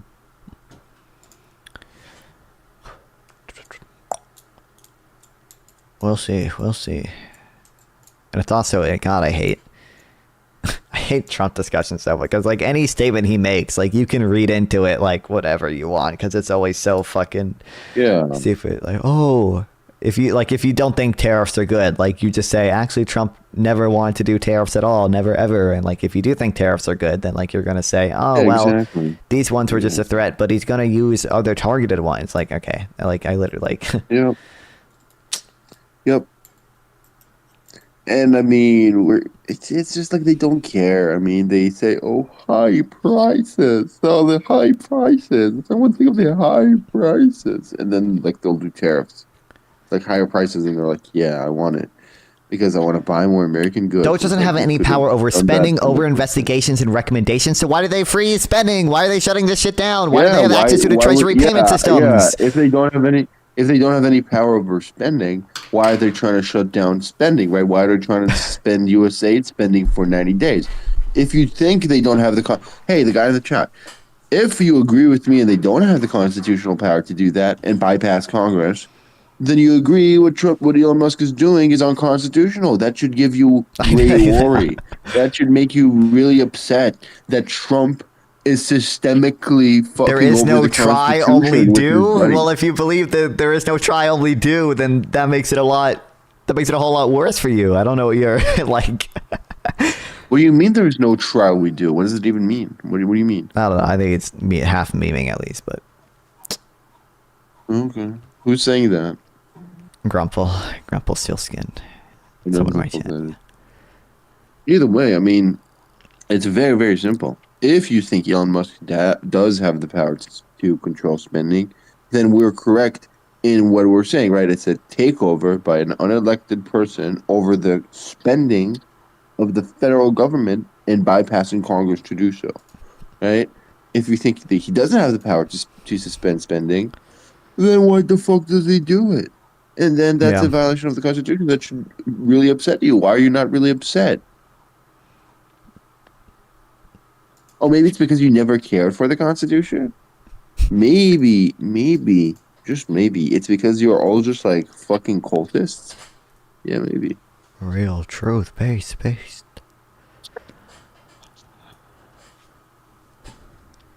Yeah. Yeah. What about the attack on academic freedom? Just suspending science studies with certain buzzwords. The fuck? Oh yeah, that too. Congress has given so much power of the purse over the years. It's almost a joke at this point. Hey, giving then up so much change the power. law. Don't fuck With change the continuing law. You don't resolution get and to no break the budgets. Constitution because you don't like it. What the fuck? What the fuck? I think any argument is over this. Trump broke the law. Congress He is broke way the too powerful. We gotta Impoundment Act. concentrate all power to one billionaire. Yeah, that's Congress is way too powerful. If you think Congress is way too powerful, guess what? Change the law. You don't get to break the Constitution because you don't like it. Oh, I don't like the way that gun laws are way too like I want stricter gun laws. Okay, I don't get to fucking break the Constitution. What do you want? You fucking crazy people. Who the fuck is this? Yeah, Grumples. Yeah, okay, whatever. Hey, buddy. Whatever your opinion on Congress spending is, do you agree it's unconstitutional what they're doing right now? Like, there is no constitutional basis. You want to change the Constitution if you think Congress should have less power, spending power. Oh no, Congress. Maybe you didn't. Maybe you don't know how to read. What I put into the chat was that Congress is big. What Congress has is the power of the purse. Congress, right, has the power to spend tax money. They've been giving that shit up for decades. Is it over? Is it over triple digits of years? Yeah, I think it is. I think we're into hundreds of years. It's literally Congress. What does that have to do with what I'm saying? The president has some authority to defer spending and everything. Do you think a non-congressional entity, especially not a federal entity? Yeah, we can tell. Do you think especially a non-federal entity like Doge can just unilaterally decide to suspend spending for a federal agency? Well, hang on. Let me draw a corollary to this. The sequester. Do you remember that with Obama, which I think was great and probably should have been used more. No, I'm not asking if it's good. I'm not asking if it has good consequences. Well, hang on. I'm asking if it's constitutional. How did I'm asking if it's constitutional. How did the I sequester? don't know about the sequester. Just answer my question. Answer my question. Is your answer yes or no? Hey, is your answer yes or no? I'm pretty sure. I mean, check me on this. Wasn't it by executive order? Was that not a thing? Buddy. For what? Listen to what I'm saying. Listen to what I'm saying. That they've done. I don't care. I don't care about other stuff. I'm asking you about this. I'm asking you about this. I'm asking you about this. I'm asking you about this. Hey, relax. Hey, shut up. Hey, buddy, shut the fuck up. You ask a question. You don't want to hear an answer? Yeah, buddy, shut up a little. Let me finish, right? Let me finish. Absolutely not. No, let me finish, right? No, let me you finish. ask a question, then during the answer, you ask another question. I was just gonna finish. You were pivoting to the sequester. I don't know about that. I don't care about that. Answer my question. Does Doge have the power to unilaterally suspend spending approved by Congress? Hey, yes or no? Yes or no? Yes or no? Yes or no? Spending increases in yes spending. Yes or no? Not fun. Make him answer. Preventing increases in spending. It's literally. Can you answer my question? Hey, can you repeat the question? Why are you gay? Can you repeat the question? That was the question. Can you repeat the question? I asked you. No, because you were talking over me. Why would I be able to repeat? Then let me finish the question and then answer it. How about that? No, I was answering the first question, then you started asking What was the first question? What was the first question you were answering? I forgot at this point, dude. You're all over the place. You were not even answering that. Shut the fuck up. No, I was, but we're so far past that point. Not, you don't even know what you were answering. You don't get to say I was answering a question and then not know what the question was.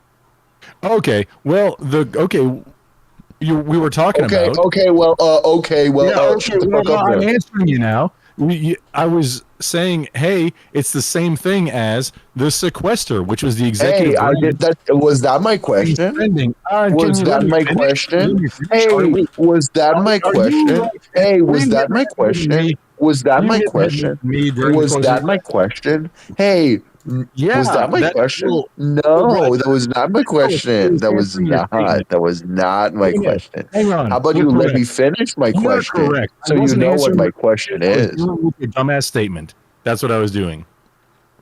Then let me finish. Hold on, now, this is right? like just so like I don't know much about this, but like I go on Wikipedia and this is an act of Congress. What do you mean? Okay, not fun. They Let were me just finish. postponed Let me by just 2 finish. months of the American time. Wait. Let me finish. Let me finish. Wait, not fun. Just very quickly. To the retard in chat. Yes or no? No analogs. No hypotheticals. Just yes or no facts on the ground right now. 2025. Does Doge have unilateral power to suspend spending for government agencies approved by Congress? Yes or no?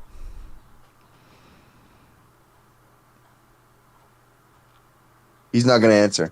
He knows he's wrong. That's how these people work. He knows he's wrong. He has to lie. He has to walk up here and lie. Not fine. Like, do something about that. Are you going to make him answer? Are you going to make him answer? I want him to answer. I don't know. You were not listening because you don't even know what the question is. No, I stopped. Like I stopped listening when you started. You stopped making your brain work. Oh, it never did in the first place. Yeah, that's right. Shut the fuck up. Answer the question, coward, retard. Coward retard says what?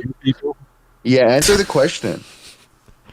Why is it always with you people like you can never answer basic questions about if it's constitutional? If it's constitutional.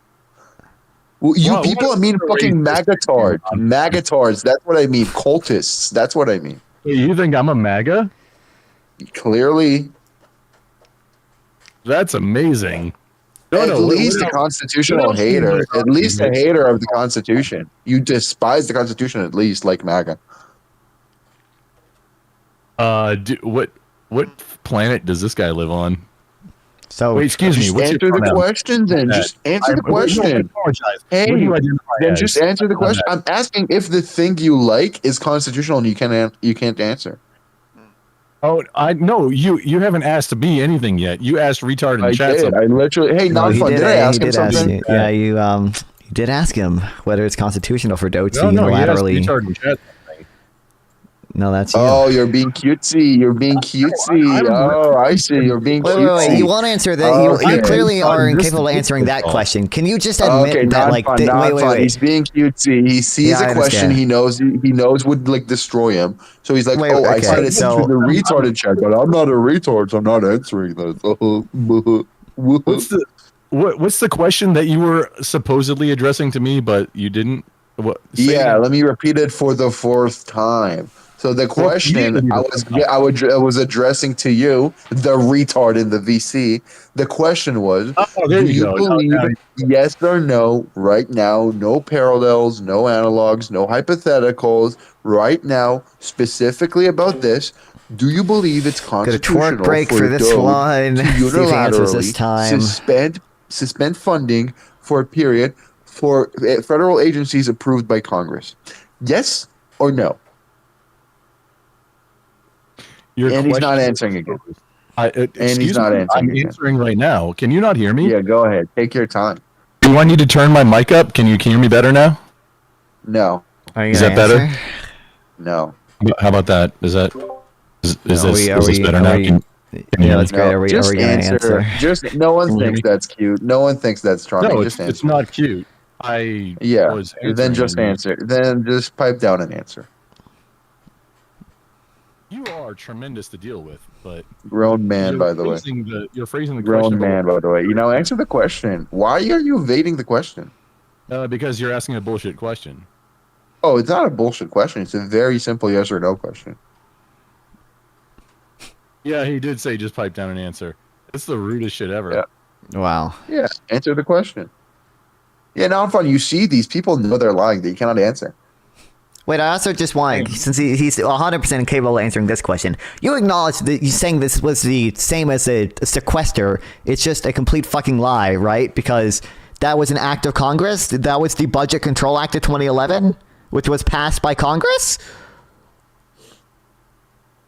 I know. I was asking if it was an executive order or and thank you for pulling. It doesn't matter right now. It doesn't matter right now because it's an act of Congress. Doesn't okay, that's fine. Then that point is moot. Yeah, okay. correct. Now You answer brought my up a question then. horrible- Now after we already destroyed your already irrelevant point, Wait, hang please on. just answer the very simple question you Hang were on. brought into this VC to answer. Let's just hang answer a on. very, very, Answer that very, question. very Talk simple now. question. Very Musk simple says question. Doge is suspending payments to federal contractors. Is that To federal agencies, like USAID. that is totally within the realm of the executive branch? To do so indefinitely? To do so whenever, yeah. Whenever, indefinitely? No, that's wrong. So wait, what makes okay? So if Congress says if Congress authorizes spending, wait, you think if Congress authorizes spending, You're a dumbass now because you're not letting me talk. So yeah, Congress allocates the money, then the executive. Within the executive branch can totally spend it any way possible. Do you know? Can they like, not spend it? the Do they have the executive authority to not branch- spend it at all, Grumple? Do they have? Wait, Yeah, no, answer they this. can. Do they have the authority to never 100%. spend it? Yes. They And have they the can authority to reallocate it. never. Wait. I just want you to understand what you said. Just makes Congress the most useless fucking branch ever. Literally, the biggest power they have, the power to purse, to control where money goes, is totally moot because the president can just decide to not spend it at all. That's the implication of what you just said, Grumple. He has like total control over the budget. That's wrong. Give me one scholar saying that. I really appreciate the Things sub. within the Thank you. executive branch, 100% the executive has Things within the executive branch. So wait, just to be clear, you think if Congress, Congress says you have to, Congress says we're giving the FBI $10 billion. You think the president can just say, no, fuck that, I'm not giving the FBI any, I'm not spending any of it ever? You think that's legal? Are y'all not aware that like money can be moved from one place that's been approved to another? Wait, and not holy spent fucking shit! Are you hearing? Do they have the authority to not spend it at all? Yes, they do. For indefinitely, forever. They could never spend the money at all. For their entire term. On the thing that it was approved for, yeah, because I mean, once it's spent somewhere else, it can't get spent on that thing. So yeah, then that would that be becomes legal? Would that be legal? Would that be legal? It's been going on forever, dude.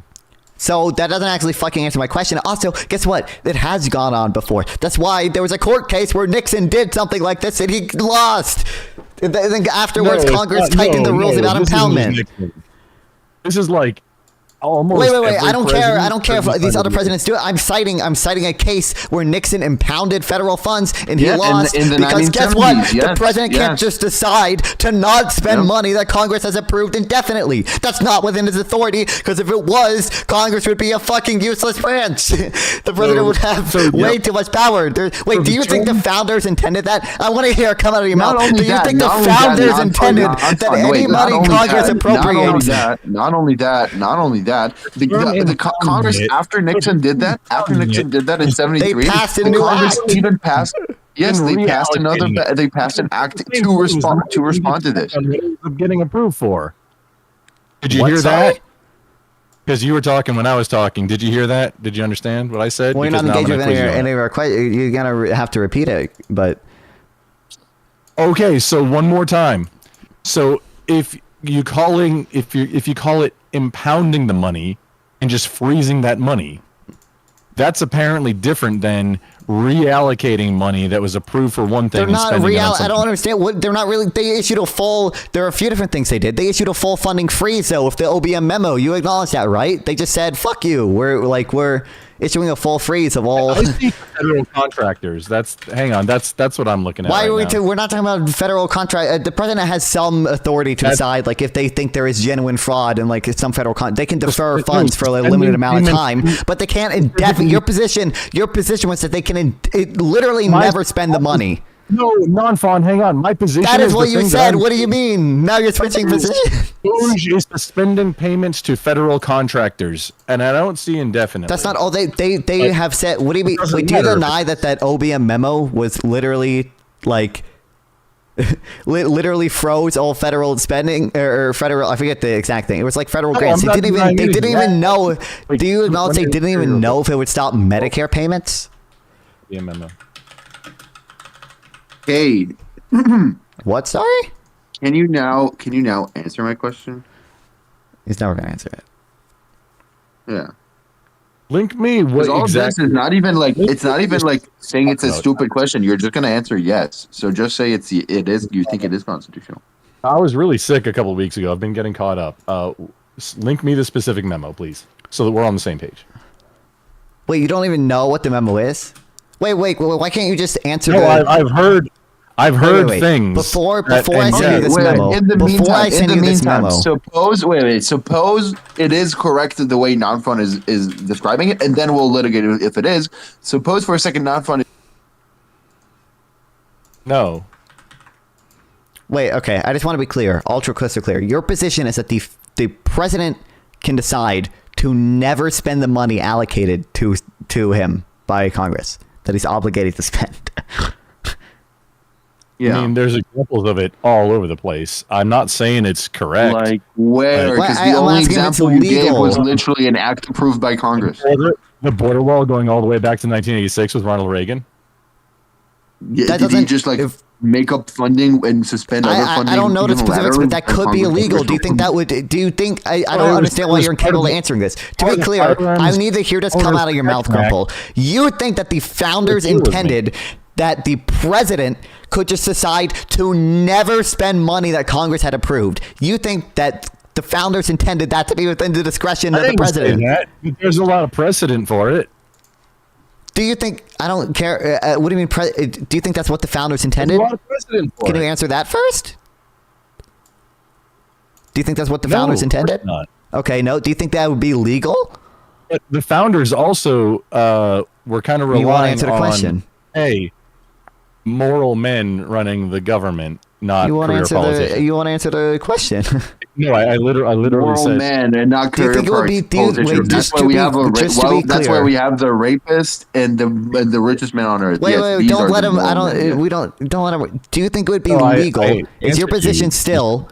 No, you didn't. Not this one. Do you think is your position still that it would be legal for the president to never spend funds that have been appropriated to any given agency, to just never spend it? No, there's not a law against that, so it wouldn't be illegal. That's why. Yes, there is. It's called the Constitution. It's called the Constitution. Wait, and the No, Impoundment Act. First of all, it doesn't have to be a law because it's within the Constitution. But second of all, the Impoundment Act of 1974. What do you mean? And the court case, the court precedent.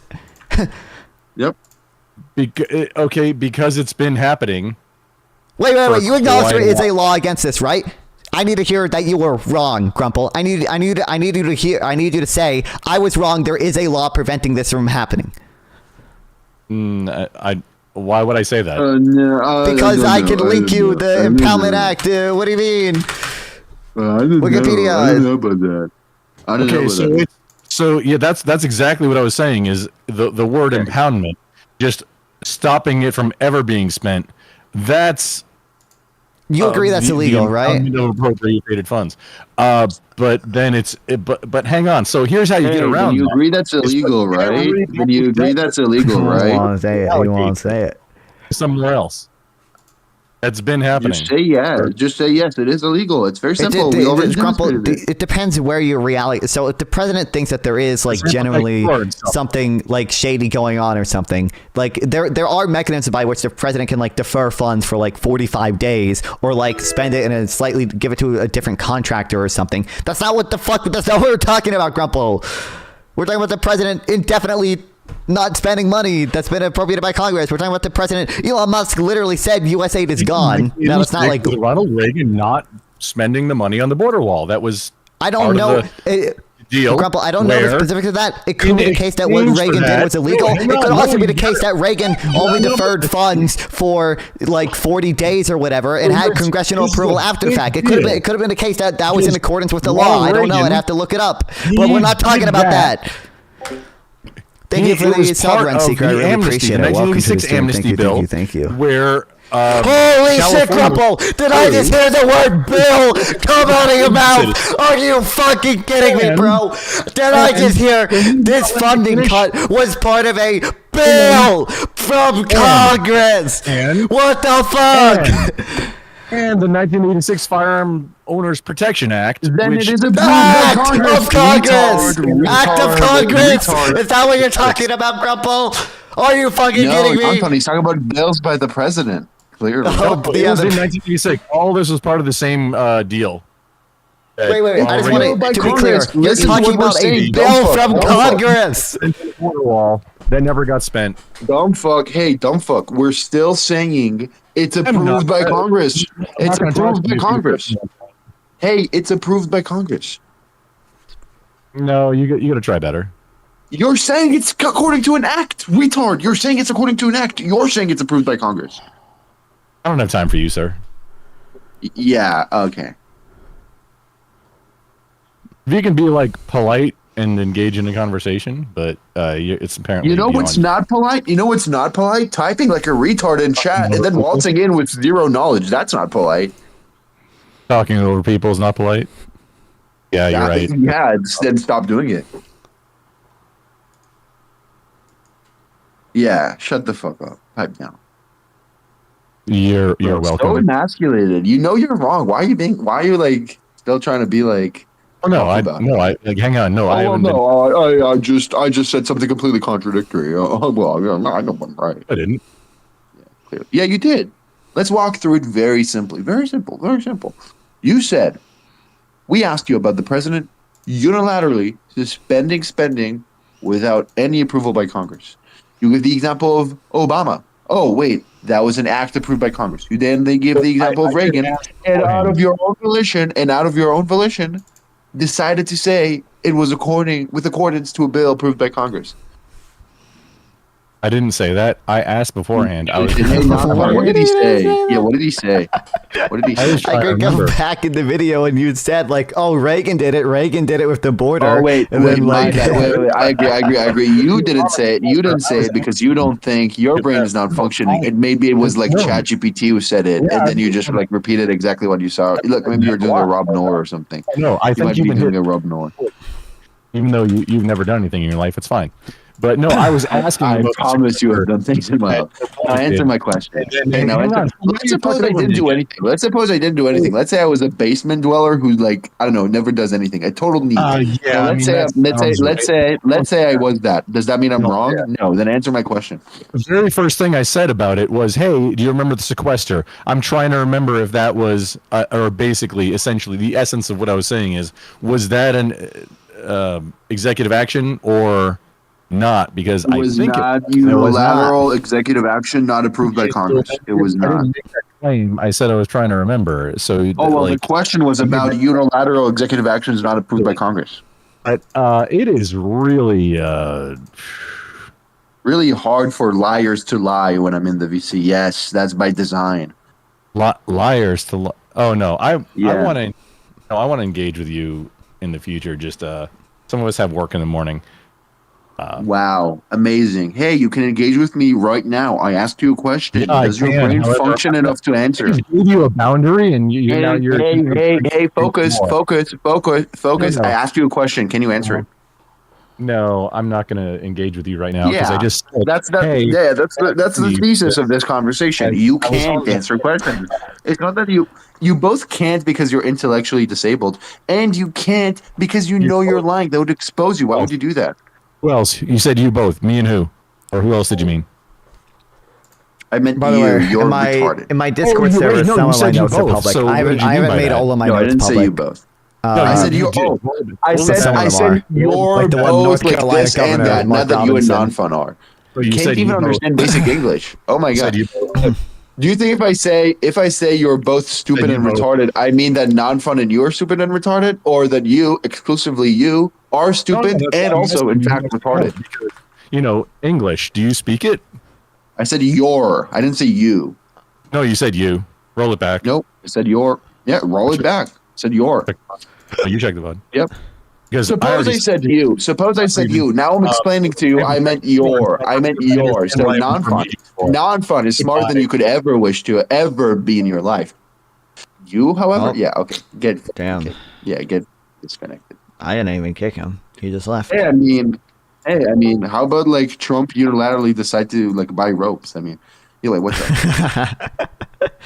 I just like ropes. I don't. No insinuation or anything. No specific knot that I would prefer people tie. Yeah. Oh, damn. Dude, that was so fun. No, I like knot theory. It's like in mathematics, I like knot theory. That's all. What about the sequester? I look it up. The sequester was an act of Congress. What about what about Reagan funding the border wall? Well, there was a bill. Did I just hear the words? Bill. Come out No, of your but mouth, he bro. voluntarily said it was. I know, because of it the was bill, so right? funny though. It's yeah.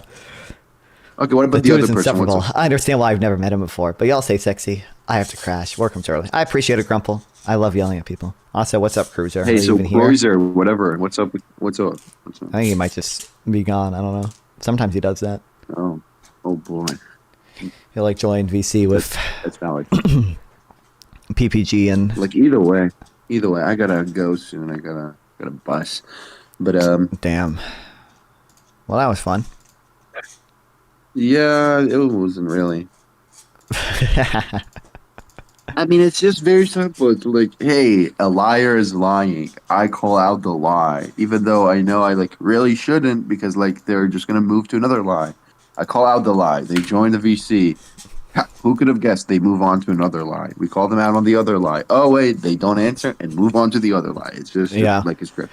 Speaking of lies, I can't wait. The new keep lying. Just keep lying. Just one more lie. Just keep lying. Keep lying. Truth is dead. Yeah, keep lying. There's gonna be another benchmark job revision today. I think in like 4 hours it comes out, and you know it's gonna have. Let's hope it's not going to be a complete assault on the BLS. Well, yeah, boy, but it's probably gonna, it's gonna show probably a like downward revision, I would imagine, and MAGA's not gonna care at all. They're just gonna, or if they do care, it'll be like you said. They're clearly politicized and making Trump's economy look worse than it is. So God Emperor. Yeah. Yep. Can't wait. They want a king. They want a king. True. I wish Joe Biden was my king, and Hunter Biden was his. Amen, brother. Oh wait, I have to mod him. YouTube chat.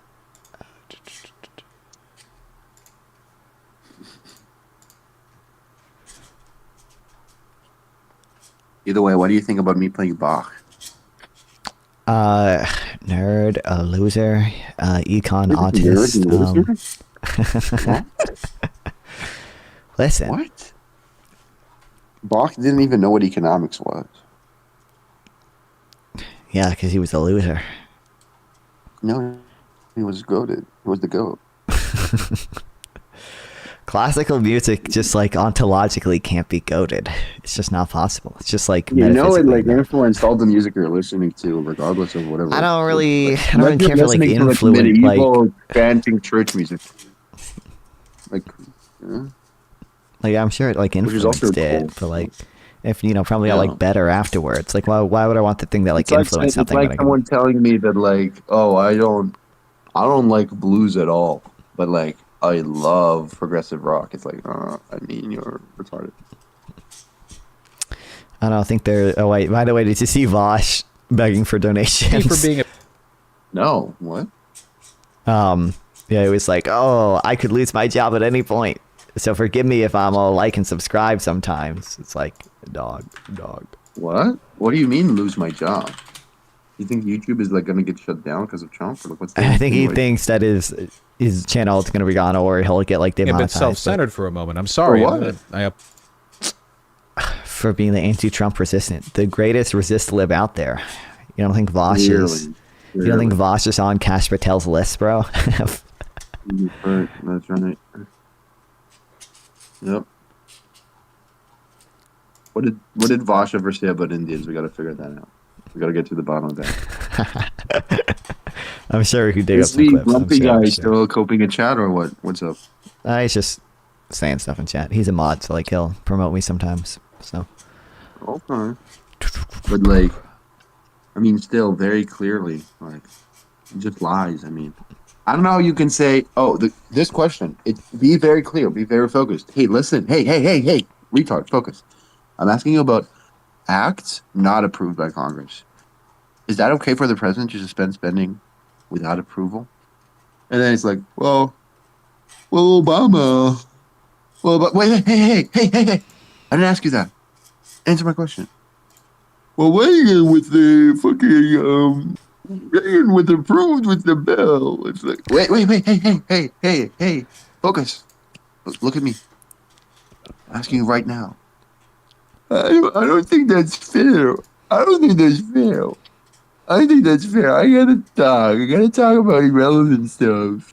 I want to talk about irrelevant stuff. Hey, you don't get to talk about irrelevant stuff. You gotta talk. You gotta answer the question. Ask him to give his take on our discussion where I said USA leaders should be using soft power and money to help reduce exploitation, stop human trafficking, and raise safety standards in supply chains. He's going to say the exact same thing I did. Because the world, and the way we do that is by increasing trade with allies and also globally, right? That would be one way. Because guess what? Economic development reduces exploitation. Very simple, right? The president should also ensure a strong Western democratic front, which would mean maybe funding democracies that are being fucking invaded by like I don't know, like a crazy dictator. Hey, that sounds like a good thing. Hey, right. Also, it would be stuff like I don't know, maybe not blowing up the standing of the United States across the world. So like, don't just like unilaterally disengage from like international agreements. Don't just like be the only country in the world that's not in the WHO. I think, right? At least North Korea is in the WHO, right? Like that says something, right? Only like non-Micronesian at least, but yeah. Oh, maybe. Oh, hey, Sample, you said it's the only one, but like the Marshall Islands. I don't know. I'm assuming they also are, but like I don't know of a nation not in the I don't know, WHO, but like it's not gonna be one with like I don't know the size of even like I think Gaza's probably in the WHO. like smaller than like Belgium or something. Yeah, you think Liechtenstein isn't in it. Get fucked. Liechtenstein isn't in it, and some island nations aren't in it. So, damn. Owned. Hey, Sample, you said you're the only one, but destroyed. Actually, like Tuvalu is not like actually Trinidad is also not in the WHO, so it's completely normal for the U.S. to not be there. It's like okay. Yeah. You got Destroyed. Me. Owned. Debunked. I mean, also, there's that. I mean, that's something else I would do. I mean, what were other aspects of the question? I don't know. Stopping human trafficking. You know what's funny? The stopping human trafficking thing. There is U.S. aid money that actually goes to stopping the drug trade and human trafficking.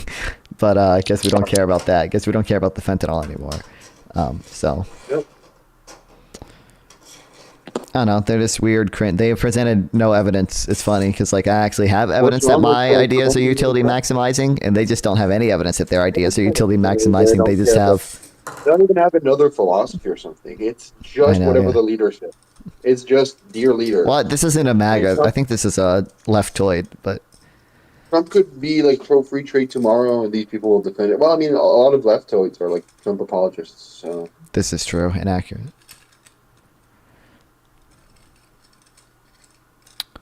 Well, I mean, a leftoid that hates the Constitution, not unheard of. Yeah, we need the violent revolution, bro. Yeah, bro. Obviously. Oh, and he's like a Twitch mod. Okay. Or is he a Twitch mod or just like a... Wait, which person? The Grumple? Grumple is a Twitch mod, yeah. Because he's in the space, so he's and he's like a crazy lefty. Who would have guessed? Well, no, Grumple is not a crazy lefty. I'm talking about the new... There's someone else in chat. Grand Designs Enjoy. Grand Designs Enjoy, I thought you were a lefty. I might be confusing you with someone else, but... Oh, maybe. Okay. I'm talking about the guy who joined the VCM, not able to answer it.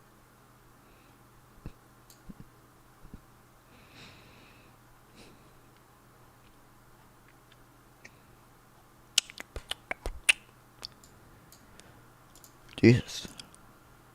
What? Anyway, another call to action. If you enjoyed that epic debate, like and sub, smash that like button, smash that follow button, ring that bell icon. I want to see so many twerking black men on my screen right now from all those followers. Hit the subscribe button to causally infer. This is yes, true.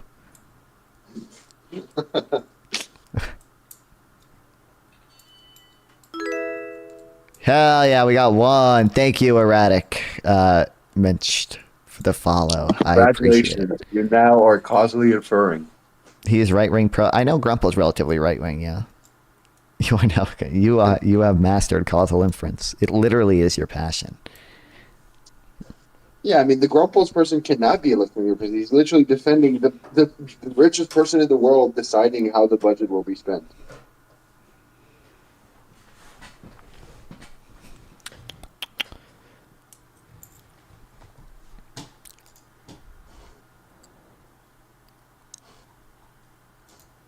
Crazy.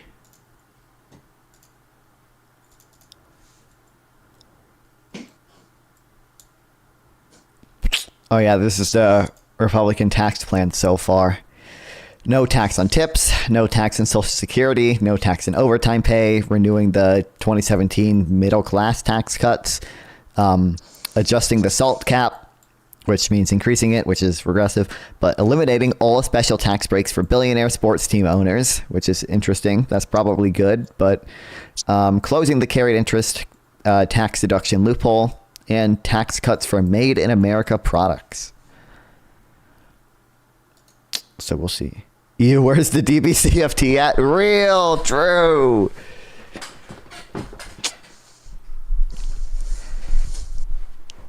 We could maybe sell Trump on DBCFT, okay? Because technically, I mean, in reality, I mean, it's trade neutral, I mean, but if you're framing it as like a protectionist thing, you wouldn't do it. yeah.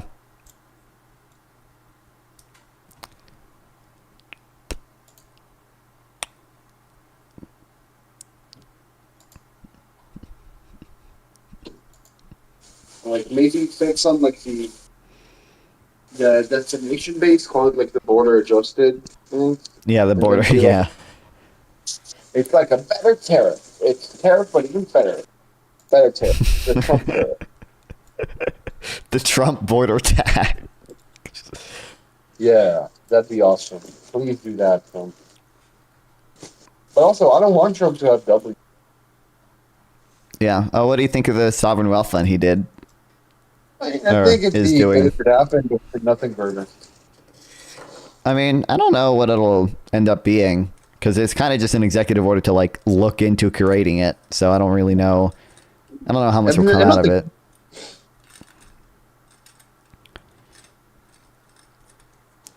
Ask him why he wants to join IDF adjacent institution.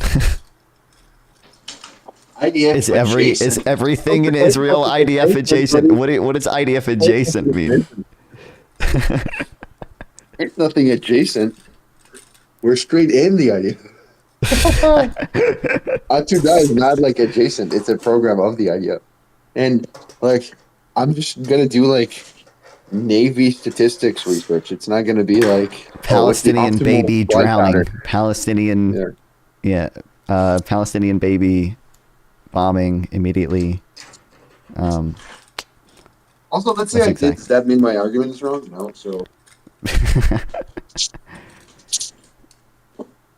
Baby skull tracking bullet is what he's in charge of. Oh, like that whitest kids, you know. Bedtime good night, dude. Thanks for stopping by, Testicle Johnston. Always nice to have you here, Mr. Johnson. Mr. Testicle, Mr. C Testicle, on my Johnson.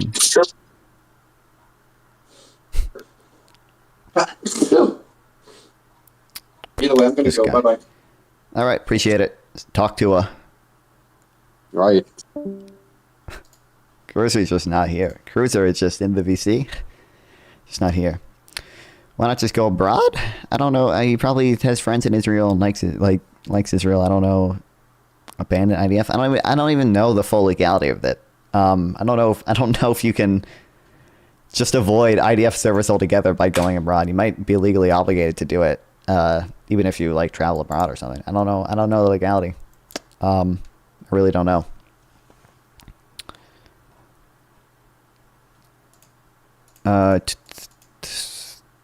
Fuck, there was a short thing I wanted to watch. Oh, the Bosch begging for money. For being a bit self-centered for a moment. I'm sorry. You might be able to, I just don't know. But if you're saying you can't, then I don't know. I apologize. I know. They say privileged streamer. My job could go out like that. You know how this is true for me as well. Everything he's saying, this is true for me and not true of How him. crazy things are getting over here? It's getting real crazy these days. Literally, like at any moment. You know that? Any moment, guys, they could take me down. They could just say, "Hey, YouTube, it's un-American of you to allow left-leaning people to." This is true of me. I am the more left-leaning than Vosh, obviously. So post videos. These communist videos are pro-China. Kablamo, I'm out. And that's a little scary. I'm pro-China. Literally, like, there's no, like, it's a day-by-day thing. I wake up every morning and I check. So I'm just. that's what I have to do too. I wake up and I anxiously I check my phone. I'm like, I'm worried that the YouTube notification is gonna show my channel is terminated, bro. Just saying. In the meantime, maybe I'm a little bit more like and subscribey than usual. You have a backup platform you're planning to go to if it hits the fan? Yeah, there's a corner under, like right next to the 5 in downtown Seattle that I don't usually see other people panhandling on. And forgive me for being... Incredible.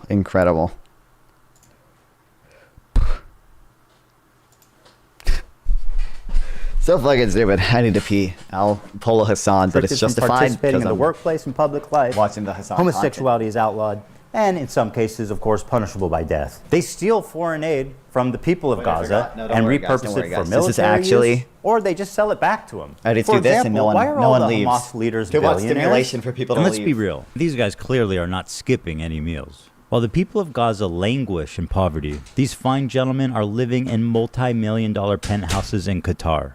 That lines up with leftist values. Or, well, they were billionaires. Because they're all dead. They killed it all. They're all dead. Hamas is a bunch of psychopathic terrorists of the worst order. And nobody would be crazy enough to defend them. Now, is this Islam again? Hassan defended Hamas? Seriously? Okay. We had to make last-minute changes to this part to prevent it from being age-restricted on YouTube. I cut out the footage from Hamas, and I will attempt to narrate it for you as best I can. In this scene, an older woman is walking hand in hand with a girl who looks about 12. And as they're getting in the back of the van, one of the terrorists gives them a wave goodbye and says goodbye to them in English. Goodbye. Goodbye. And the two of them smiling wave back. That's crazy, dog. Dude. Okay, that's crazy. That's crazy. That actually, okay, that's too much. That's more than I expect. Bro, every time they're releasing hostages, the next wave they're gonna be like, actually, I'm good. Like, I'm staying. These hostages are being released at gunpoint by the people who likely murdered their family in front of them before kidnapping them. Hassan peddling this narrative that they're sad to leave their captors is beyond disgusting. The next wave, they're going to be like, actually, I'm good. It's plainly obvious these are traumatized victims who are scared for their life and doing what the terrorists are telling them to do in order to avoid any conflict on the way out. Oh, look at the sweet masked terrorist with his AK-47. He's so nice. Did you guys see how he waves goodbye? Dude, okay, I'm going to be honest. This is some crazy PR. They look traumatized as fuck. Wait, what? Bro, they look like they're chilling. This girl who had her foot blasted off on October 7th and then operated on without anesthesia or painkillers is so sorry to say goodbye to her captors. She's going to miss their hospitality, like being raped and being watched showering and changing. Was it ever confirmed that some of the hostages were drugged on the way out? Gaza hostages drugged. I remember reading a little bit about this, but I don't know. One girl was given ketamine. Israeli doctor says hostages abused, drugged in Gaza. Psychiatrist cites physical, sexual, mental, psychological torment. Says one freed Hamas captive was kept until darkness for days. Other still experienced dissociative states.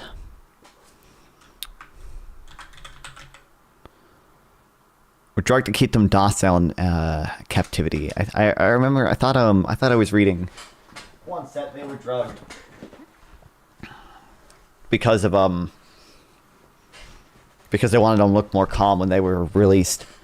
I feel like I remember that once. I don't know for sure though, so I don't want to I don't want to spread propaganda here. Oh, wait, why am I shouldn't be in a politics category in Kick. I just checked. Wait, am I gotta be one of the highest viewed yeah, I am the highest viewed politics guy right now. Oh, I should have taken the screen cap earlier. I'm mogging PPG right now. Hell yeah, chat. Afghani power plants, 200 million on unused Afghani dam, 250 million on an unused. Donald Trump said he's gonna overthrow Maduro, dude. Remais, did you miss 2019 also? So true. But I don't remember if they were.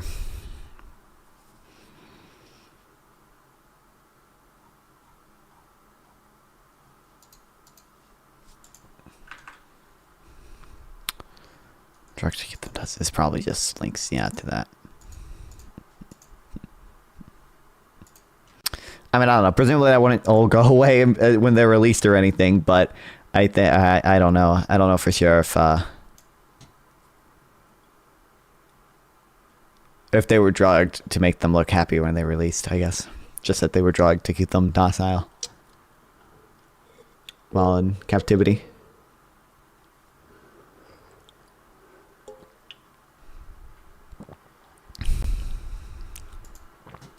Oh my god, wait, I totally forgot. My favorite game, Dreidel. Because I'm a trade genius. I'm gonna get this first try. Watch, guys.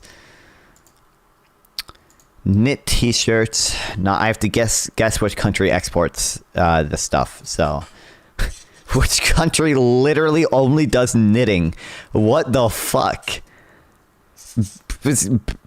Bangladesh or something? I'm gonna guess Bangladesh, but I don't.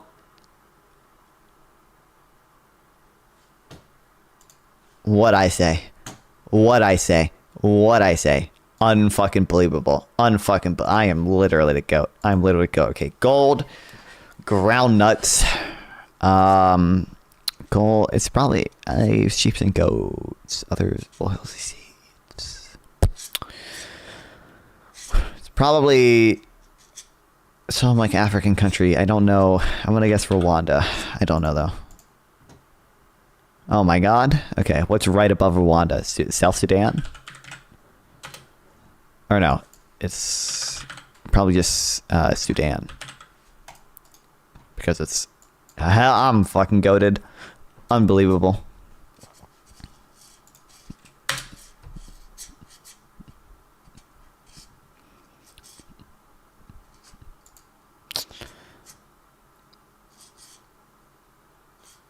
I don't even know what the fuck this is. Ferroalloys? Dolomite? Fucking... gypsum? Planes, helicopters, and/or space. What the fuck? It's not even like just a poor like African mineral nation because they export fucking planes. I don't... What fucking... Australia? I feel like Australia would... Well, yes, okay. So it's probably somewhere in Africa. Morocco?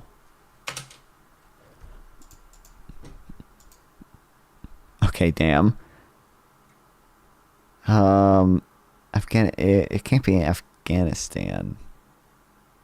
Maybe it's gotta be like a small... Fuck, man. I spell Bhutan. Okay, whatever. Gotta be. It's probably one of the fucking Stan countries, isn't it? Yeah, it's like. Can't be. It's like Tajikistan, I think is. Fuck. Pakistan? Okay. There's no way it's India, right? No, it's got to be further than India. It's 2000.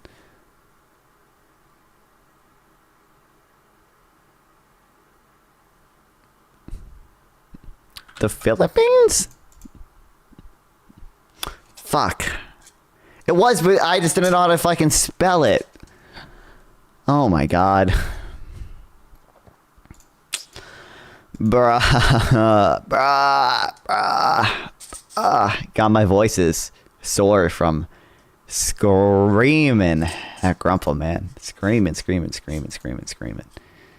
It was fun, though.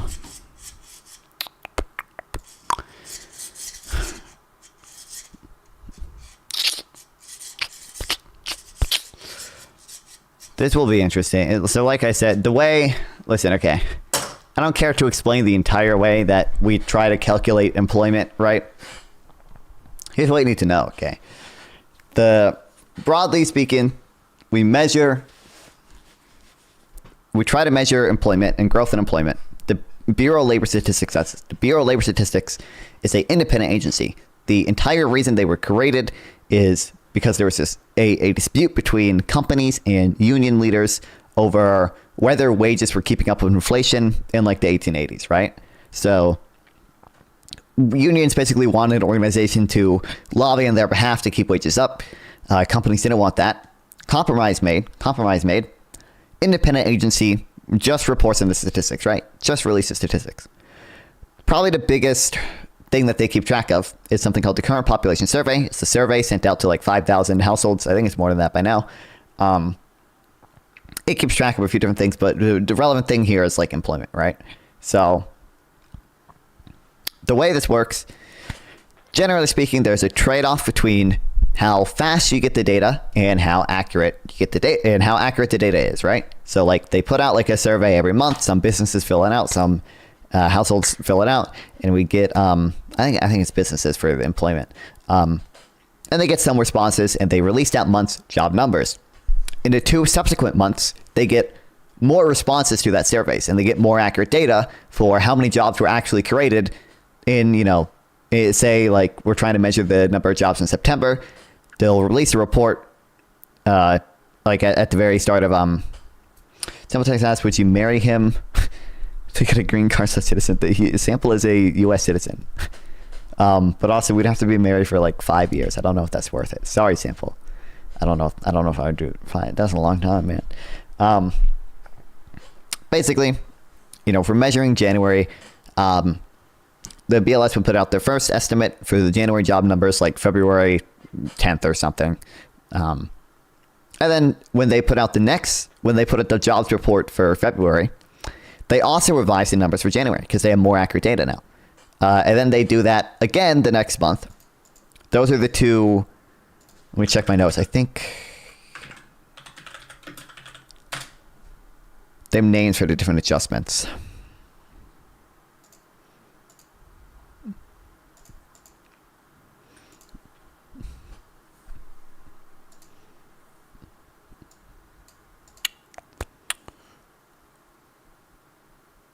Yeah, so they changed it, the monthly revisions. Changed twice in monthly revisions. Later, they get even more data. They get when they release their quarterly reports, they have employer tax receipts. It's still not the most accurate, but they get kind of like the first load of like tax data, which is more accurate than the survey data, which they use to estimate job numbers, and they'll revise them again. Sometimes they go up, sometimes they go down. We can look at documented cases of them going up and down. It's not uncommon to see either one. Usually in recessions, you see big downward revisions, okay? That's important. And then later, literally like a full year later, I think it's actually 2 years later,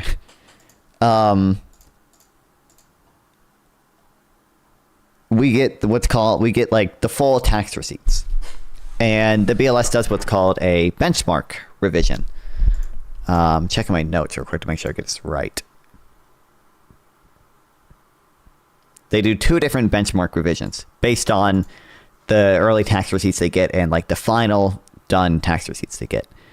Now, it takes a long time to get that data.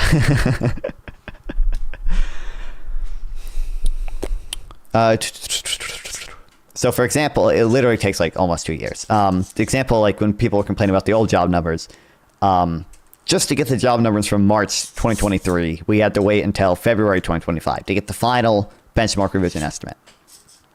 And what MAGA did, okay, I'm pretty sure even Marco Rubio did this. When we had a 800,000 job downward revision, right? In 2022, I think. Or no, 2023. That was for the entire year. So the actual net effect on total employment growth throughout the whole year, not that long, or not that big. It was like less than 1% of the jobs or something. Not that big. MAGA was like, oh my God, Biden faked 800,000 jobs. 800,000 jobs were faked. Not true. These revisions happened. The revision was even larger, like in 2009. Again, the revision might be a bad indicator because we typically see downward revisions in a recession, but basically no other indicator suggests that we were close to a recession, right? We're still not close to a recession. Despite even the stock market crash. Downward revision in 2006 was also just as big as this one. So that's usually, we had MAGA saying Biden was faking them. No evidence of that. Literally no evidence of that. They just didn't like it. Or no, sorry, they thought they could blame Biden for it. So they said it's fake. and it gives them like a pretext to, this is what I am really worried about MAGA doing, is they don't actually believe these things are fake or anything. They just want to make people believe that so that they have a pretext to actually fake them. I would not put it past Trump to actually try to intervene to make the BLS like partisan, to make it reflect what the job numbers he wants. Nixon tried to do this by firing all the Jews. Nixon didn't like Jews. He thought the unemployment numbers looked bad because there were a bunch of Jews working in the BLS. He made a Jew list and fired all the Jews. I want to put it past Trump to do not anti-Semitism, but just to try to get rid of what he calls corrupt people in the BLS. And now we have a partisan BLS that will report, whatever political parties in office, favorable numbers. That's really bad, especially because the Fed uses this as to make decisions over whether to hold interest rates or cut rates or raise rates and all that stuff. So that's really bad. I'm also worried about them, like Senator Mike Lee and Elon Musk are tweeting, end the Fed, end the Fed, end the Fed. I don't even think they actually want to end the Fed. I think they want Trump to have control over the Fed because Trump wants control over the Fed. Because Trump has said, I know that because Trump has said so multiple times. He did it during his first term. He did it even more explicitly in a campaign trail saying, I believe I should have some say over the interest rate. He's only ever doubled down on this. He's never backtracked. He's continued to do it. He wants to control the Fed. I think he's just trying to create the idea in people's minds that the Fed is bad, the Fed is evil, the Fed is stealing wealth, the Fed is creating inflation, the Fed is blah, blah, blah, blah, blah, blah, blah, the Fed is causing recessions. So when Daddy Trump takes control over the Fed, people don't, his supporters are like, oh, he's getting rid of corruption. He's doing a good thing. This is a great thing that we should want because the Fed is corrupt, the Fed is bad, the Fed is evil, the Fed is inflating your money, all these things. Daddy Trump takes power, that'll be a good thing.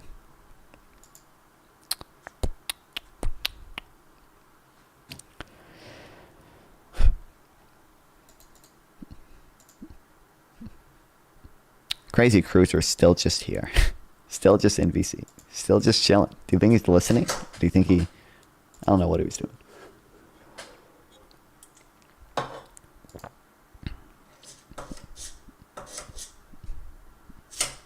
Oh yeah, this is also funny. The methodology for changing the job numbers has not been changed since 1979. The U.S. is like incredibly transparent, like institutions for this stuff. Yeah, it's just not an issue here. It's not an issue that these numbers are faked or anything. But tomorrow or later today, when these new numbers come out, do you think we're going to see MAGA saying the same thing? Of course we're not. Of course we're not. Of course we're not. Of course we're not. Why would we? Why would you ever, obviously we're not.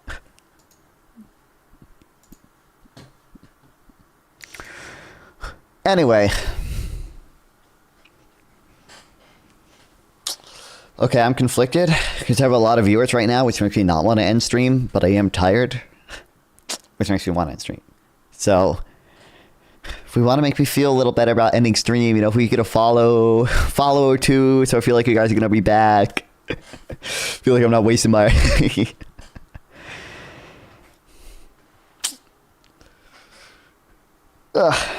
I really appreciate you guys being here. I love streaming. Love that all you guys watch me stream. I had a fun time today.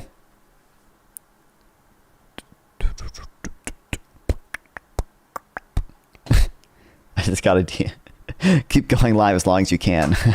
Damn. Grumple wants me to keep going. I could play a fucking Hello Kitty Adventure Island. Do we want to watch that shit? Is that something we are interested in? I'll be back with a good time. Thank you. I appreciate it, Patero. What if I play Hello Kitty? What if I don't know, Grumple told me to keep going. I know Grumple told me to... Hold on, where's my... Isn't it awesome? I tried to pirate it. I could only play it through an emulator, because apparently you can only pirate it through an emulator. I can put the song content Newcom in the background, I guess.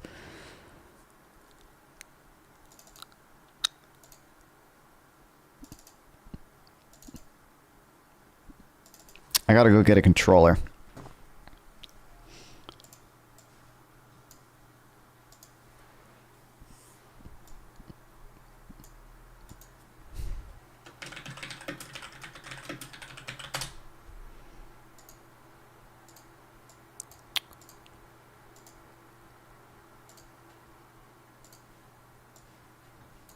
Okay, hold on, let me do this. And then let me... Oh, Jesus. I gotta add a fucking window capture.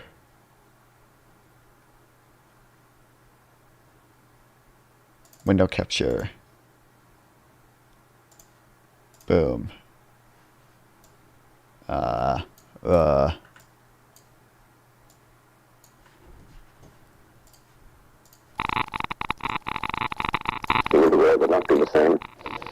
Give me a second. Laughed.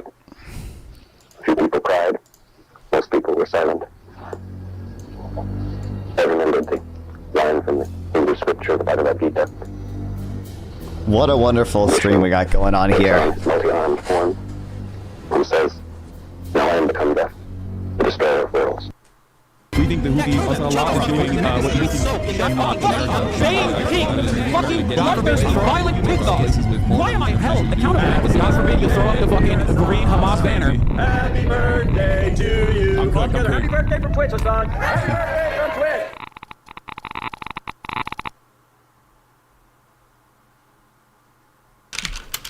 Oh, hi there. It's me, your old friend, Ethan Klein. It's been a while since we've last spoken.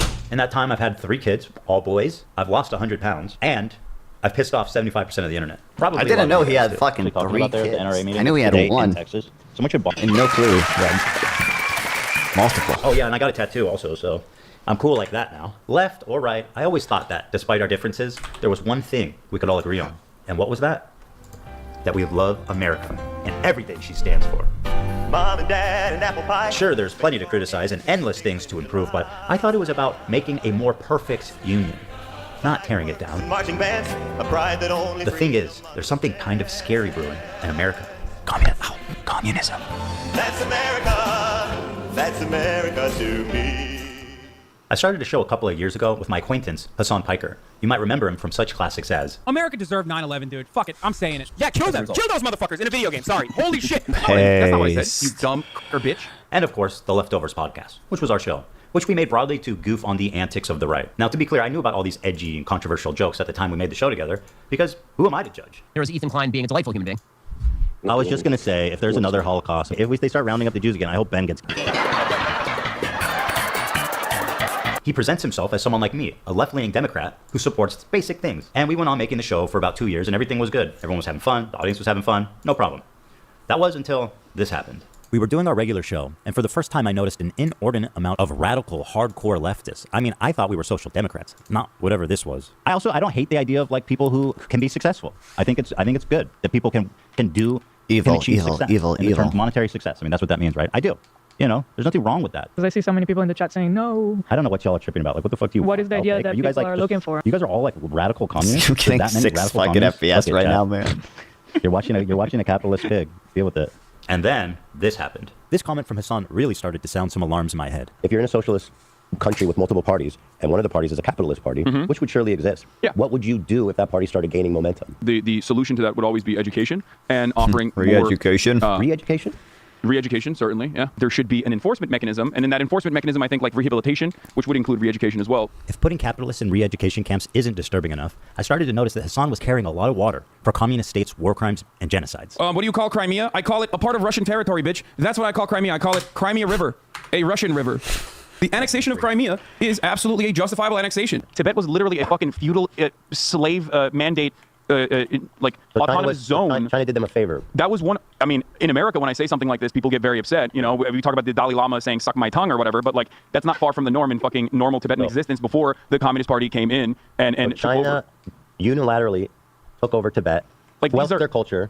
They basically are trying to, homogenize the culture. If your culture, they're trying to swell the religion and the identity. The part of feudal warlords and slavery, abolishing that, yes, I do think that is good. No, China did them a favor. This is a good way to describe Taiwan as well. The American federal government going to the fucking south and killing, unfortunately, even not all so of much them, to but a decent amount of slavers and defenders of slavery. so much to suggest that like, Islamic culture might be sometimes not the best,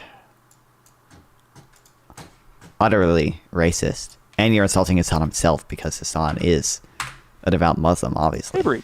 This is violent retribution from a powerful federal government that squashed. Okay. Tibet is the South in the Civil War. Yes. And most disturbingly, a complete whitewashing of the Chinese genocide against their Muslim minority group, the Uyghurs. Really? Don't they have Uyghur death camps? Is that? It's not a death camp.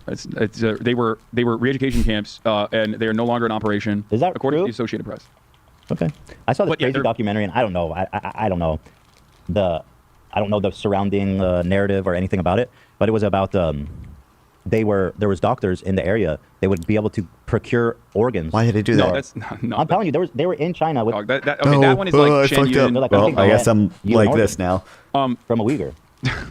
But why is that? Is that really that crazy? The Associated Press quietly fucking wrote an article that didn't get a lot of coverage in mainstream media about how all the concentration camps have been closed now.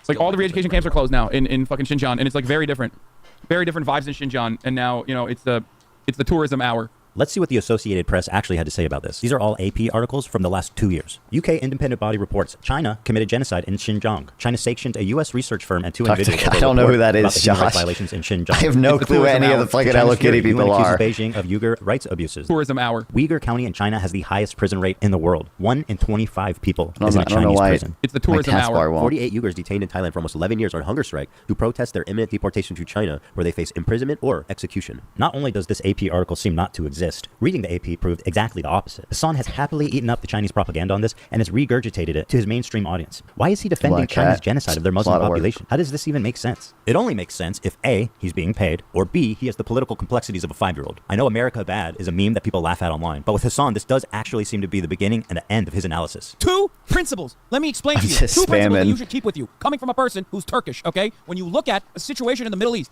you look at what the local government is and who the Western forces are. Never align with the Western forces. So when I look at other countries, I look at the regional actor, whoever the regional power player is, and then I look at who is backed by the Western superpowers. That's a principle that you could take home with you if you want to actually be moral or if you want to be smart about the way you analyze other countries. That's smart. That's intelligent. Basic foreign policy analysis. U.S. bad. Magically, you are above on your foreign policy analysis. You're going to be better off than 90% of people that look at the situation. After seeing all of this, I was already getting uncomfortable with our partnership. I started to wonder if I had any idea who this guy actually is. And then this happened. We have breaking news out of Israel this morning where Hamas has launched a surprise attack within Israel's borders overnight. After the shock of October 7th, I noticed a huge increase of anti-Semitic comments from Hassan's stream and Discord, including from his head mod. I was disturbed that Hassan was seemingly okay with this. Can you do you care that your chat is calling you racist? Do you make any attempt to modify? I have not looked at my chat. I have not looked at my chat at all. But you Hamas, please don't hijack the Hello Kitty plane. 1,000 people in here right now. No, I don't know if Hamas has ever hijacked the plane, but I'm shocked that you don't care that people in your chat are saying, "Who the fuck is this child?" Oh, what the fuck? I love you, but there's only so much I can do. How can you be surprised when your Discord is literally full of fucking the PLO has? If you're making that argument, you know that. Arafat, please. Calling me a Zionist, baby killing genocider. Arafat, please don't take the plane. He doesn't even know where I'm coming from because it's not something It's he like would in ever ask for. Fortnite. And all these other content creators actually, you know, whipping their communities when their chat is going fucking absolutely bananas over random dumb shit and bringing my name up for no fucking reason. That you were just allowing that shit to run rampant in your chat, and I thought that was fucked up. Ethan, I love you, but there's only so much I can do, especially as someone who thought we were fucking friends. I think that's a reasonable expectation for someone who you consider to be a friend. The problem wasn't that he was pro-Palestinian, because I share a lot of those views, and I've been a stalwart supporter of the Palestinian cause for many years. The problem with Hassan's coverage, and a lot of people like him, was their complete lack of empathy for the Jewish people who were frankly slaughtered by Hamas. He refused to show even a crumb of empathy for the Jewish victims. But listen to what this guy said. Not the strawberry. I have the strawberry. The stupid fucking until the resistance came and plushie. electrified hang gliders and took at least several dozen hipsters. But I'm sure they're doing very fine despite what the New York Post says. But nobody had seen this coming. I mean, that's insane, right? I don't even. Yeah. Okay. Like. Okay. I don't. Just criticizing people. You don't have to comment if you're not comfortable about it. I honestly felt at times that he and his audience barely thought of Israelis as humans. But this dude just called babies militants. No, I understand. And there are baby settlers as well. But there are baby settlers as well. There are babies in the settlements. Part of running defense for Hamas is downplaying the violence, specifically the sexual violence, which he's done a lot of. Doesn't matter if fucking rapes happen on October 7th. Like, that doesn't change the dynamic for me even this much. So that's the other part of this problem that many people can't contend with. Like, the Palestinian resistance is not perfect. They're not, like, so good. They have magical bullets. The Palestinian resistance is not perfect. They're not, like, so good. They have magical bullets. It's not perfect. Of course, if you compare the raw numbers, Gazans have lost a lot more than Israelis. 40,000 people have died, and neighborhoods have been completely flattened during this war. And while we should keep their plight at the top of our minds at all time, it also doesn't mean that we should disregard the lives of the Jewish people who are also affected by this, even if their suffering on the whole is not as great. Some of you may know that I'm an Israeli dual citizen. My wife is Israeli, my kids are half Israeli, and my entire in-law is Israeli. I lived there for 5 years, and I grew close to how am I not giving this bitch a strawberry? One of the biggest issues talked between to her me, like Hassan, 5 and his times. community was that I'm in favor of a two-state solution, while they are in favor of a one-state solution. Their theory is that after the October 7th attack, Israel should just dissolve its borders and let Hamas enter Israel unrestrained. I'm not reading anything. I'm just response to October 7th. Instead of indiscriminately bombing Gaza, I think the first thing to do in that situation would be to dismantle the government in the way that it existed, like get Netanyahu out of power. Okay. So you're saying Israel, in response, hold on, dude. You're saying in response to this terrorist attack, Israel should have dismantled their own government.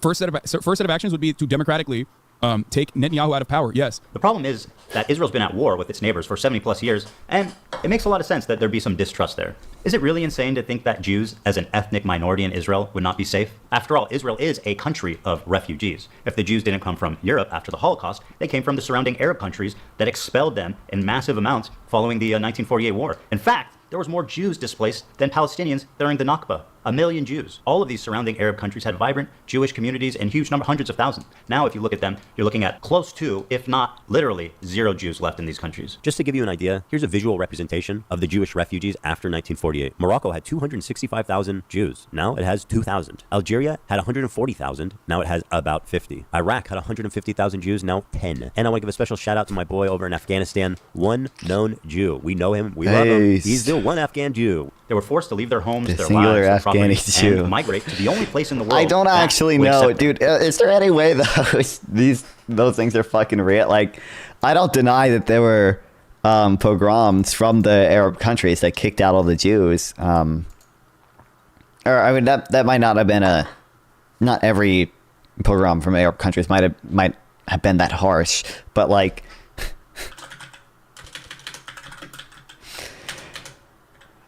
I'm assuming the last known Jew in Africa. Oh, he left in 2021. Oh no, there are no Jews. It's over. It's over.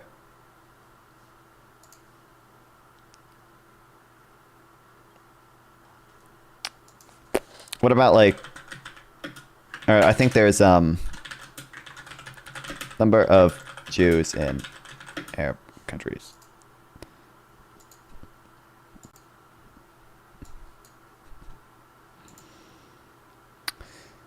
I don't know. I think Morocco still has quite a few. Like Libya, like there's 0 in Libya. I imagine there's no, like, how do we, like, we're, like, someone needs to have, like, 10. Like, we're counting, how do you even know that? How do you even find all fucking 10 Jews in the country? I'm assuming it's just that, they're like, like,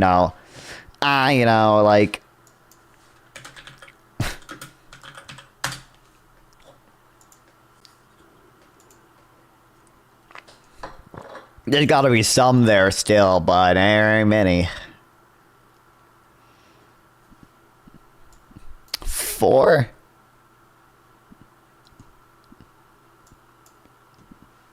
Which was Israel. The irony of this whole situation is that after the 1948 war, when Israel won the war to declare its independence, the Arab countries got super anti-Semitic against their own Jewish citizenry that had nothing to do with Israel. And as a result, they kicked them all out, 1 million plus of them, and forced them to go the one place they hated the most, Israel. And now those same people that forced them out of their homes are telling them they don't belong there. So if the Jews of Israel are surrounded by Islamic militant terrorist groups that have stated their goal is to annihilate Israel as a Jewish state, and considering the historical context of Jews being pogromed from Arab countries, is it really that crazy for them to not feel safe as an ethnic minority, even a little bit? And that's pretty much the entirety of our disagreement. Despite what you've read on TikTok and Twitter, I've donated 6...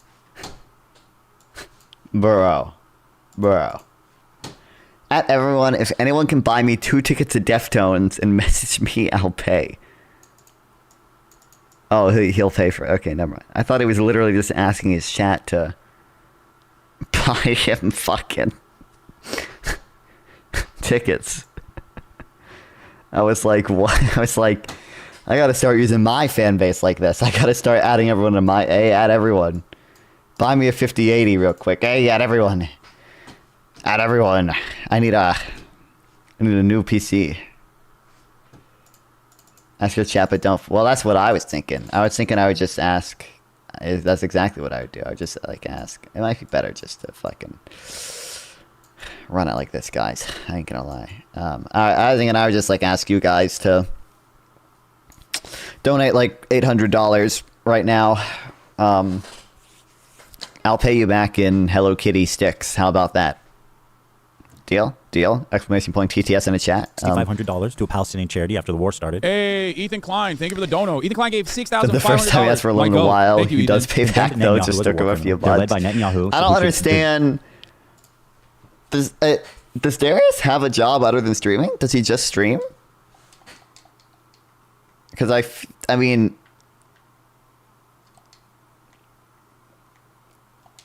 I feel. No, he doesn't have another job, or no, I'm assuming you mean no, he doesn't have just streaming. I mean, that's kind of understandable. I mean, I feel like gambling. Doesn't he gets gambling sponsorships though, right? So it's not like it's not really ever his money, right? That's my understanding how a lot of gambling sponsorships works. Maybe I'm wrong on that, but don't they like give him money to gamble with? I thought that's how it worked.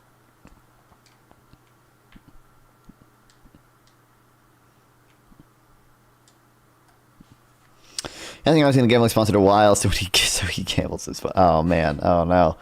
Okay, well I'm understanding now. Okay, good to know. What the fuck? Resign in disgrace and go to prison for being a war criminal. Called the West Bank settlements Borrows from one or two settlers guys. in the West Bank are religious zealots. They're monsters. They're genocidal. I've even said the West Bank settlers are valid military targets. When you talk about like colonial settlers and stuff what I'm taking away from this is just never give Darius money. Military targets, in my opinion. My only crime is wanting a 2-state solution instead of one, and thinking it's not okay to kill Israeli civilians. That's it. That's why they're calling me a Nazi Zionist. And because of Hassan and others spreading this malicious lie about my beliefs, I'm even getting harassed on the street. So how come you don't like Palestine? I like Palestine. No, you don't. Why do you say that? Because, bro, wasn't she in the IDF? Yeah. Oh, damn, that's crazy. Mandatory service. That's sad. That's terrorism, bro. She was born there. That's sad. I feel bad for you guys. Ethan Klein, bro, you're ugly as fuck, bro. You're ugly as shit. You look like a rapist, bro. You look like a fucking rapist, Ethan. Feel bad for you guys. Ethan Klein, bro, you're ugly as fuck, bro. You're ugly as shit. You look like a rapist, bro. I'm tired of all these coward Americans in the South trying to act like they're so tough. Oh, I'm American. Oh, you don't even run your own country. You don't run your own country, bro. You don't love your own country. A foreign country named Israel loves your country. Bro. Oh my God, bro. I love you, Hassan. Can I give you a hug, bro? I'm so sweaty, bro. I love you, bro. I'm so sweaty. I love you, bro. I have to interview you. You're my hero, bro. I love you. Bro, you're the coolest guy in the world, bro. Hold on, I think I look gay now. Clearly not inspired by Hassan. Clearly actually a Destiny viewer. It's a funny thing about me. I don't like terrorism, and I don't like terrorists. If they're Jews, Christians, Muslims, they're all bad. What is terrorism?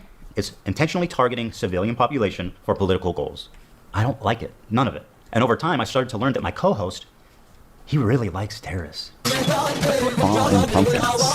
They do musicals. They're very musical people. Musicals. Dog, what do you look? Uh-oh. You think I made this? I know they're singing, but I'm seeing this guns and shit. This isn't a music video, Hassan. They're taking over these ships. They started targeting the ships. The people on this helicopter right now? Yes, they're streaming this. This is a music video. Yeah, they're flexing. What? Hassan, please stop. It's not a music video. We think the Houthis, Ansar Allah, is doing what Luffy would do. You should tell him that. Hezbollah is a paramilitary organization. Do you like them or no? I don't. These controls suck. But they are a terrorist organization. Like they're designated. They are designated by the American state as a terrorist organization. I do not like them then. Well, he is regarded as a pretty brilliant. Well, Nelson Mandela was a terrorist. In terms of like everything that he's done. Then I saw clips like this where Hassan is explaining how he's hiding his power level to funnel in normies into radicalization. I think that in the short term, in order to combat against that, you have to advocate for a much lighter form of propaganda. You want America, in the way that I feel about it, and if you want America to get out of the way for places with more revolutionary potential to do what they would normally do, I think that, one thing you have to do is advocate for a lighter form, while simultaneously still doing agitated propaganda that goes beyond, social democratic idea. I just wanted to put emphasis on the exact point of the so-called radicalization funnel, where, for example, Hassan and JT catch them while they're young, as they say, and then they start looking into this new idea, etc., and then move forwards through the funnel, get more and more informed, get more and more radicalized. Okay, wait, I have to. Part in the funnel for the cause. It's the stupid fucking Nintendo controls, and I'm playing on a PlayStation. It's fucked, and I keep it in the wrong button. Conversation. Lie to me about how he's a social democrat to hide his power level. We should move towards a Sweden-style economy or a Norway-style economy, which would be a social democracy. You have to advocate for a much lighter form of propaganda with Look, robust social safety nets.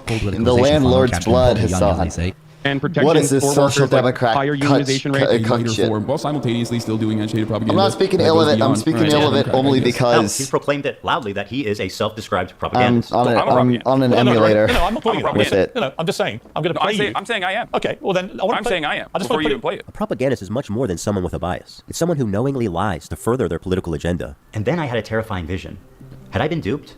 Was Hassan presenting a Trojan horse to my community, where he was just a left-leaning Democrat like myself, and as he said in the previous video, was funneling them into radicalization and turning them against me? Liberals are some of the easiest to manipulate people on the fucking planet, dude. I learned how much he hates Real and true. Dude, I hate liberals, dude. I do. I hate them. I hate them so viciously. Did he secretly despise me this whole time? I'm sorry, dude. I hate liberals so much. Did this man sit next? Bro, this game is a fucking. This game should be $5 dude.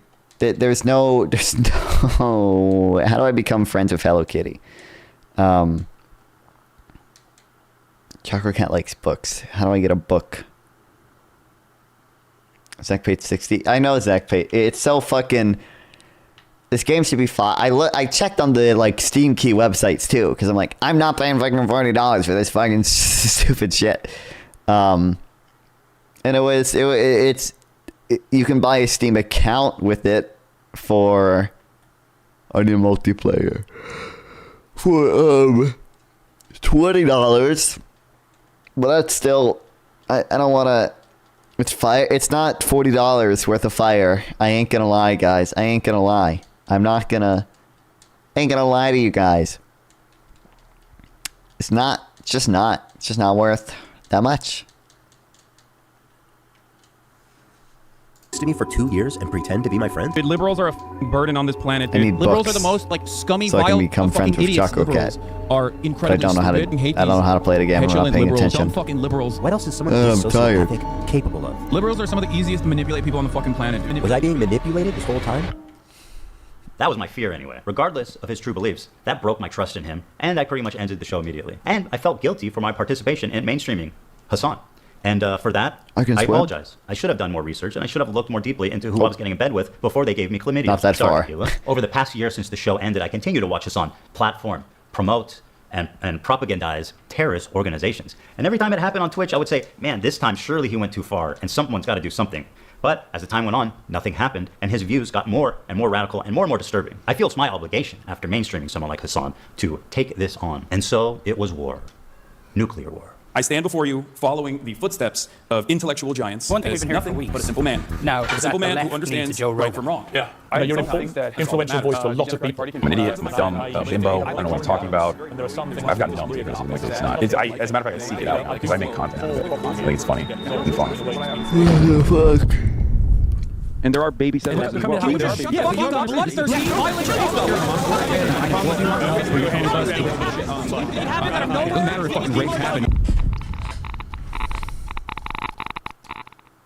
Thank you to ExpressVPN for sponsoring this video. ExpressVPN is an app that lets you change your location. Let's see what you can do with this power. We could sign up for Netflix from a different country, but why would you want to do that? It was $14. Fuck you. I would use VPN. Hate your sponsorship. The marketing team is strapped. The influencers, Hassan, nice to see you. Frogan, front row. I am here to present to you an extraordinarily exciting opportunity. We have not tapped this market yet. Now, don't panic, okay? Because you're going to want to panic when I tell you, but listen and learn. Who's billions of dollars, eager to spend it? And what, people are too cowardly to reach out and take the money? Not us. Terrorism. Terrorism. Twitch is perfect. You can broadcast it straight into the veins of 18 to 35-year-old men. So here's what I'm suggesting. Hassan Like Piker. me. I'm yeah, we'll get 35. drinks after the show. No, you. He's such a great guy. No, you. Give it up for Hassan Piker, everybody. Happy birthday, buddy. This dude can package anti-Semitism and anti-Americanism like nobody else. In fact, you guys got him on the front page. And he's doing terrorism for free. Basically, gentlemen and gentleladies, Frogan, you look good today, girl. Babe. Girl, you look good. Great job on that Arab tier list. That was good. How much we get for that? Yo, you got 10 million from Qatar for that? That's what I'm talking about. I'm talking about Twitch.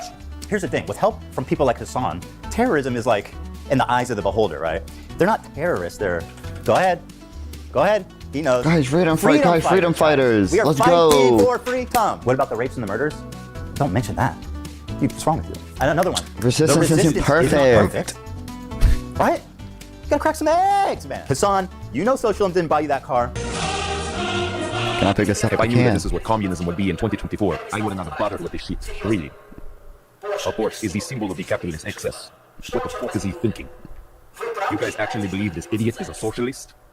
Forget the religion. Hassan is the opiate of the masses. Straight to the gulag for anyone soft to this idiot. Or that designer dog. This breed's stunning fluffy coat comes with a price. Chow chows. Oh, fuck no. Very cute, by the way. But those are expensive. The point is, we have the biggest political streamer on our platform that is influencing media and influencing young kids everywhere. If we can normalize terrorism, if we could rebrand it, then fuck the U.S. Navy. You know how much those guys don't pay shit. You see the Army ads on Twitch?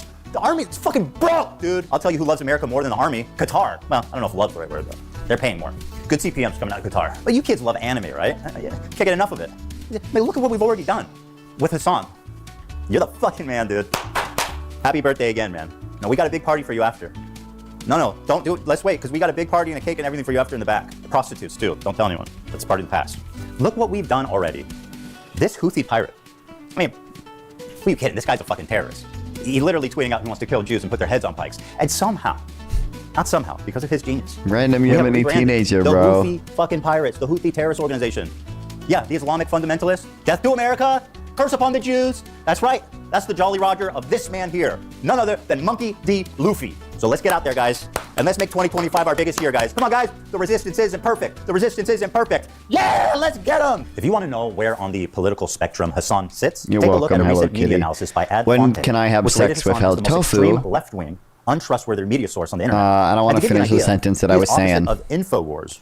Now, I'm not going to sit here and tell you that Hassan loves all terrorists, but what I will say is that there isn't many he don't like. Let's start with our good friend Luffy here and his organization, the Houthis. And yes, this is what it looks like. They are hiling Hitler. The Houthis are an Islamic military group. They're known for their cruel measures, forcibly recruiting child soldiers, I don't want to finish shelling it. civilian areas, and I don't blocking need. food I don't from need entering to already finish famine-ruined it. There's parts of no Yemen. They requirement also for me set to up finish landmines it. in First agricultural Amendment. spots, making the fields virtually worthless. Women have virtually no rights, and homosexuality, of course, is punishable by death. That lines up with leftist values. Now, just how little rights do women in the Houthis' Yemen have? Well, according to this, there's been 1,181 violations committed by Houthi rebels against women, including torture, rape, and murder. So, not great. The Houthis have a very wholesome flag, as you can see here. It says, translated, Allah Akbar, death to America, death to Israel, and a curse upon the Jews. And that's all of them, not just the ones in Israel. And of course, victory to Islam. I get amused when these terrorists are like, we hate Jews. We want to kill Jews. And then people like Hassan are like, you're fucking racist for saying that they just want to kill Jews and that they're terrorists, man. What you meant to say is Hezbollah is Muslim. You're not thinking deep enough about this topic. My criticism of the Houthis' slogan, do not factor into what they are doing. Of course, it is anti-Semitic, but contextualizing it matters. Yeah, it's really interesting because like that is such Western-focused propaganda. Like for a Palestinian to arrive at anti-Semitic opinions, okay, they don't need to read Mein Kampf. Oh, I almost forgot the most fun one. They brought back slavery. You think the Houthis, Ansarullah, is doing what Luffy would do? That lines up with leftist values. All right, so these guys are clearly... I don't remember if this was... I feel like I remember this being a fucking Saudi-funded media article, and I don't know. There's an Al Jazeera thing about it. I feel like this article was from a Saudi Arabia-funded media organization, which doesn't say it's necessarily not true, but I don't know how substantial the allegations were in it. I don't know about the Al Jazeera documentary, though. You think the Houthis, Ansarullah, is doing what Luffy would do? That lines up with leftist values. All right, so these guys are clearly the bad guys. So my question is, how does Hassan cover such a genocidal, violent, misogynistic, homophobic, terroristic organization? Oh, you want to see a Houthi musical? Sure. These were the people that the Saudis were killing, by the way, just so you know. These fucking musically gifted individuals. Yeah. Okay, I'm sorry.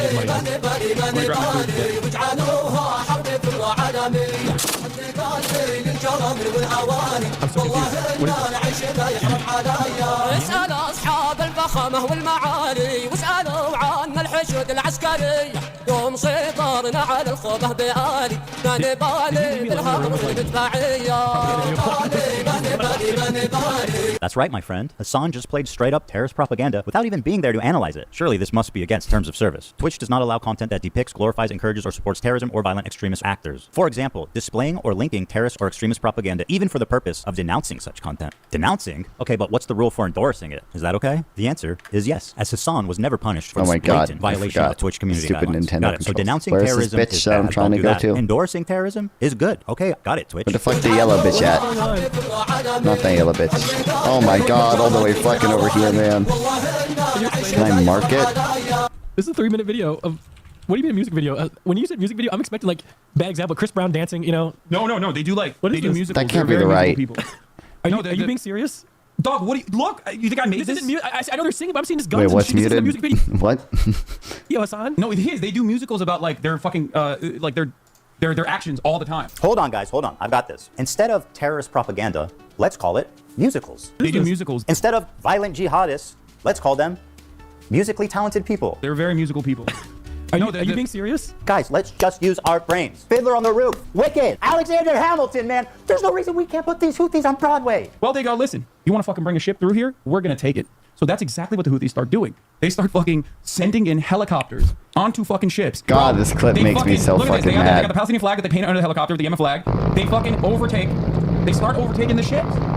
And they're like, guess what, dog? No more trade to Israel. If you are sending ships into Israel, if you are owned by an Israeli subsidiary, if you're owned by an Israeli corporation, we're going to take over your ship. You cannot fucking use this trade route anymore. Guess what, bitch? Guy who opposes like all economic sanctions that the U.S. does. Oh, if the U.S. sanctioning Cuba, horrible, horrible, evil. Is U.S. sanctioning Syria, horrible, evil, indiscriminate economic warfare. But the Houthis blockading the Houthis, which are not a government, they're a terrorist non-state actor, blockading a international. Blockading a trade route that goes through international waters. Yeah, that's chill though.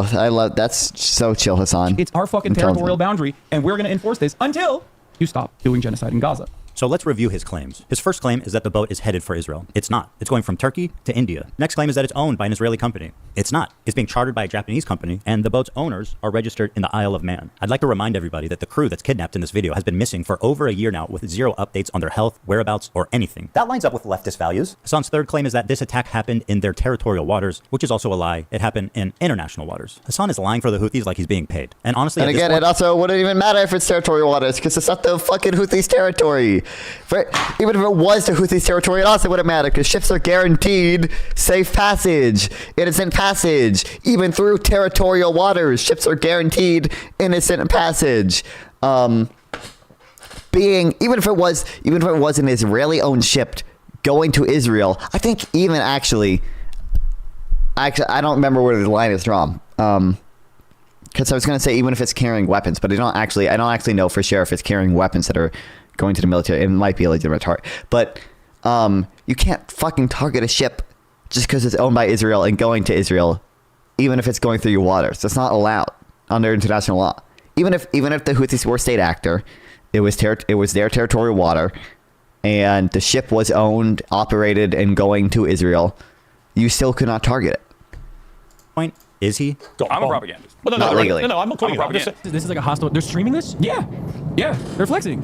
What? And they're coming in hot with guns. Yeah, but you have to understand, this is a deterrence. Israeli society is going to start getting upset. They're going to be like, I can't get my trains. I can't get my Amazon Prime deliveries. What the fuck is going on? I hate this. Israel sucks. I'm leaving Israel. That's the goal. I find it disturbing that Hassan thinks that a slowdown of imports is going to cause Jews to flee Israel. 80% of Israelis were born there and do not have citizenship anywhere else. So where do you want them to go? They're going to Portugal, Ethan. They're going to Portugal. I'm leaving Israel. That's the goal. That's what By Second telling the Thought Jews told of me. Israel to go back where they came from, Hassan attempts to deny Jewish heritage in the Middle East. It characterizes them not as indigenous, but as white colonizers. This is despite the fact that 60% of Jews in Israel are actually native to the Middle East. This is wild. So these guys did all of this, right? They did all of this. Is that their helicopter? Yeah. That looks like a legit helicopter. It is a legit helicopter. This is wild. I don't know who these people are. I keep forgetting. They take it over. And they tell the people in the ship, usually like mostly Filipino people, Filipino crews. Oh, which one is like, fucking... we got no problems with you, but you're coming with us. Gooncom or whatever the fuck. What an incredible way to characterize having a gun in your face. Hassan is asking us not to believe our own eyes as we watch terrorists hostilely kidnap the crew. We got no problems with you, but you're coming with us. We're taking over the ship. And once again, the crew is still MIA for over a year, prisoners to a terrorist organization. But don't worry, guys. Hassan says they have no problem with them. They're like, all right, we got no problems with you, but you're coming with us.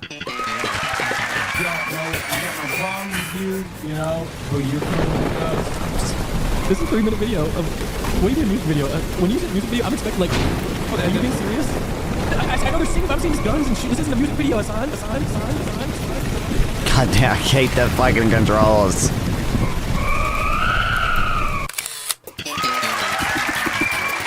I bet Hassan's friend really appreciated being fed terrorist propaganda on camera. Let's see what he had to say. Because hell, even a couple days ago, I was hanging out with my buddy Hassan, and this guy unironically put a terrorist propaganda music video on and then left the room. Left the room? Yeah, and I was just like, and the thing is, like, in hindsight, it's hilarious, But at the same time, I'm like, what is going on here? This is wild to me. Yeah. But like, I just like, he was like, yo, they're such great dancers. Like, oh my god. I was like, okay. Wait, is that how it works? If you watch like a politics TikTok, you get recommended Hassan right Who after? Who the fuck is... Bro, he's all over this page. Josh, you was good Baba. That's crazy. Or whatever the fuck. I can't read. I'm so tired, man. Hassan be saying some wild stuff, man. So I don't know if we can. Here's another incident of Hassan enjoying some Houthi propaganda.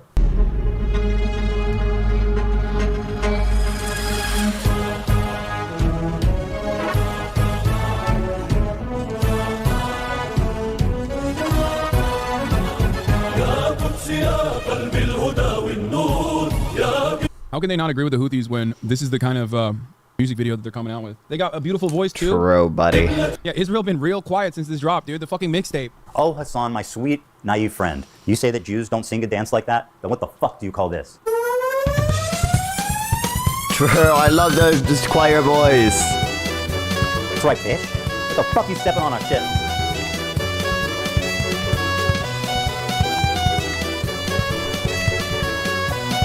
Yeah, Israel been real quiet since this dropped, dude. The fucking mixtape.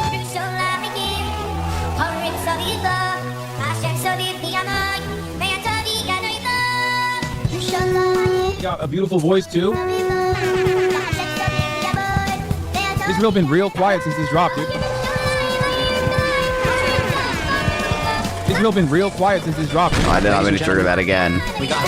Really? This is fucking too deep. Really, Hello Kitty, stupid fucking game. I'm gonna fucking drown in this shit, been real man. quiet since this dropped, dude. Can't fucking swim without flippers on in this shit. Now we come to our sweet, beautiful, cute little TikTok twink. This hairless Wait, young can I man just... is the fantasy of every tween and twix and This all is the like boys and Zelda. girls on TikTok. He's cute. He's got a mustache. He's a freedom fighter. Beautiful eyes. They call him Tim Houthi Chalamet because he's a Houthi. Bro, are we about to have a Houthi rebel on stream? Yes, brother. What do you mean?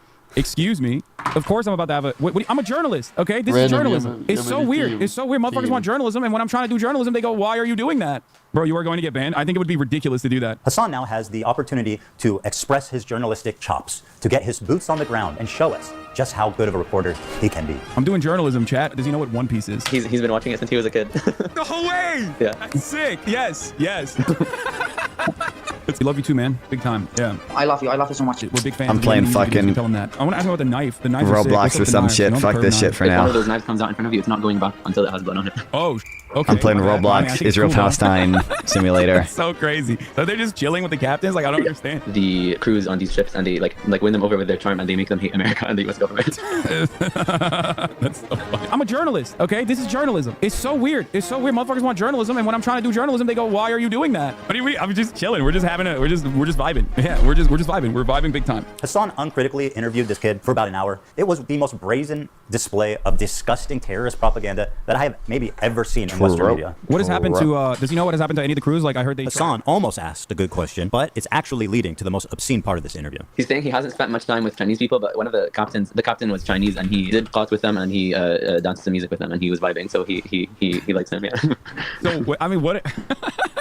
That's so crazy. So they're just chilling with the captains? Like, I don't understand. Ask yourself, why is he able to hang out with the captain and the crew of this pirated ship? Why would he even have access to that? Hassan knows why. Of course, he is a Houthi terrorist. Instead of challenging him and demanding more details about these kidnapped and missing people, he just runs defense for this guy, acting like he doesn't know why that would even happen. He's saying that they win over the crews on these ships, and they like win them over with their charm, and they make them hate America and the U.S. government.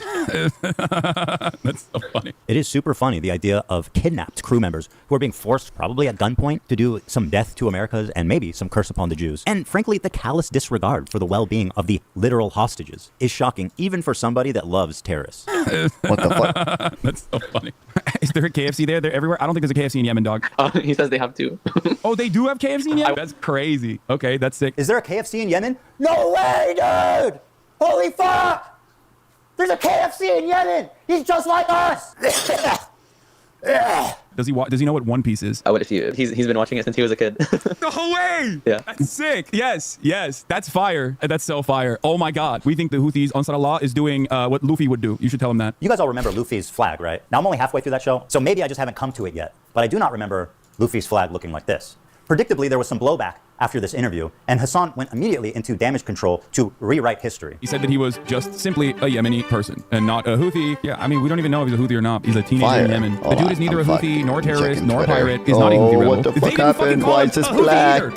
You want to know why? Because he's not one. He's not a Houthi himself. He's not a pirate, but, I don't think he's he's not a pirate. He has reiterated the position that he is not a Houthi. Trust me, bro, I'm not Houthi. Be for real. You sucked him off the entire stream. Not even a Houthi militant or anything like that. When I interviewed the dude, who they still to this day call a Houthi terrorist, Tim Houthi's not even a fucking Houthi. I thought he wasn't a Houthi because he's not. No, he was just some fucking Yemeni TikToker. Random fucking Yemeni teenager. Didn't you brand it as him being a Houthi interview, though? Bro, are we about to have a Houthi rebel on stream? Yes, brother. What do you mean? All right, let's just take Hassan's word for it and assume, okay, this kid is not a Houthi rebel. He's just some ordinary Yemen teenager. Let's go ahead and take a look at his social media and see if that lines up. All right, let's see here. Tel Aviv will burn in the coming hours. Ready for sacrifice and eager for martyrdom. Maybe he's talking about football? Here he is singing a song with the words, "Do you threaten us with what we are waiting for, son of a Jew?" Meaning of Houthi is a title, and it's not something to fear, but for the Jews. They are very afraid of this title. The execution we will carry out on all Zionists, with the lovely depiction of a man impaled through his asshole and out of his mouth with a pike, or how Hassan likes to say it, a pike for a cut.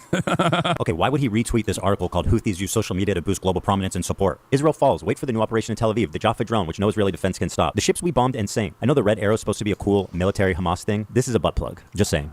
To every Zionist, I will put this into your stomach. And let me state the obvious. Jew and Zionist is clearly interchangeable to this guy. Okay, but hating Jews doesn't make you a Houthi. Are you a soldier? Yes. That seems pretty definitive. You know what makes you a Houthi? Being a Houthi. At least one of the two of them is joshing around. He's just joshing around. Yeah. Just a random teen joshing around, bro. That's so fire. Oh my Come God. on, bro. The Houthis is doing what Luffy would do. They're tweeting an image of a Jewish person on a pike. I don't understand why this problem can't be approached with nuance. Because he is a teenager in Yemen, dude. Talk about the bigotry of low expectations. He's a kid in Yemen, dude. What do you expect? Of course he's going to want to put a pike through a Jew's asshole and through his mouth. That's just what kids in Yemen are like, man. And also, what do you mean? It's just a person on a pike. There's no Jewish person on a pike on that photo, unless I saw something different. Hassan claims this isn't even a Jewish person on the pike. How exactly is a naked pike person It's just a Zionist on the pike, You're bro. right. Let me make it a little clearer for you. First, he needs a bigger nose. Bro, could very well be Destiny. The curly things. Oh, look, Hassan. He dropped his cradle. He must be Jewish for sure. Or, you could just read what he wrote, you dumbass. Probably some non-Jewish Zionists. I don't know. This is why this entire conversation is fucking idiotic. It's not a Jewish person. He said, I think if we're... Why am I held accountable what the for fuck? some random fucking 19-year-old in Yemen's tweet? What is happening? How many steps removed are we from this situation? Am I just gonna die because of this? The check not clear or something? Would Facebook share criticism for his coverage of the Houthi Luffy? He has a total meltdown. I fucking despise all of you, dude. I do. I really do. I hate all of you. You successfully got me to talk about this, and my patience is running thin on this matter. The endless selfishness... Gotta clip that. The untapped well of American selfishness and American individualism is in full display. How is this the conversation that you want to have right now? One of the most cynical methods Hassan deploys to sidestep any criticism is to deflect to the ongoing genocide in Gaza. I've seen him do this so many times. He frames it like you are selfish for trying to criticize him, no matter what the reason is, because there's a genocide happening, man. How can you criticize me at a time like this? Claiming that I am, you know, too pro-Houthi. When someone is like focusing on that while there's an active fucking ethnic cleansing campaign happening. He also apparently thinks Twitch is liable for me interviewing a Yemeni teenager who's only known genocide his entire life. In the middle of fucking talking about fucking genocide in Gaza, and this dumb fuck. Blow your nose, brother. Love you. Not trying to be mean. Just keep some tissue nearby and clear it out occasionally when needed. Much love. Fuck you, dude. My argument sucks? You think it justifies genocide? What are you, stupid? Everything that can be tangentially turned into like Jewish people are under attack is a decent way to just like drive discourse away from open genocide in Gaza. If your sole focus, when Israel is doing a complete genocide in Gaza, if your sole focus revolves around that people are saying you're a Zionist, yeah, go fucking yell at streamers for not covering sufficiently the ongoing active genocide in Gaza instead of coming in here and fucking chirping at me. It's quite a charge to just say I'm a stenographer for the Israeli government or I'm a propagandist. I don't think there's any evidence I'm either of those things. I'm curious who you think I'm. While we're having this conversation, 3,000 Piers, while we're having this back and forth, 3,840 Palestinians have been ruthlessly slaughtered in the last incursion into Gaza. I feel like this is an incredibly selfish, self-centered conversation to have. This technique is so powerful because everyone's afraid of being labeled as a genocide denier. Piers Morgan, with decades of experience, immediately surrenders when the genocide card is pulled. When you're just a fucking stenographer, you're not a truth teller. He has every right to defend himself. And grow a pair, Piers. Stand up for yourself, man. It's time to stop being intimidated by these online overnight activists who couldn't even point to Gaza on a map before October 7th. Like Hassan, for example. Doesn't know where Yemen is? Okay, I'm gonna click close. I'm closing it. I'm closing it. I think nope. Got it. How can you claim to actually care about this genocide when you're willing to so cynically exploit it to sidestep any criticism? What a bigot. Before we move on, Hassan has one final taste of idiocy for us all to enjoy. Yeah. This kid is like, I think he was like 19 at the time when I talked to him. Which means that for most of his life, he has withstood genocide, right? Like he is a person whose only experience is like, it's... I should do... I'm not... I don't know for sure. Maybe there's something I don't know. I feel like the accusation of genocide in Yemen is probably pretty absurd. I might have to like Saudi Arabia, like Yemen 2014 casualties. Let's. I want to know the relative risk. I don't want the. I just want the. I don't know if there's a way to know how many people like just Saudi Arabia has killed, because I don't know if I care that much about any other, because the allegation is like Saudi Arabia is doing genocide in Yemen, right? And we fund Saudi Arabia, so by proxy we're doing the genocide too. I don't know.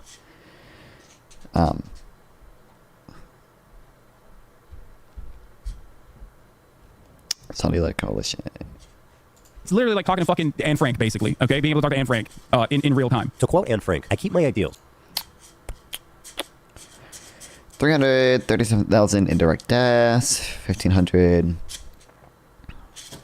85,000 Yemeni children dying from starvation. Is there 150,000 plus killed in violence? Because in spite of everything, I still believe that. This isn't just civilians, though, right?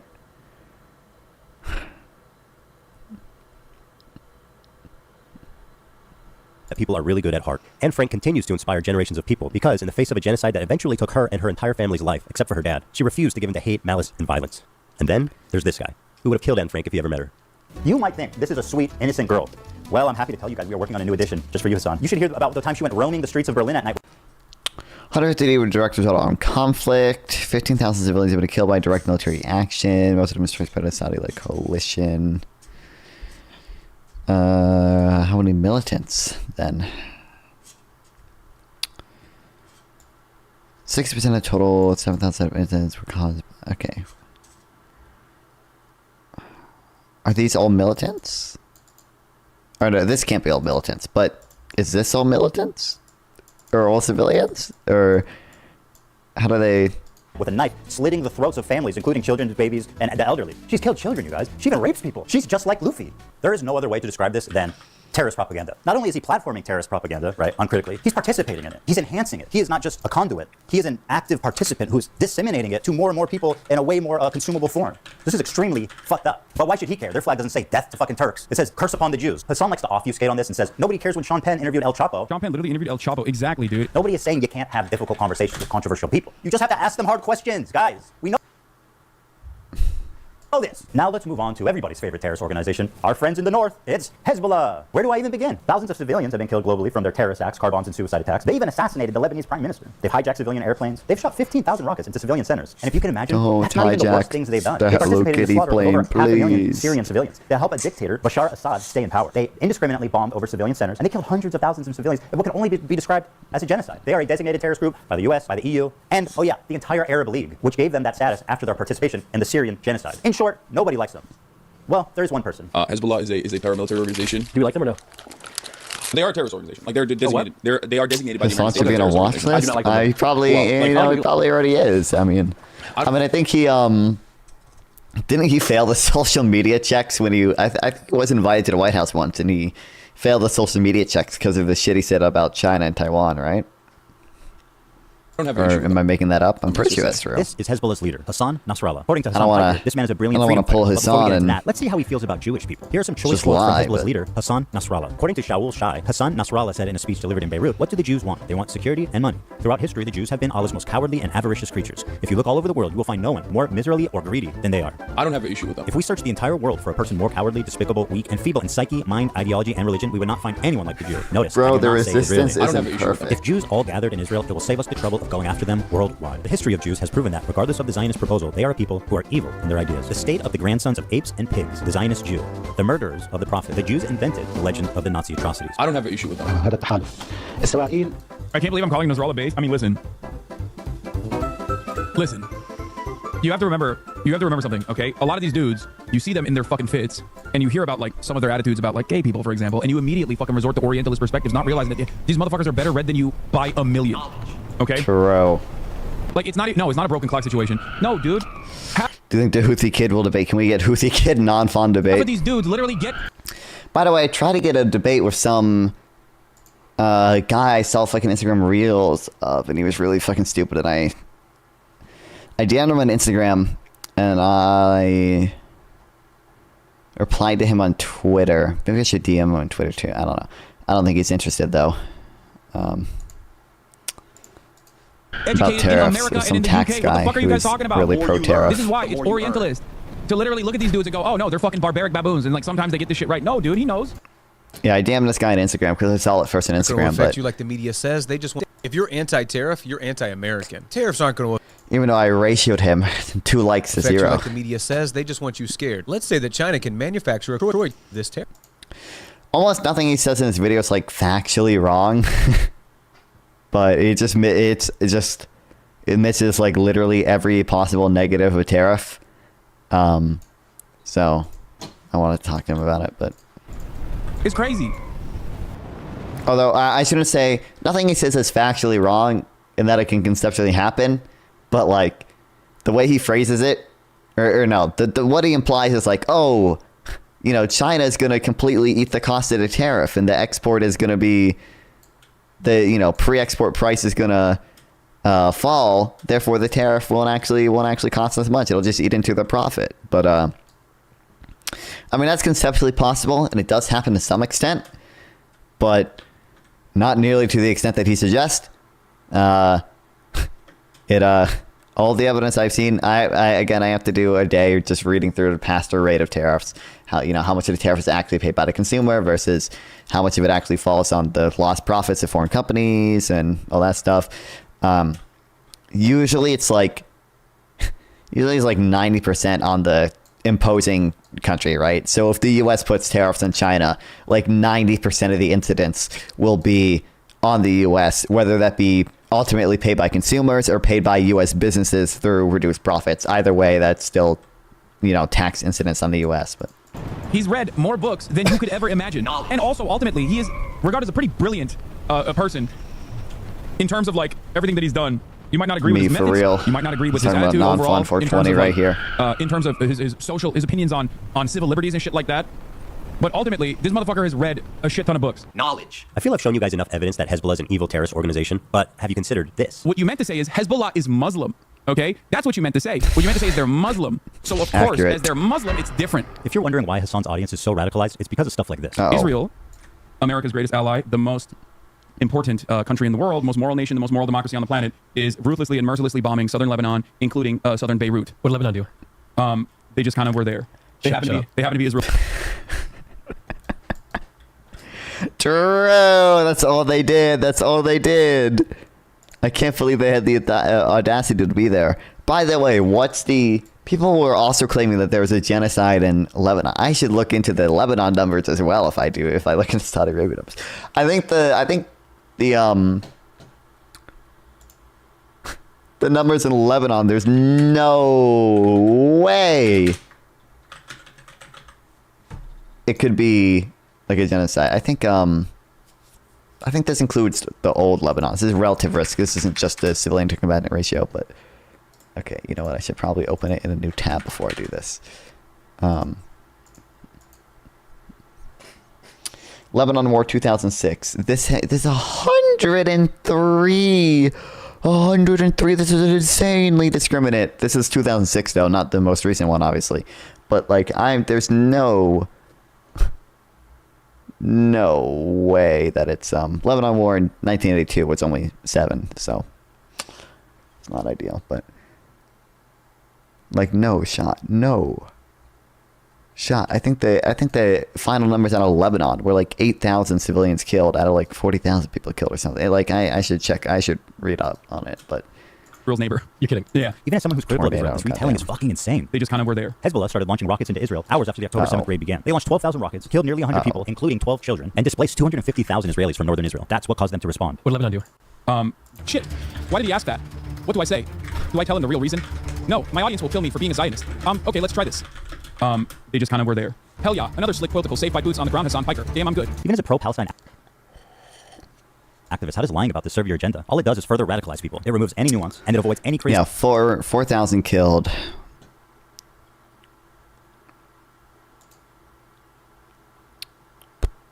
3,800 of which are... 3,800 of which are Hezbollah fighters? According to the IDF. That's less than I thought even, but... Oh, I guess there's more to this place, but... ...criticism for his team. And this is what continues to drive this conflict on forever. Hassan is dedicated to pleasing his radical audience, even at the price of knowingly lying to them for TikTok and Twitter likes. So I'm a propagandist. Or he's being paid, which, you know, we can't rule out. What a pathetic propagandist piece of shit liar he is. And now, let's move to Hamas, the catalyst for this entire thing. They're the ones that committed this horrible act of terrorism, one of the worst the world has ever seen, on October 7th. They're without a doubt the most extreme of all these terrorist organizations. They are Islamic jihadists that want to convert all of Israel into an Islamic state under Sharia law. That's their stated goal. Hamas has been on the designated terrorist group pretty much as long as there's been a group. These guys have been suicide bombing civilians before ISIS leaders were even born. They fired 50,000 rockets into civilian populations and performed over 100 suicide bombings, killing thousands of civilians. Women are restricted from participating in the workplace and public life. Homosexuality is outlawed, and in some cases, of course, punishable by death. They steal foreign aid from the people of Gaza and repurpose it for military use, or they can sell it back to them. For example, why are all the Hamas leaders billionaires? And let's be real, these guys clearly are not skipping any meals. While the people of Gaza languish in poverty, these fine gentlemen are living We in watched this earlier. I don't know. We had to make last-minute changes to this part. Watch their life. We watched this clip. Okay, it's getting hard to defend this. Dude, people should be embarrassed and ashamed. How pathetic can you get? The next way they're gonna be like, actually, I'm good. Bro, they look like they're chilling. All right, the Houthis is one thing, but he's not gonna turn on Hamas propaganda videos and watch it on stream. There's no way. Okay, it's getting hard to defend him. Freedom fighters, musical shit. Here is a video that came out of how Hamas produces their own motherfucking sniper rifles. He can hardly contain his admiration for them. Produces their own motherfucking sniper rifle. Let's see how long he can go without offering any commentary or analysis on this Hamas hype video. Incredible, incredible. Is that COD?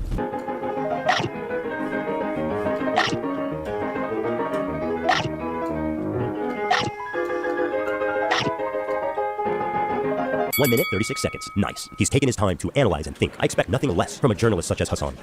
Quiet, everybody. He's about to speak. He's going to talk. That's crazy. He's done it again. Love you. That is crazy for real, though. We will continue killing your soldiers by our locally manufactured snipers. Wow, there's a little message for the Americans out there as well.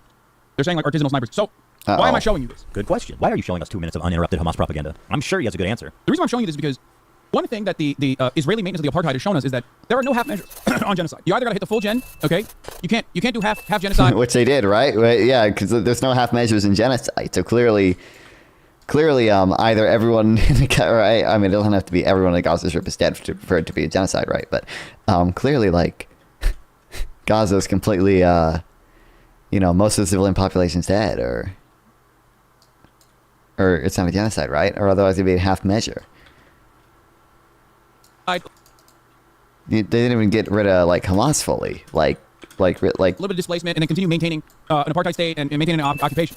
Okay, which is basically what America did back in the day when We were building America, Manifest Destiny, right? Hold on. You showed this to us because of Manifest Destiny? What the fuck are you talking about? This is just word salad. Also, I do really like that. Well, I only read one of them. One of the 3 articles that Sample sent me about like Israel being settler colonial and how that's like not the horrible like label I think it is. Because it's like, well, what's the implication? Like America did it.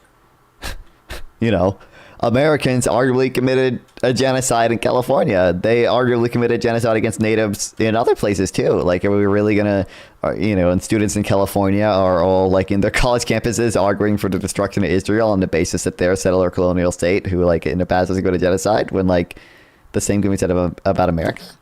And like, we eventually made peace with native citizens. So did Canada. So did Australia, New Zealand, South Africa even. Yeah, like these are, there's a lot of different implications going forward. If you you know, saying Israel's a settler colonial state doesn't really have the same implications as saying like it's a traditional colonial state. And like, you know, you can still have whatever moral qualms with settler colonialism, as we all should, but it just has wildly different implications than what these people suggest. He's really saying nothing here, so he has no good reason. Got it. Okay, fine. He likes Hamas, he watches their propaganda, but he's not going to deny the violent rapes that took place. That is way beyond the pale. There is one instance in captivity that we have actually gotten verifiable evidence on. Beyond that, the systematized mass rapes that Hamas dealt on October 7th, not a single bit of that has been verified. And people still run with it over and over and over again. Many young people who were simply attending a music festival. Women were horribly raped. As I said, we watch this too. Oh, I can't believe Ethan's citing Kamala Harris as evidence. That's what he's doing here, right? That's what I was told. That's what I was told. The Stop Anti-Semitism account that considered me to be anti-Semite of the week has also been hallucinating rapes once again, doing rape fantasies once again because they're fucking mentally ill. Okay, we get it. He laughs a bunch, and then we talk about this hostage. And each week there's more stories coming out. There's a UN report that concludes it happened. But Hassan needs a rape kit from a mutilated body. It's so vile to deny the suffering and trauma of the victims just because you need your heroes at Hamas to be perfect. And it's also, again, a lot of their bodies were burned and then immediately buried, so it's like impossible for the UN to even do like a proper analysis of these things. But like, I don't understand why it should not be unexpected that this happens. Like, you know, in massacres like these, rapes are pretty common. Rapes are not even especially uncommon in war to begin. What the fuck? To begin with, but you know, a terrorist organization massacring civilians, very likely that's going to include some rapes. Considering the other evidence we have, pretty probable that there were rapes on October 7th. Conflict will never end until people realize that Palestinian liberation and Israeli security are not mutually exclusive. You need both, and it can be done, but not while people like Hassan lie, propagandize, and incite hate. It's people like him, ironically, that prolong the conflict indefinitely. There's no space for conversation, there's no space for rational thought, there's no space for nuance. My position on Palestine is like 5 degrees off from where Hassan is, and to him and his community, I'm the devil, I'm a Nazi. It's delusional thinking, and it's destructive to their own cause. True. Rapes happen on October 7th, but that doesn't change the dynamic for me even this much. God forbid you throw up the fucking green Hamas banner. And now, let's move on to our next terrorist organization, Twitch TV. Sinwar, Nasrallah, Dan Clancy. Of course, I'm being a little silly when I call Twitch a terrorist organization. It's only a megaphone for terrorist propaganda. Dan Clancy has been the CEO for a few years, and under his leadership, there's been a few notable instances, one being reducing the premium subscription split from 70-30 to 50-50, which he reversed after Backlash. He also attempted to ban the size of sponsored logos on stream to 3% of the size of the screen, was also reversed after Backlash. So he's essentially achieved nothing. Oh, well, there's one thing. He actually laid off 900 employees. That one he did not. But here's where the trouble begins. He likes Hassan. He really likes Hassan. Let me read you an excerpt from a recent interview Dan did. Not a gamer himself, Clancy mostly watches musicians or talk shows on Twitch. He particularly enjoys a leftist political commentator, Hassan Piker. I like the frankness and the bluntness. He's comfortable saying whatever he believes. Don't you think that might be part of the problem there, Danny boy? Doesn't matter if fucking rapes happen on October 7th. By speaking what he believes, he should be on Rumble with the other fringe or radical political streamers. But no, not under Dan Clancy's watch. Dan has elevated him to the status of Twitch Golden Boy. And if you still have doubts, let this settle the matter. Just for clarity, Dan Clancy is the one filming and singing the happy birthday video. What the fuck? Happy birthday to you. Bro, we're never beating the Hassan Runs Twitch allegations after this. This is crazy. Oh my god. Happy birthday, dear Hassan. This is crazy. Happy birthday to you. I'm quick. Happy birthday from Twitch, Hassan. Happy birthday from Twitch. I've been looking around and I genuinely have never seen another video like this anywhere. Why does that keep happening? Force all these poor sons of bitches during their lunch break to gather around in the crew room and sing happy birthday for Hassan Piker. How humiliating is that? There's also a small issue of Dan being a total creep. Want to explore clips? That's very nice. And now you have a clip feed. Okay? Bro's just a See gooner. what you missed yesterday. You click there. Can a man not goon? And now you're in your story feed. Can a man not goon? Okay. Okay. What the hell? That's also... Okay. A man can enjoy a little gooning every now and then. And now you're in your story feed. Okay. Wait, that's also okay. You know, Dan, I would have let this creep narrative go. If it didn't happen twice, roll it. You want to see clips? Swipe this way, and now you're seeing clips. That would happen First of all, it's twice. gross enough you're a creep. But what an incompetent idiot you are. You're the CEO of Twitch, and you get caught with the fucking... Is he gonna you get mention caught with the all the porn accounts they found of him too? They found, I think it was Dan who found all the porn accounts, right? That were eventually deleted, but they were all porn accounts like with his official email that were all watching like teen porn videos. Wife? Oh, come on, dude. You got wife, man. You got daughters. We don't want this. Don't want that in my head, bro. It's also a little bit disturbing considering, you know, he's these people's bosses. Okay. All right, so he's incompetent. He's a creep. He's protecting terrorist propagandists. So what's up? So what's the big deal with Dan Clancy? Well, what happened next is what really made me realize how corrupted and rotten Twitch is to the very core of the organization. First, let me introduce you to Frogan. Why don't you go take a trip to Home Depot and buy some rope? She's one of Hassan's main moderators. She's leading great discourse like Ethan's Islamophobic for saying, don't kill civilians. She has zero talent. She has 100 concurrent viewers, but somehow she's always on the homepage. She's winning awards. Nobody's watching her. Nobody... What was that average? What was that average? 130? I got 158 right now. I'm kind of better than Frogan, unironically. That's just on Kick. We got an additional 6 on YouTube, 6 whole additional on YouTube, and an additional none on Twitch. But that's fine because Twitch is the terrorist platform anyway, so it's fine that we don't have any. We don't need any on Twitch. Okay, we don't care about the Twitch. Am I right? Am I right? Kicking YouTube chatters. But somehow she's always on the homepage. She's winning awards. Nobody's watching her. Nobody cares. Another call to action, by the way. Speaking of the viewers, if you want to hit that like and sub button, or check out hit the follow button, so you can catch me when I'm live again. I really appreciate it. Because I'm an awesome streamer, and you guys should all check me out. I would really helps out. Really helps out. Really appreciate you guys all sticking around. It really does mean a lot to me. I really do like streaming, and it's cool that people watch. Okay, so it's important for me to show you guys what an actual horrible person Frogan is, so that you can see who Twitch is elevating. So let's start with this clip. Ludwig, a large streamer on Twitch, donated $10,000 to the Palestinian Children's Relief Fund. That's a wonderful thing to do, right? No, not good enough for Frogan. I find ultimately, like, if I were...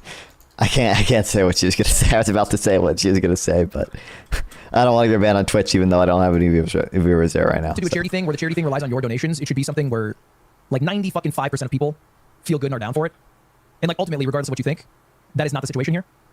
So I personally donated 10K because I think it is worthwhile. And if you guys got some extra bread, I'd recommend you donate. But I won't throw it on you, know what I mean? No thanks. And some people are gonna say that, you know what I mean? That's why it's the difference. This is a cracker take. Between, like, hey, I can put my money where my mouth is, but I don't need to put your money there. I don't need to enter a fucking debate. Cracker ass take. I know Arabs are dying, but you know, I'm not gonna tell you to donate. Do whatever you want. Me, I donated $10,000, but I'm not gonna promote it. Just don't say you donated $10,000. Like, if you're not actively believing, if you don't believe in the cause, and if you're not against genocide at this point, like, keep your fucking money. Keep your $10,000. You're not against genocide. That's Ludwig's position. Exactly Ludwig's position. A leftist living in LA in comfort, begging for her rent money on stream, and telling displaced and famished Palestinian children, no kids, you need to give that $10,000 back. Ludwig didn't pass my purity test. Keep your fucking money. But wait, there's more. I have no pity at all for any fucking soldiers. This guy, thank you so much. I will never have any fucking pity for any fucking soldiers. The U.S. military? Who fucking who? I hope you get PTSD. Oh my god, I want my fucking Camaro no stones. Fuck you. I hope you get PTSD. And I hope you get no health insurance when you get back into fucking America. This clip obviously made the rounds on social media and rightfully outraged a lot of people. Here's how she responded the next day. I hope you get PTSD. And I hope you get no health insurance when you get back into fucking America. Base. And they posted it in my head, I'm like, base?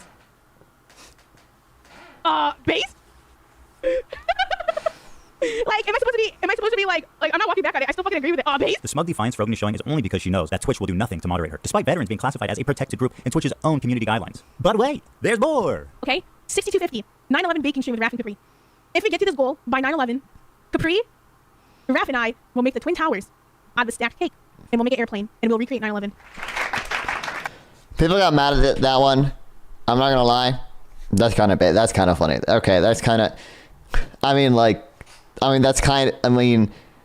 Considering the ideology of like Frogan and the other people doing it, maybe I take a little bit of issue with it, but that's kind of funny. Okay, can we agree? That's kind of. It's a little bit funny. That's a little bit funny to do. Just a little. At least a little. This tweet was the final straw for me. You'll notice the date is October 7th, And then pretty much all of Dan's talking points. I mean, I think we were talking about this with Darius earlier.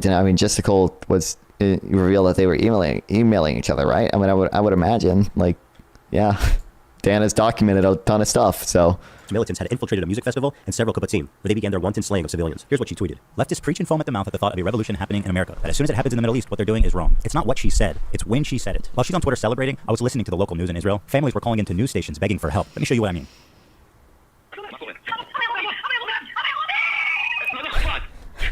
Dear God.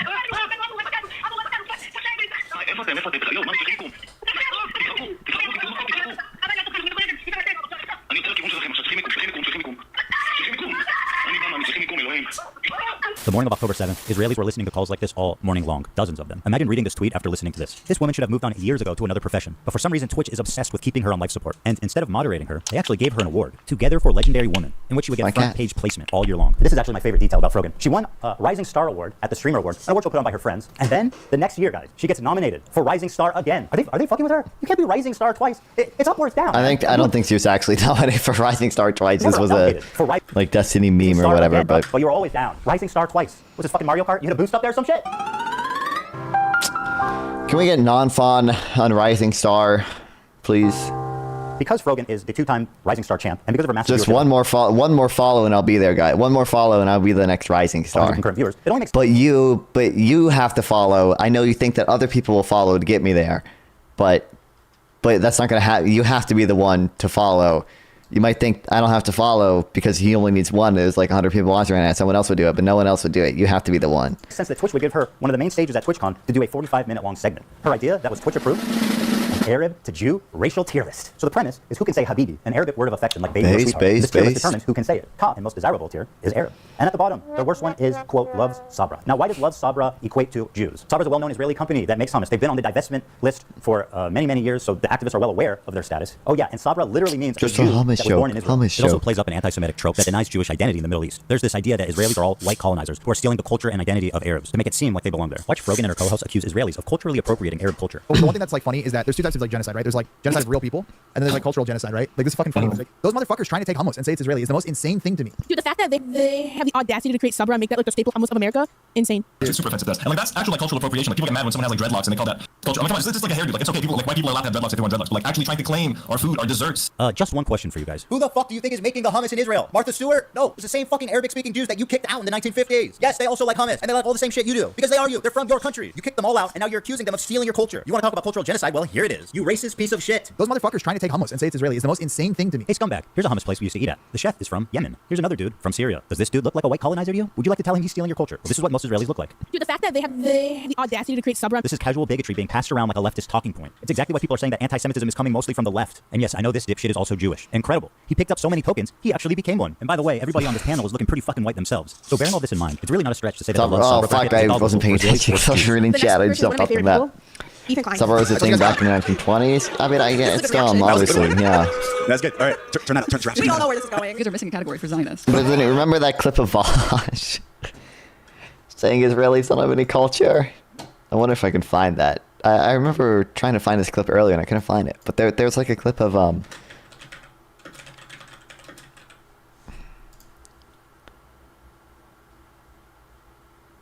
there's like a full 15. Why would you upload this as like a segment? Israel will never prevail over Iran.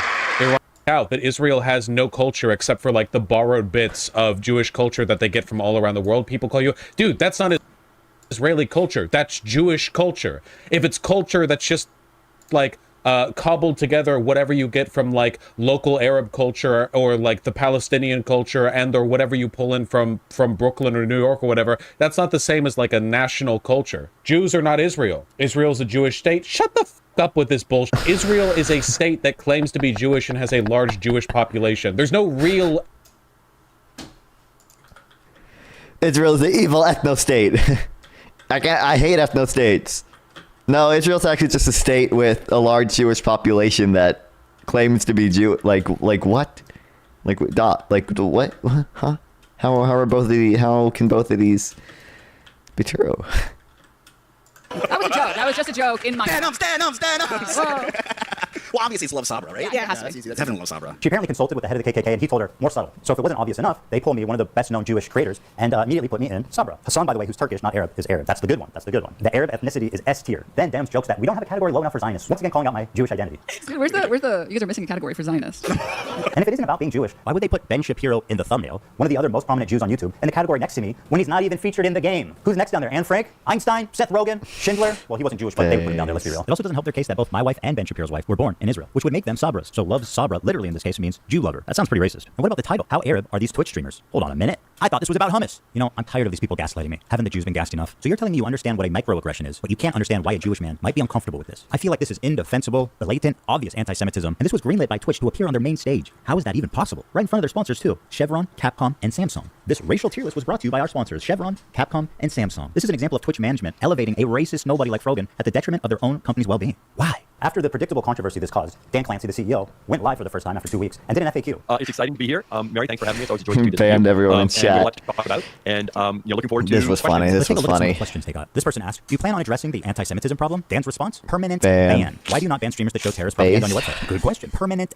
ban. Do you care to comment about the ADL and anti-Semitism on Twitch? Ban. Why the fuck is the CEO banning people for asking reasonable questions about a relevant controversy they've been in? What the fuck is this? These aren't even written like in a mean way. You are banned, just like the entire country of Israel. It had just been discovered around the same time as this Arab tier list that Twitch had secretly, without announcing it anywhere, banned the entire country of Israel from creating new accounts. This was enacted right after October 7th, and it continued on for a year. And if you're wondering how you didn't hear about it before, it's not because the Israelis weren't talking. Here's the top Israeli streamer's video about it, which is entitled, Twitch does not want Jews on their platform. He explains that they slowly started to realize no accounts could be made, and him and his fellow Israeli streamers were causing a lot of noise to get noticed. But Twitch completely ignored them for 5 months. When he created a support ticket with Twitch, it was straight up deleted with zero explanation. Around the end of the year, when people started talking about anti-Semitism on Twitch, Dan Saltman discovered the Israel ban when he was sent the code proving the block happened, presumably from someone who works at Twitch, and it could no longer be ignored. Israeli and American media started to pick up the story, which finally forced Twitch to respond. He also explains the block started on October 13th, which happens to be Global Jihad Day, when Islamic terrorists call on others globally to act, which he thinks is an odd coincidence. They were never notified in any way, and it greatly affected their business. He says he doesn't feel safe with Dan Clancy in power, as he feels he can no longer trust him. When Israelis try to sign up, it gives you a generic error message. It doesn't say anything to suggest that you're ineligible because you're in Israel. So when one of these guys wrote to Twitch customer service, this is what they said. I am really sorry. I can probably go over this, but they lied about it only being on a mobile phone ban or whatever. As a result, we will be closing your case at this time. Under the new increased scrutiny, Dan Clancy panicked and posted 2 terrible explanations on Twitter that were immediately community noted. How can Twitch say on one hand that they've reviewed the case thoroughly, and then on the other hand say it was an accident and they didn't know? This is all very fishy. A big media company like Twitch doesn't realize that their new account signups from Israel has completely flatlined? You're telling me that you guys didn't notice that? That's impossible. Then, at the same time, it was announced that Sneeko, Fresh and Fit, and the little Houthi twink terrorists were all unbanned and they could stream again on Twitch. This is like the holy trinity of anti-Semitism. So guys, yeah, we're back on Twitch. Welcome. I know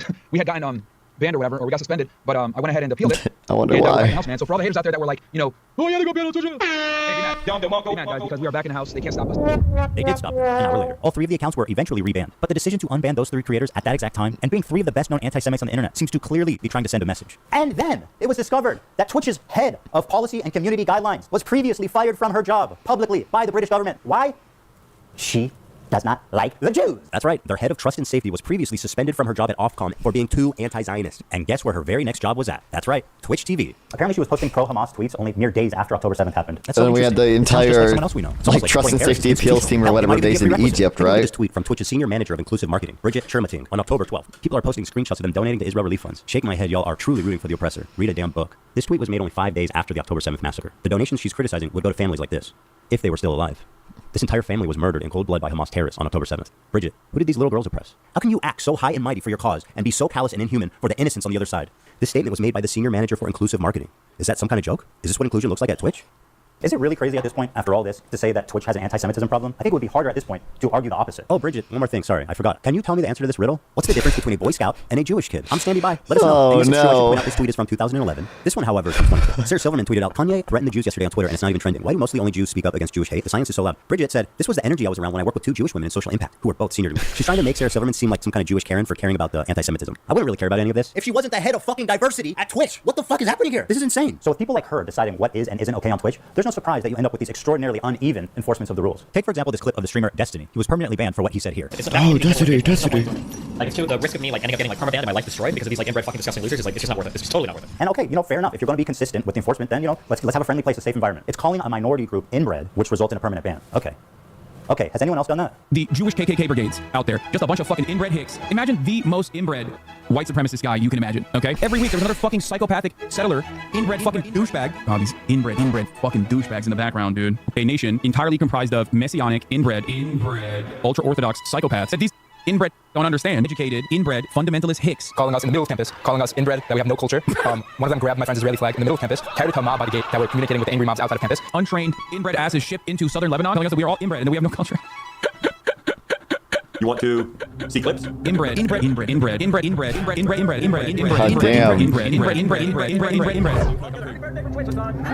it, and that's Yabra. Holy shit, I just realized I'm playing with the real Cage the Elephant right now. What the hell? Hassan, a non-Jewish person, is referring to Jews as inbred consistently throughout his career. Inbred, ultra-orthodox psychopaths. Zero punishment. Hassan, interviewing a Houthi pirate. The Houthis, Ansar Allah, is doing what Luffy would do. You should tell him that. Zero punishment. Hassan, watching terrorist propaganda. I better respond in time. They do musicals. They're very musical people. Are you being serious? Zero punishment. Hassan threatening a sitting congressperson. This one actually blew my mind. When I saw he tweeted that, I said, he's done after this for sure. For sure he is. For those that may not recognize this weapon, I'll explain. Shinzo Abe is a former Japanese prime minister. He served from 2012 to 2020. He was assassinated in July of 22 in a stunning fashion that left the Japanese public horrified. He was killed with a makeshift weapon that the shooter had built himself at home. So when Hassan saw this tweet that he didn't like, he posted the schematics in what can only be presumed as an invitation to someone in his fan base to build this weapon and then assassinate this sitting congressperson, who wrote a tweet he did not like. I genuinely do not know how he didn't land himself in prison for making terroristic threats. Zero punishment. Let the streets soak in their fucking red capitalist blood. And this isn't just a Hassan problem. It underscores a disturbing trend among leftists on Twitch. The problem is, if you can believe it, these people are frequently making death threats and facing zero consequence. I know it sounds far-fetched, but I assure you it's very real. Listen, I'll up the number, okay? 30K to anyone who will make this dipshit disappear. Bro, that Destiny guy needs to get not gonna fucking lie. It would just be so easy. It would solve all of our problems. Like, we would have socialism now at this point. Right? We would have socialism at this point. If someone just went out of the way and True. it would be so easy. Thing that happens, I mean, like, holy shit. When do guys, I start getting death threats? When do we say I'm the thing stopping socialism from happening? Did receive a 3-day ban. This man put a bounty on a fellow streamer's head. This man should not be getting a 3-day suspension. He should be getting a knock on his door from the FBI.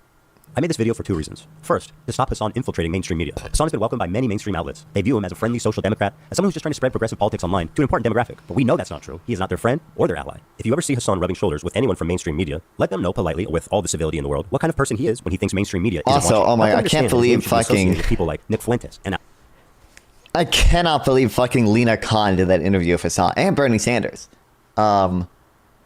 My goat, Lena Khan. Not quite my goat. She's done some bad things. I don't like some of the like blocking merger stuff. Some of that stuff is bad.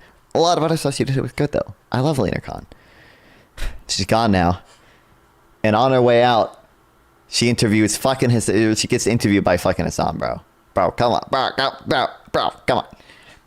I'm not that upset about Bernie Sanders, so he's cringe. Alex Jones, other fringe, radical, political commentators. Number 2, Twitch must be held accountable. Twitch has proven that it will not change by choice, and so it is our moral imperative to enact that change through any reasonable means that we can. Samsung, Chevron, and Capcom. Twitch has given them a lasting association with a racial tier list with Arabs at the top and Jews at the bottom. These brands have every right to know, and they should. We all recall YouTube's adpocalypse. It happened when ads were running over ISIS recruitment videos, and it caused a brand exodus. The same thing is happening now on Twitch, but instead of ISIS, it's the Houthis, Hamas, and Hezbollah. Dan Clancy's refusal to moderate extremists is the only reason for any of this. He is the sole person to blame. He had so many opportunities to stop this. Ultimately, after dedicating months of my life to creating this video, I am left with one overwhelming conclusion. Fuck this dude. Incredible. Okay, well, I'm gonna go for real this time, guys.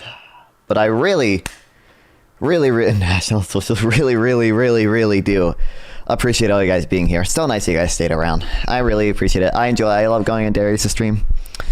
Love that you guys stuck around for me. Okay, I had a fun time. I really enjoy streaming. I really enjoy streaming. All I want to do is stream all day long, okay? And it really means a lot that you guys watch me. I showed you my old videos earlier on stream, right? I've been fucking streaming since even before. I mean, I had YouTube channels before that channel I showed you, right? I've been streaming a while. It really means a lot when I have this many concurrent viewers, okay? I really appreciate it. You guys are awesome. Go to the YouTube channel if you have not. Upload highlights there. Follow here if you have not followed here. Okay, please follow. You'll catch me live again probably tomorrow. W non fun real true. I have to add more emails to I have to add custom emails to Kick. I have some on Twitch that I need to port over to Kick. I really do appreciate you guys. Thank you very much. You know who else I appreciate?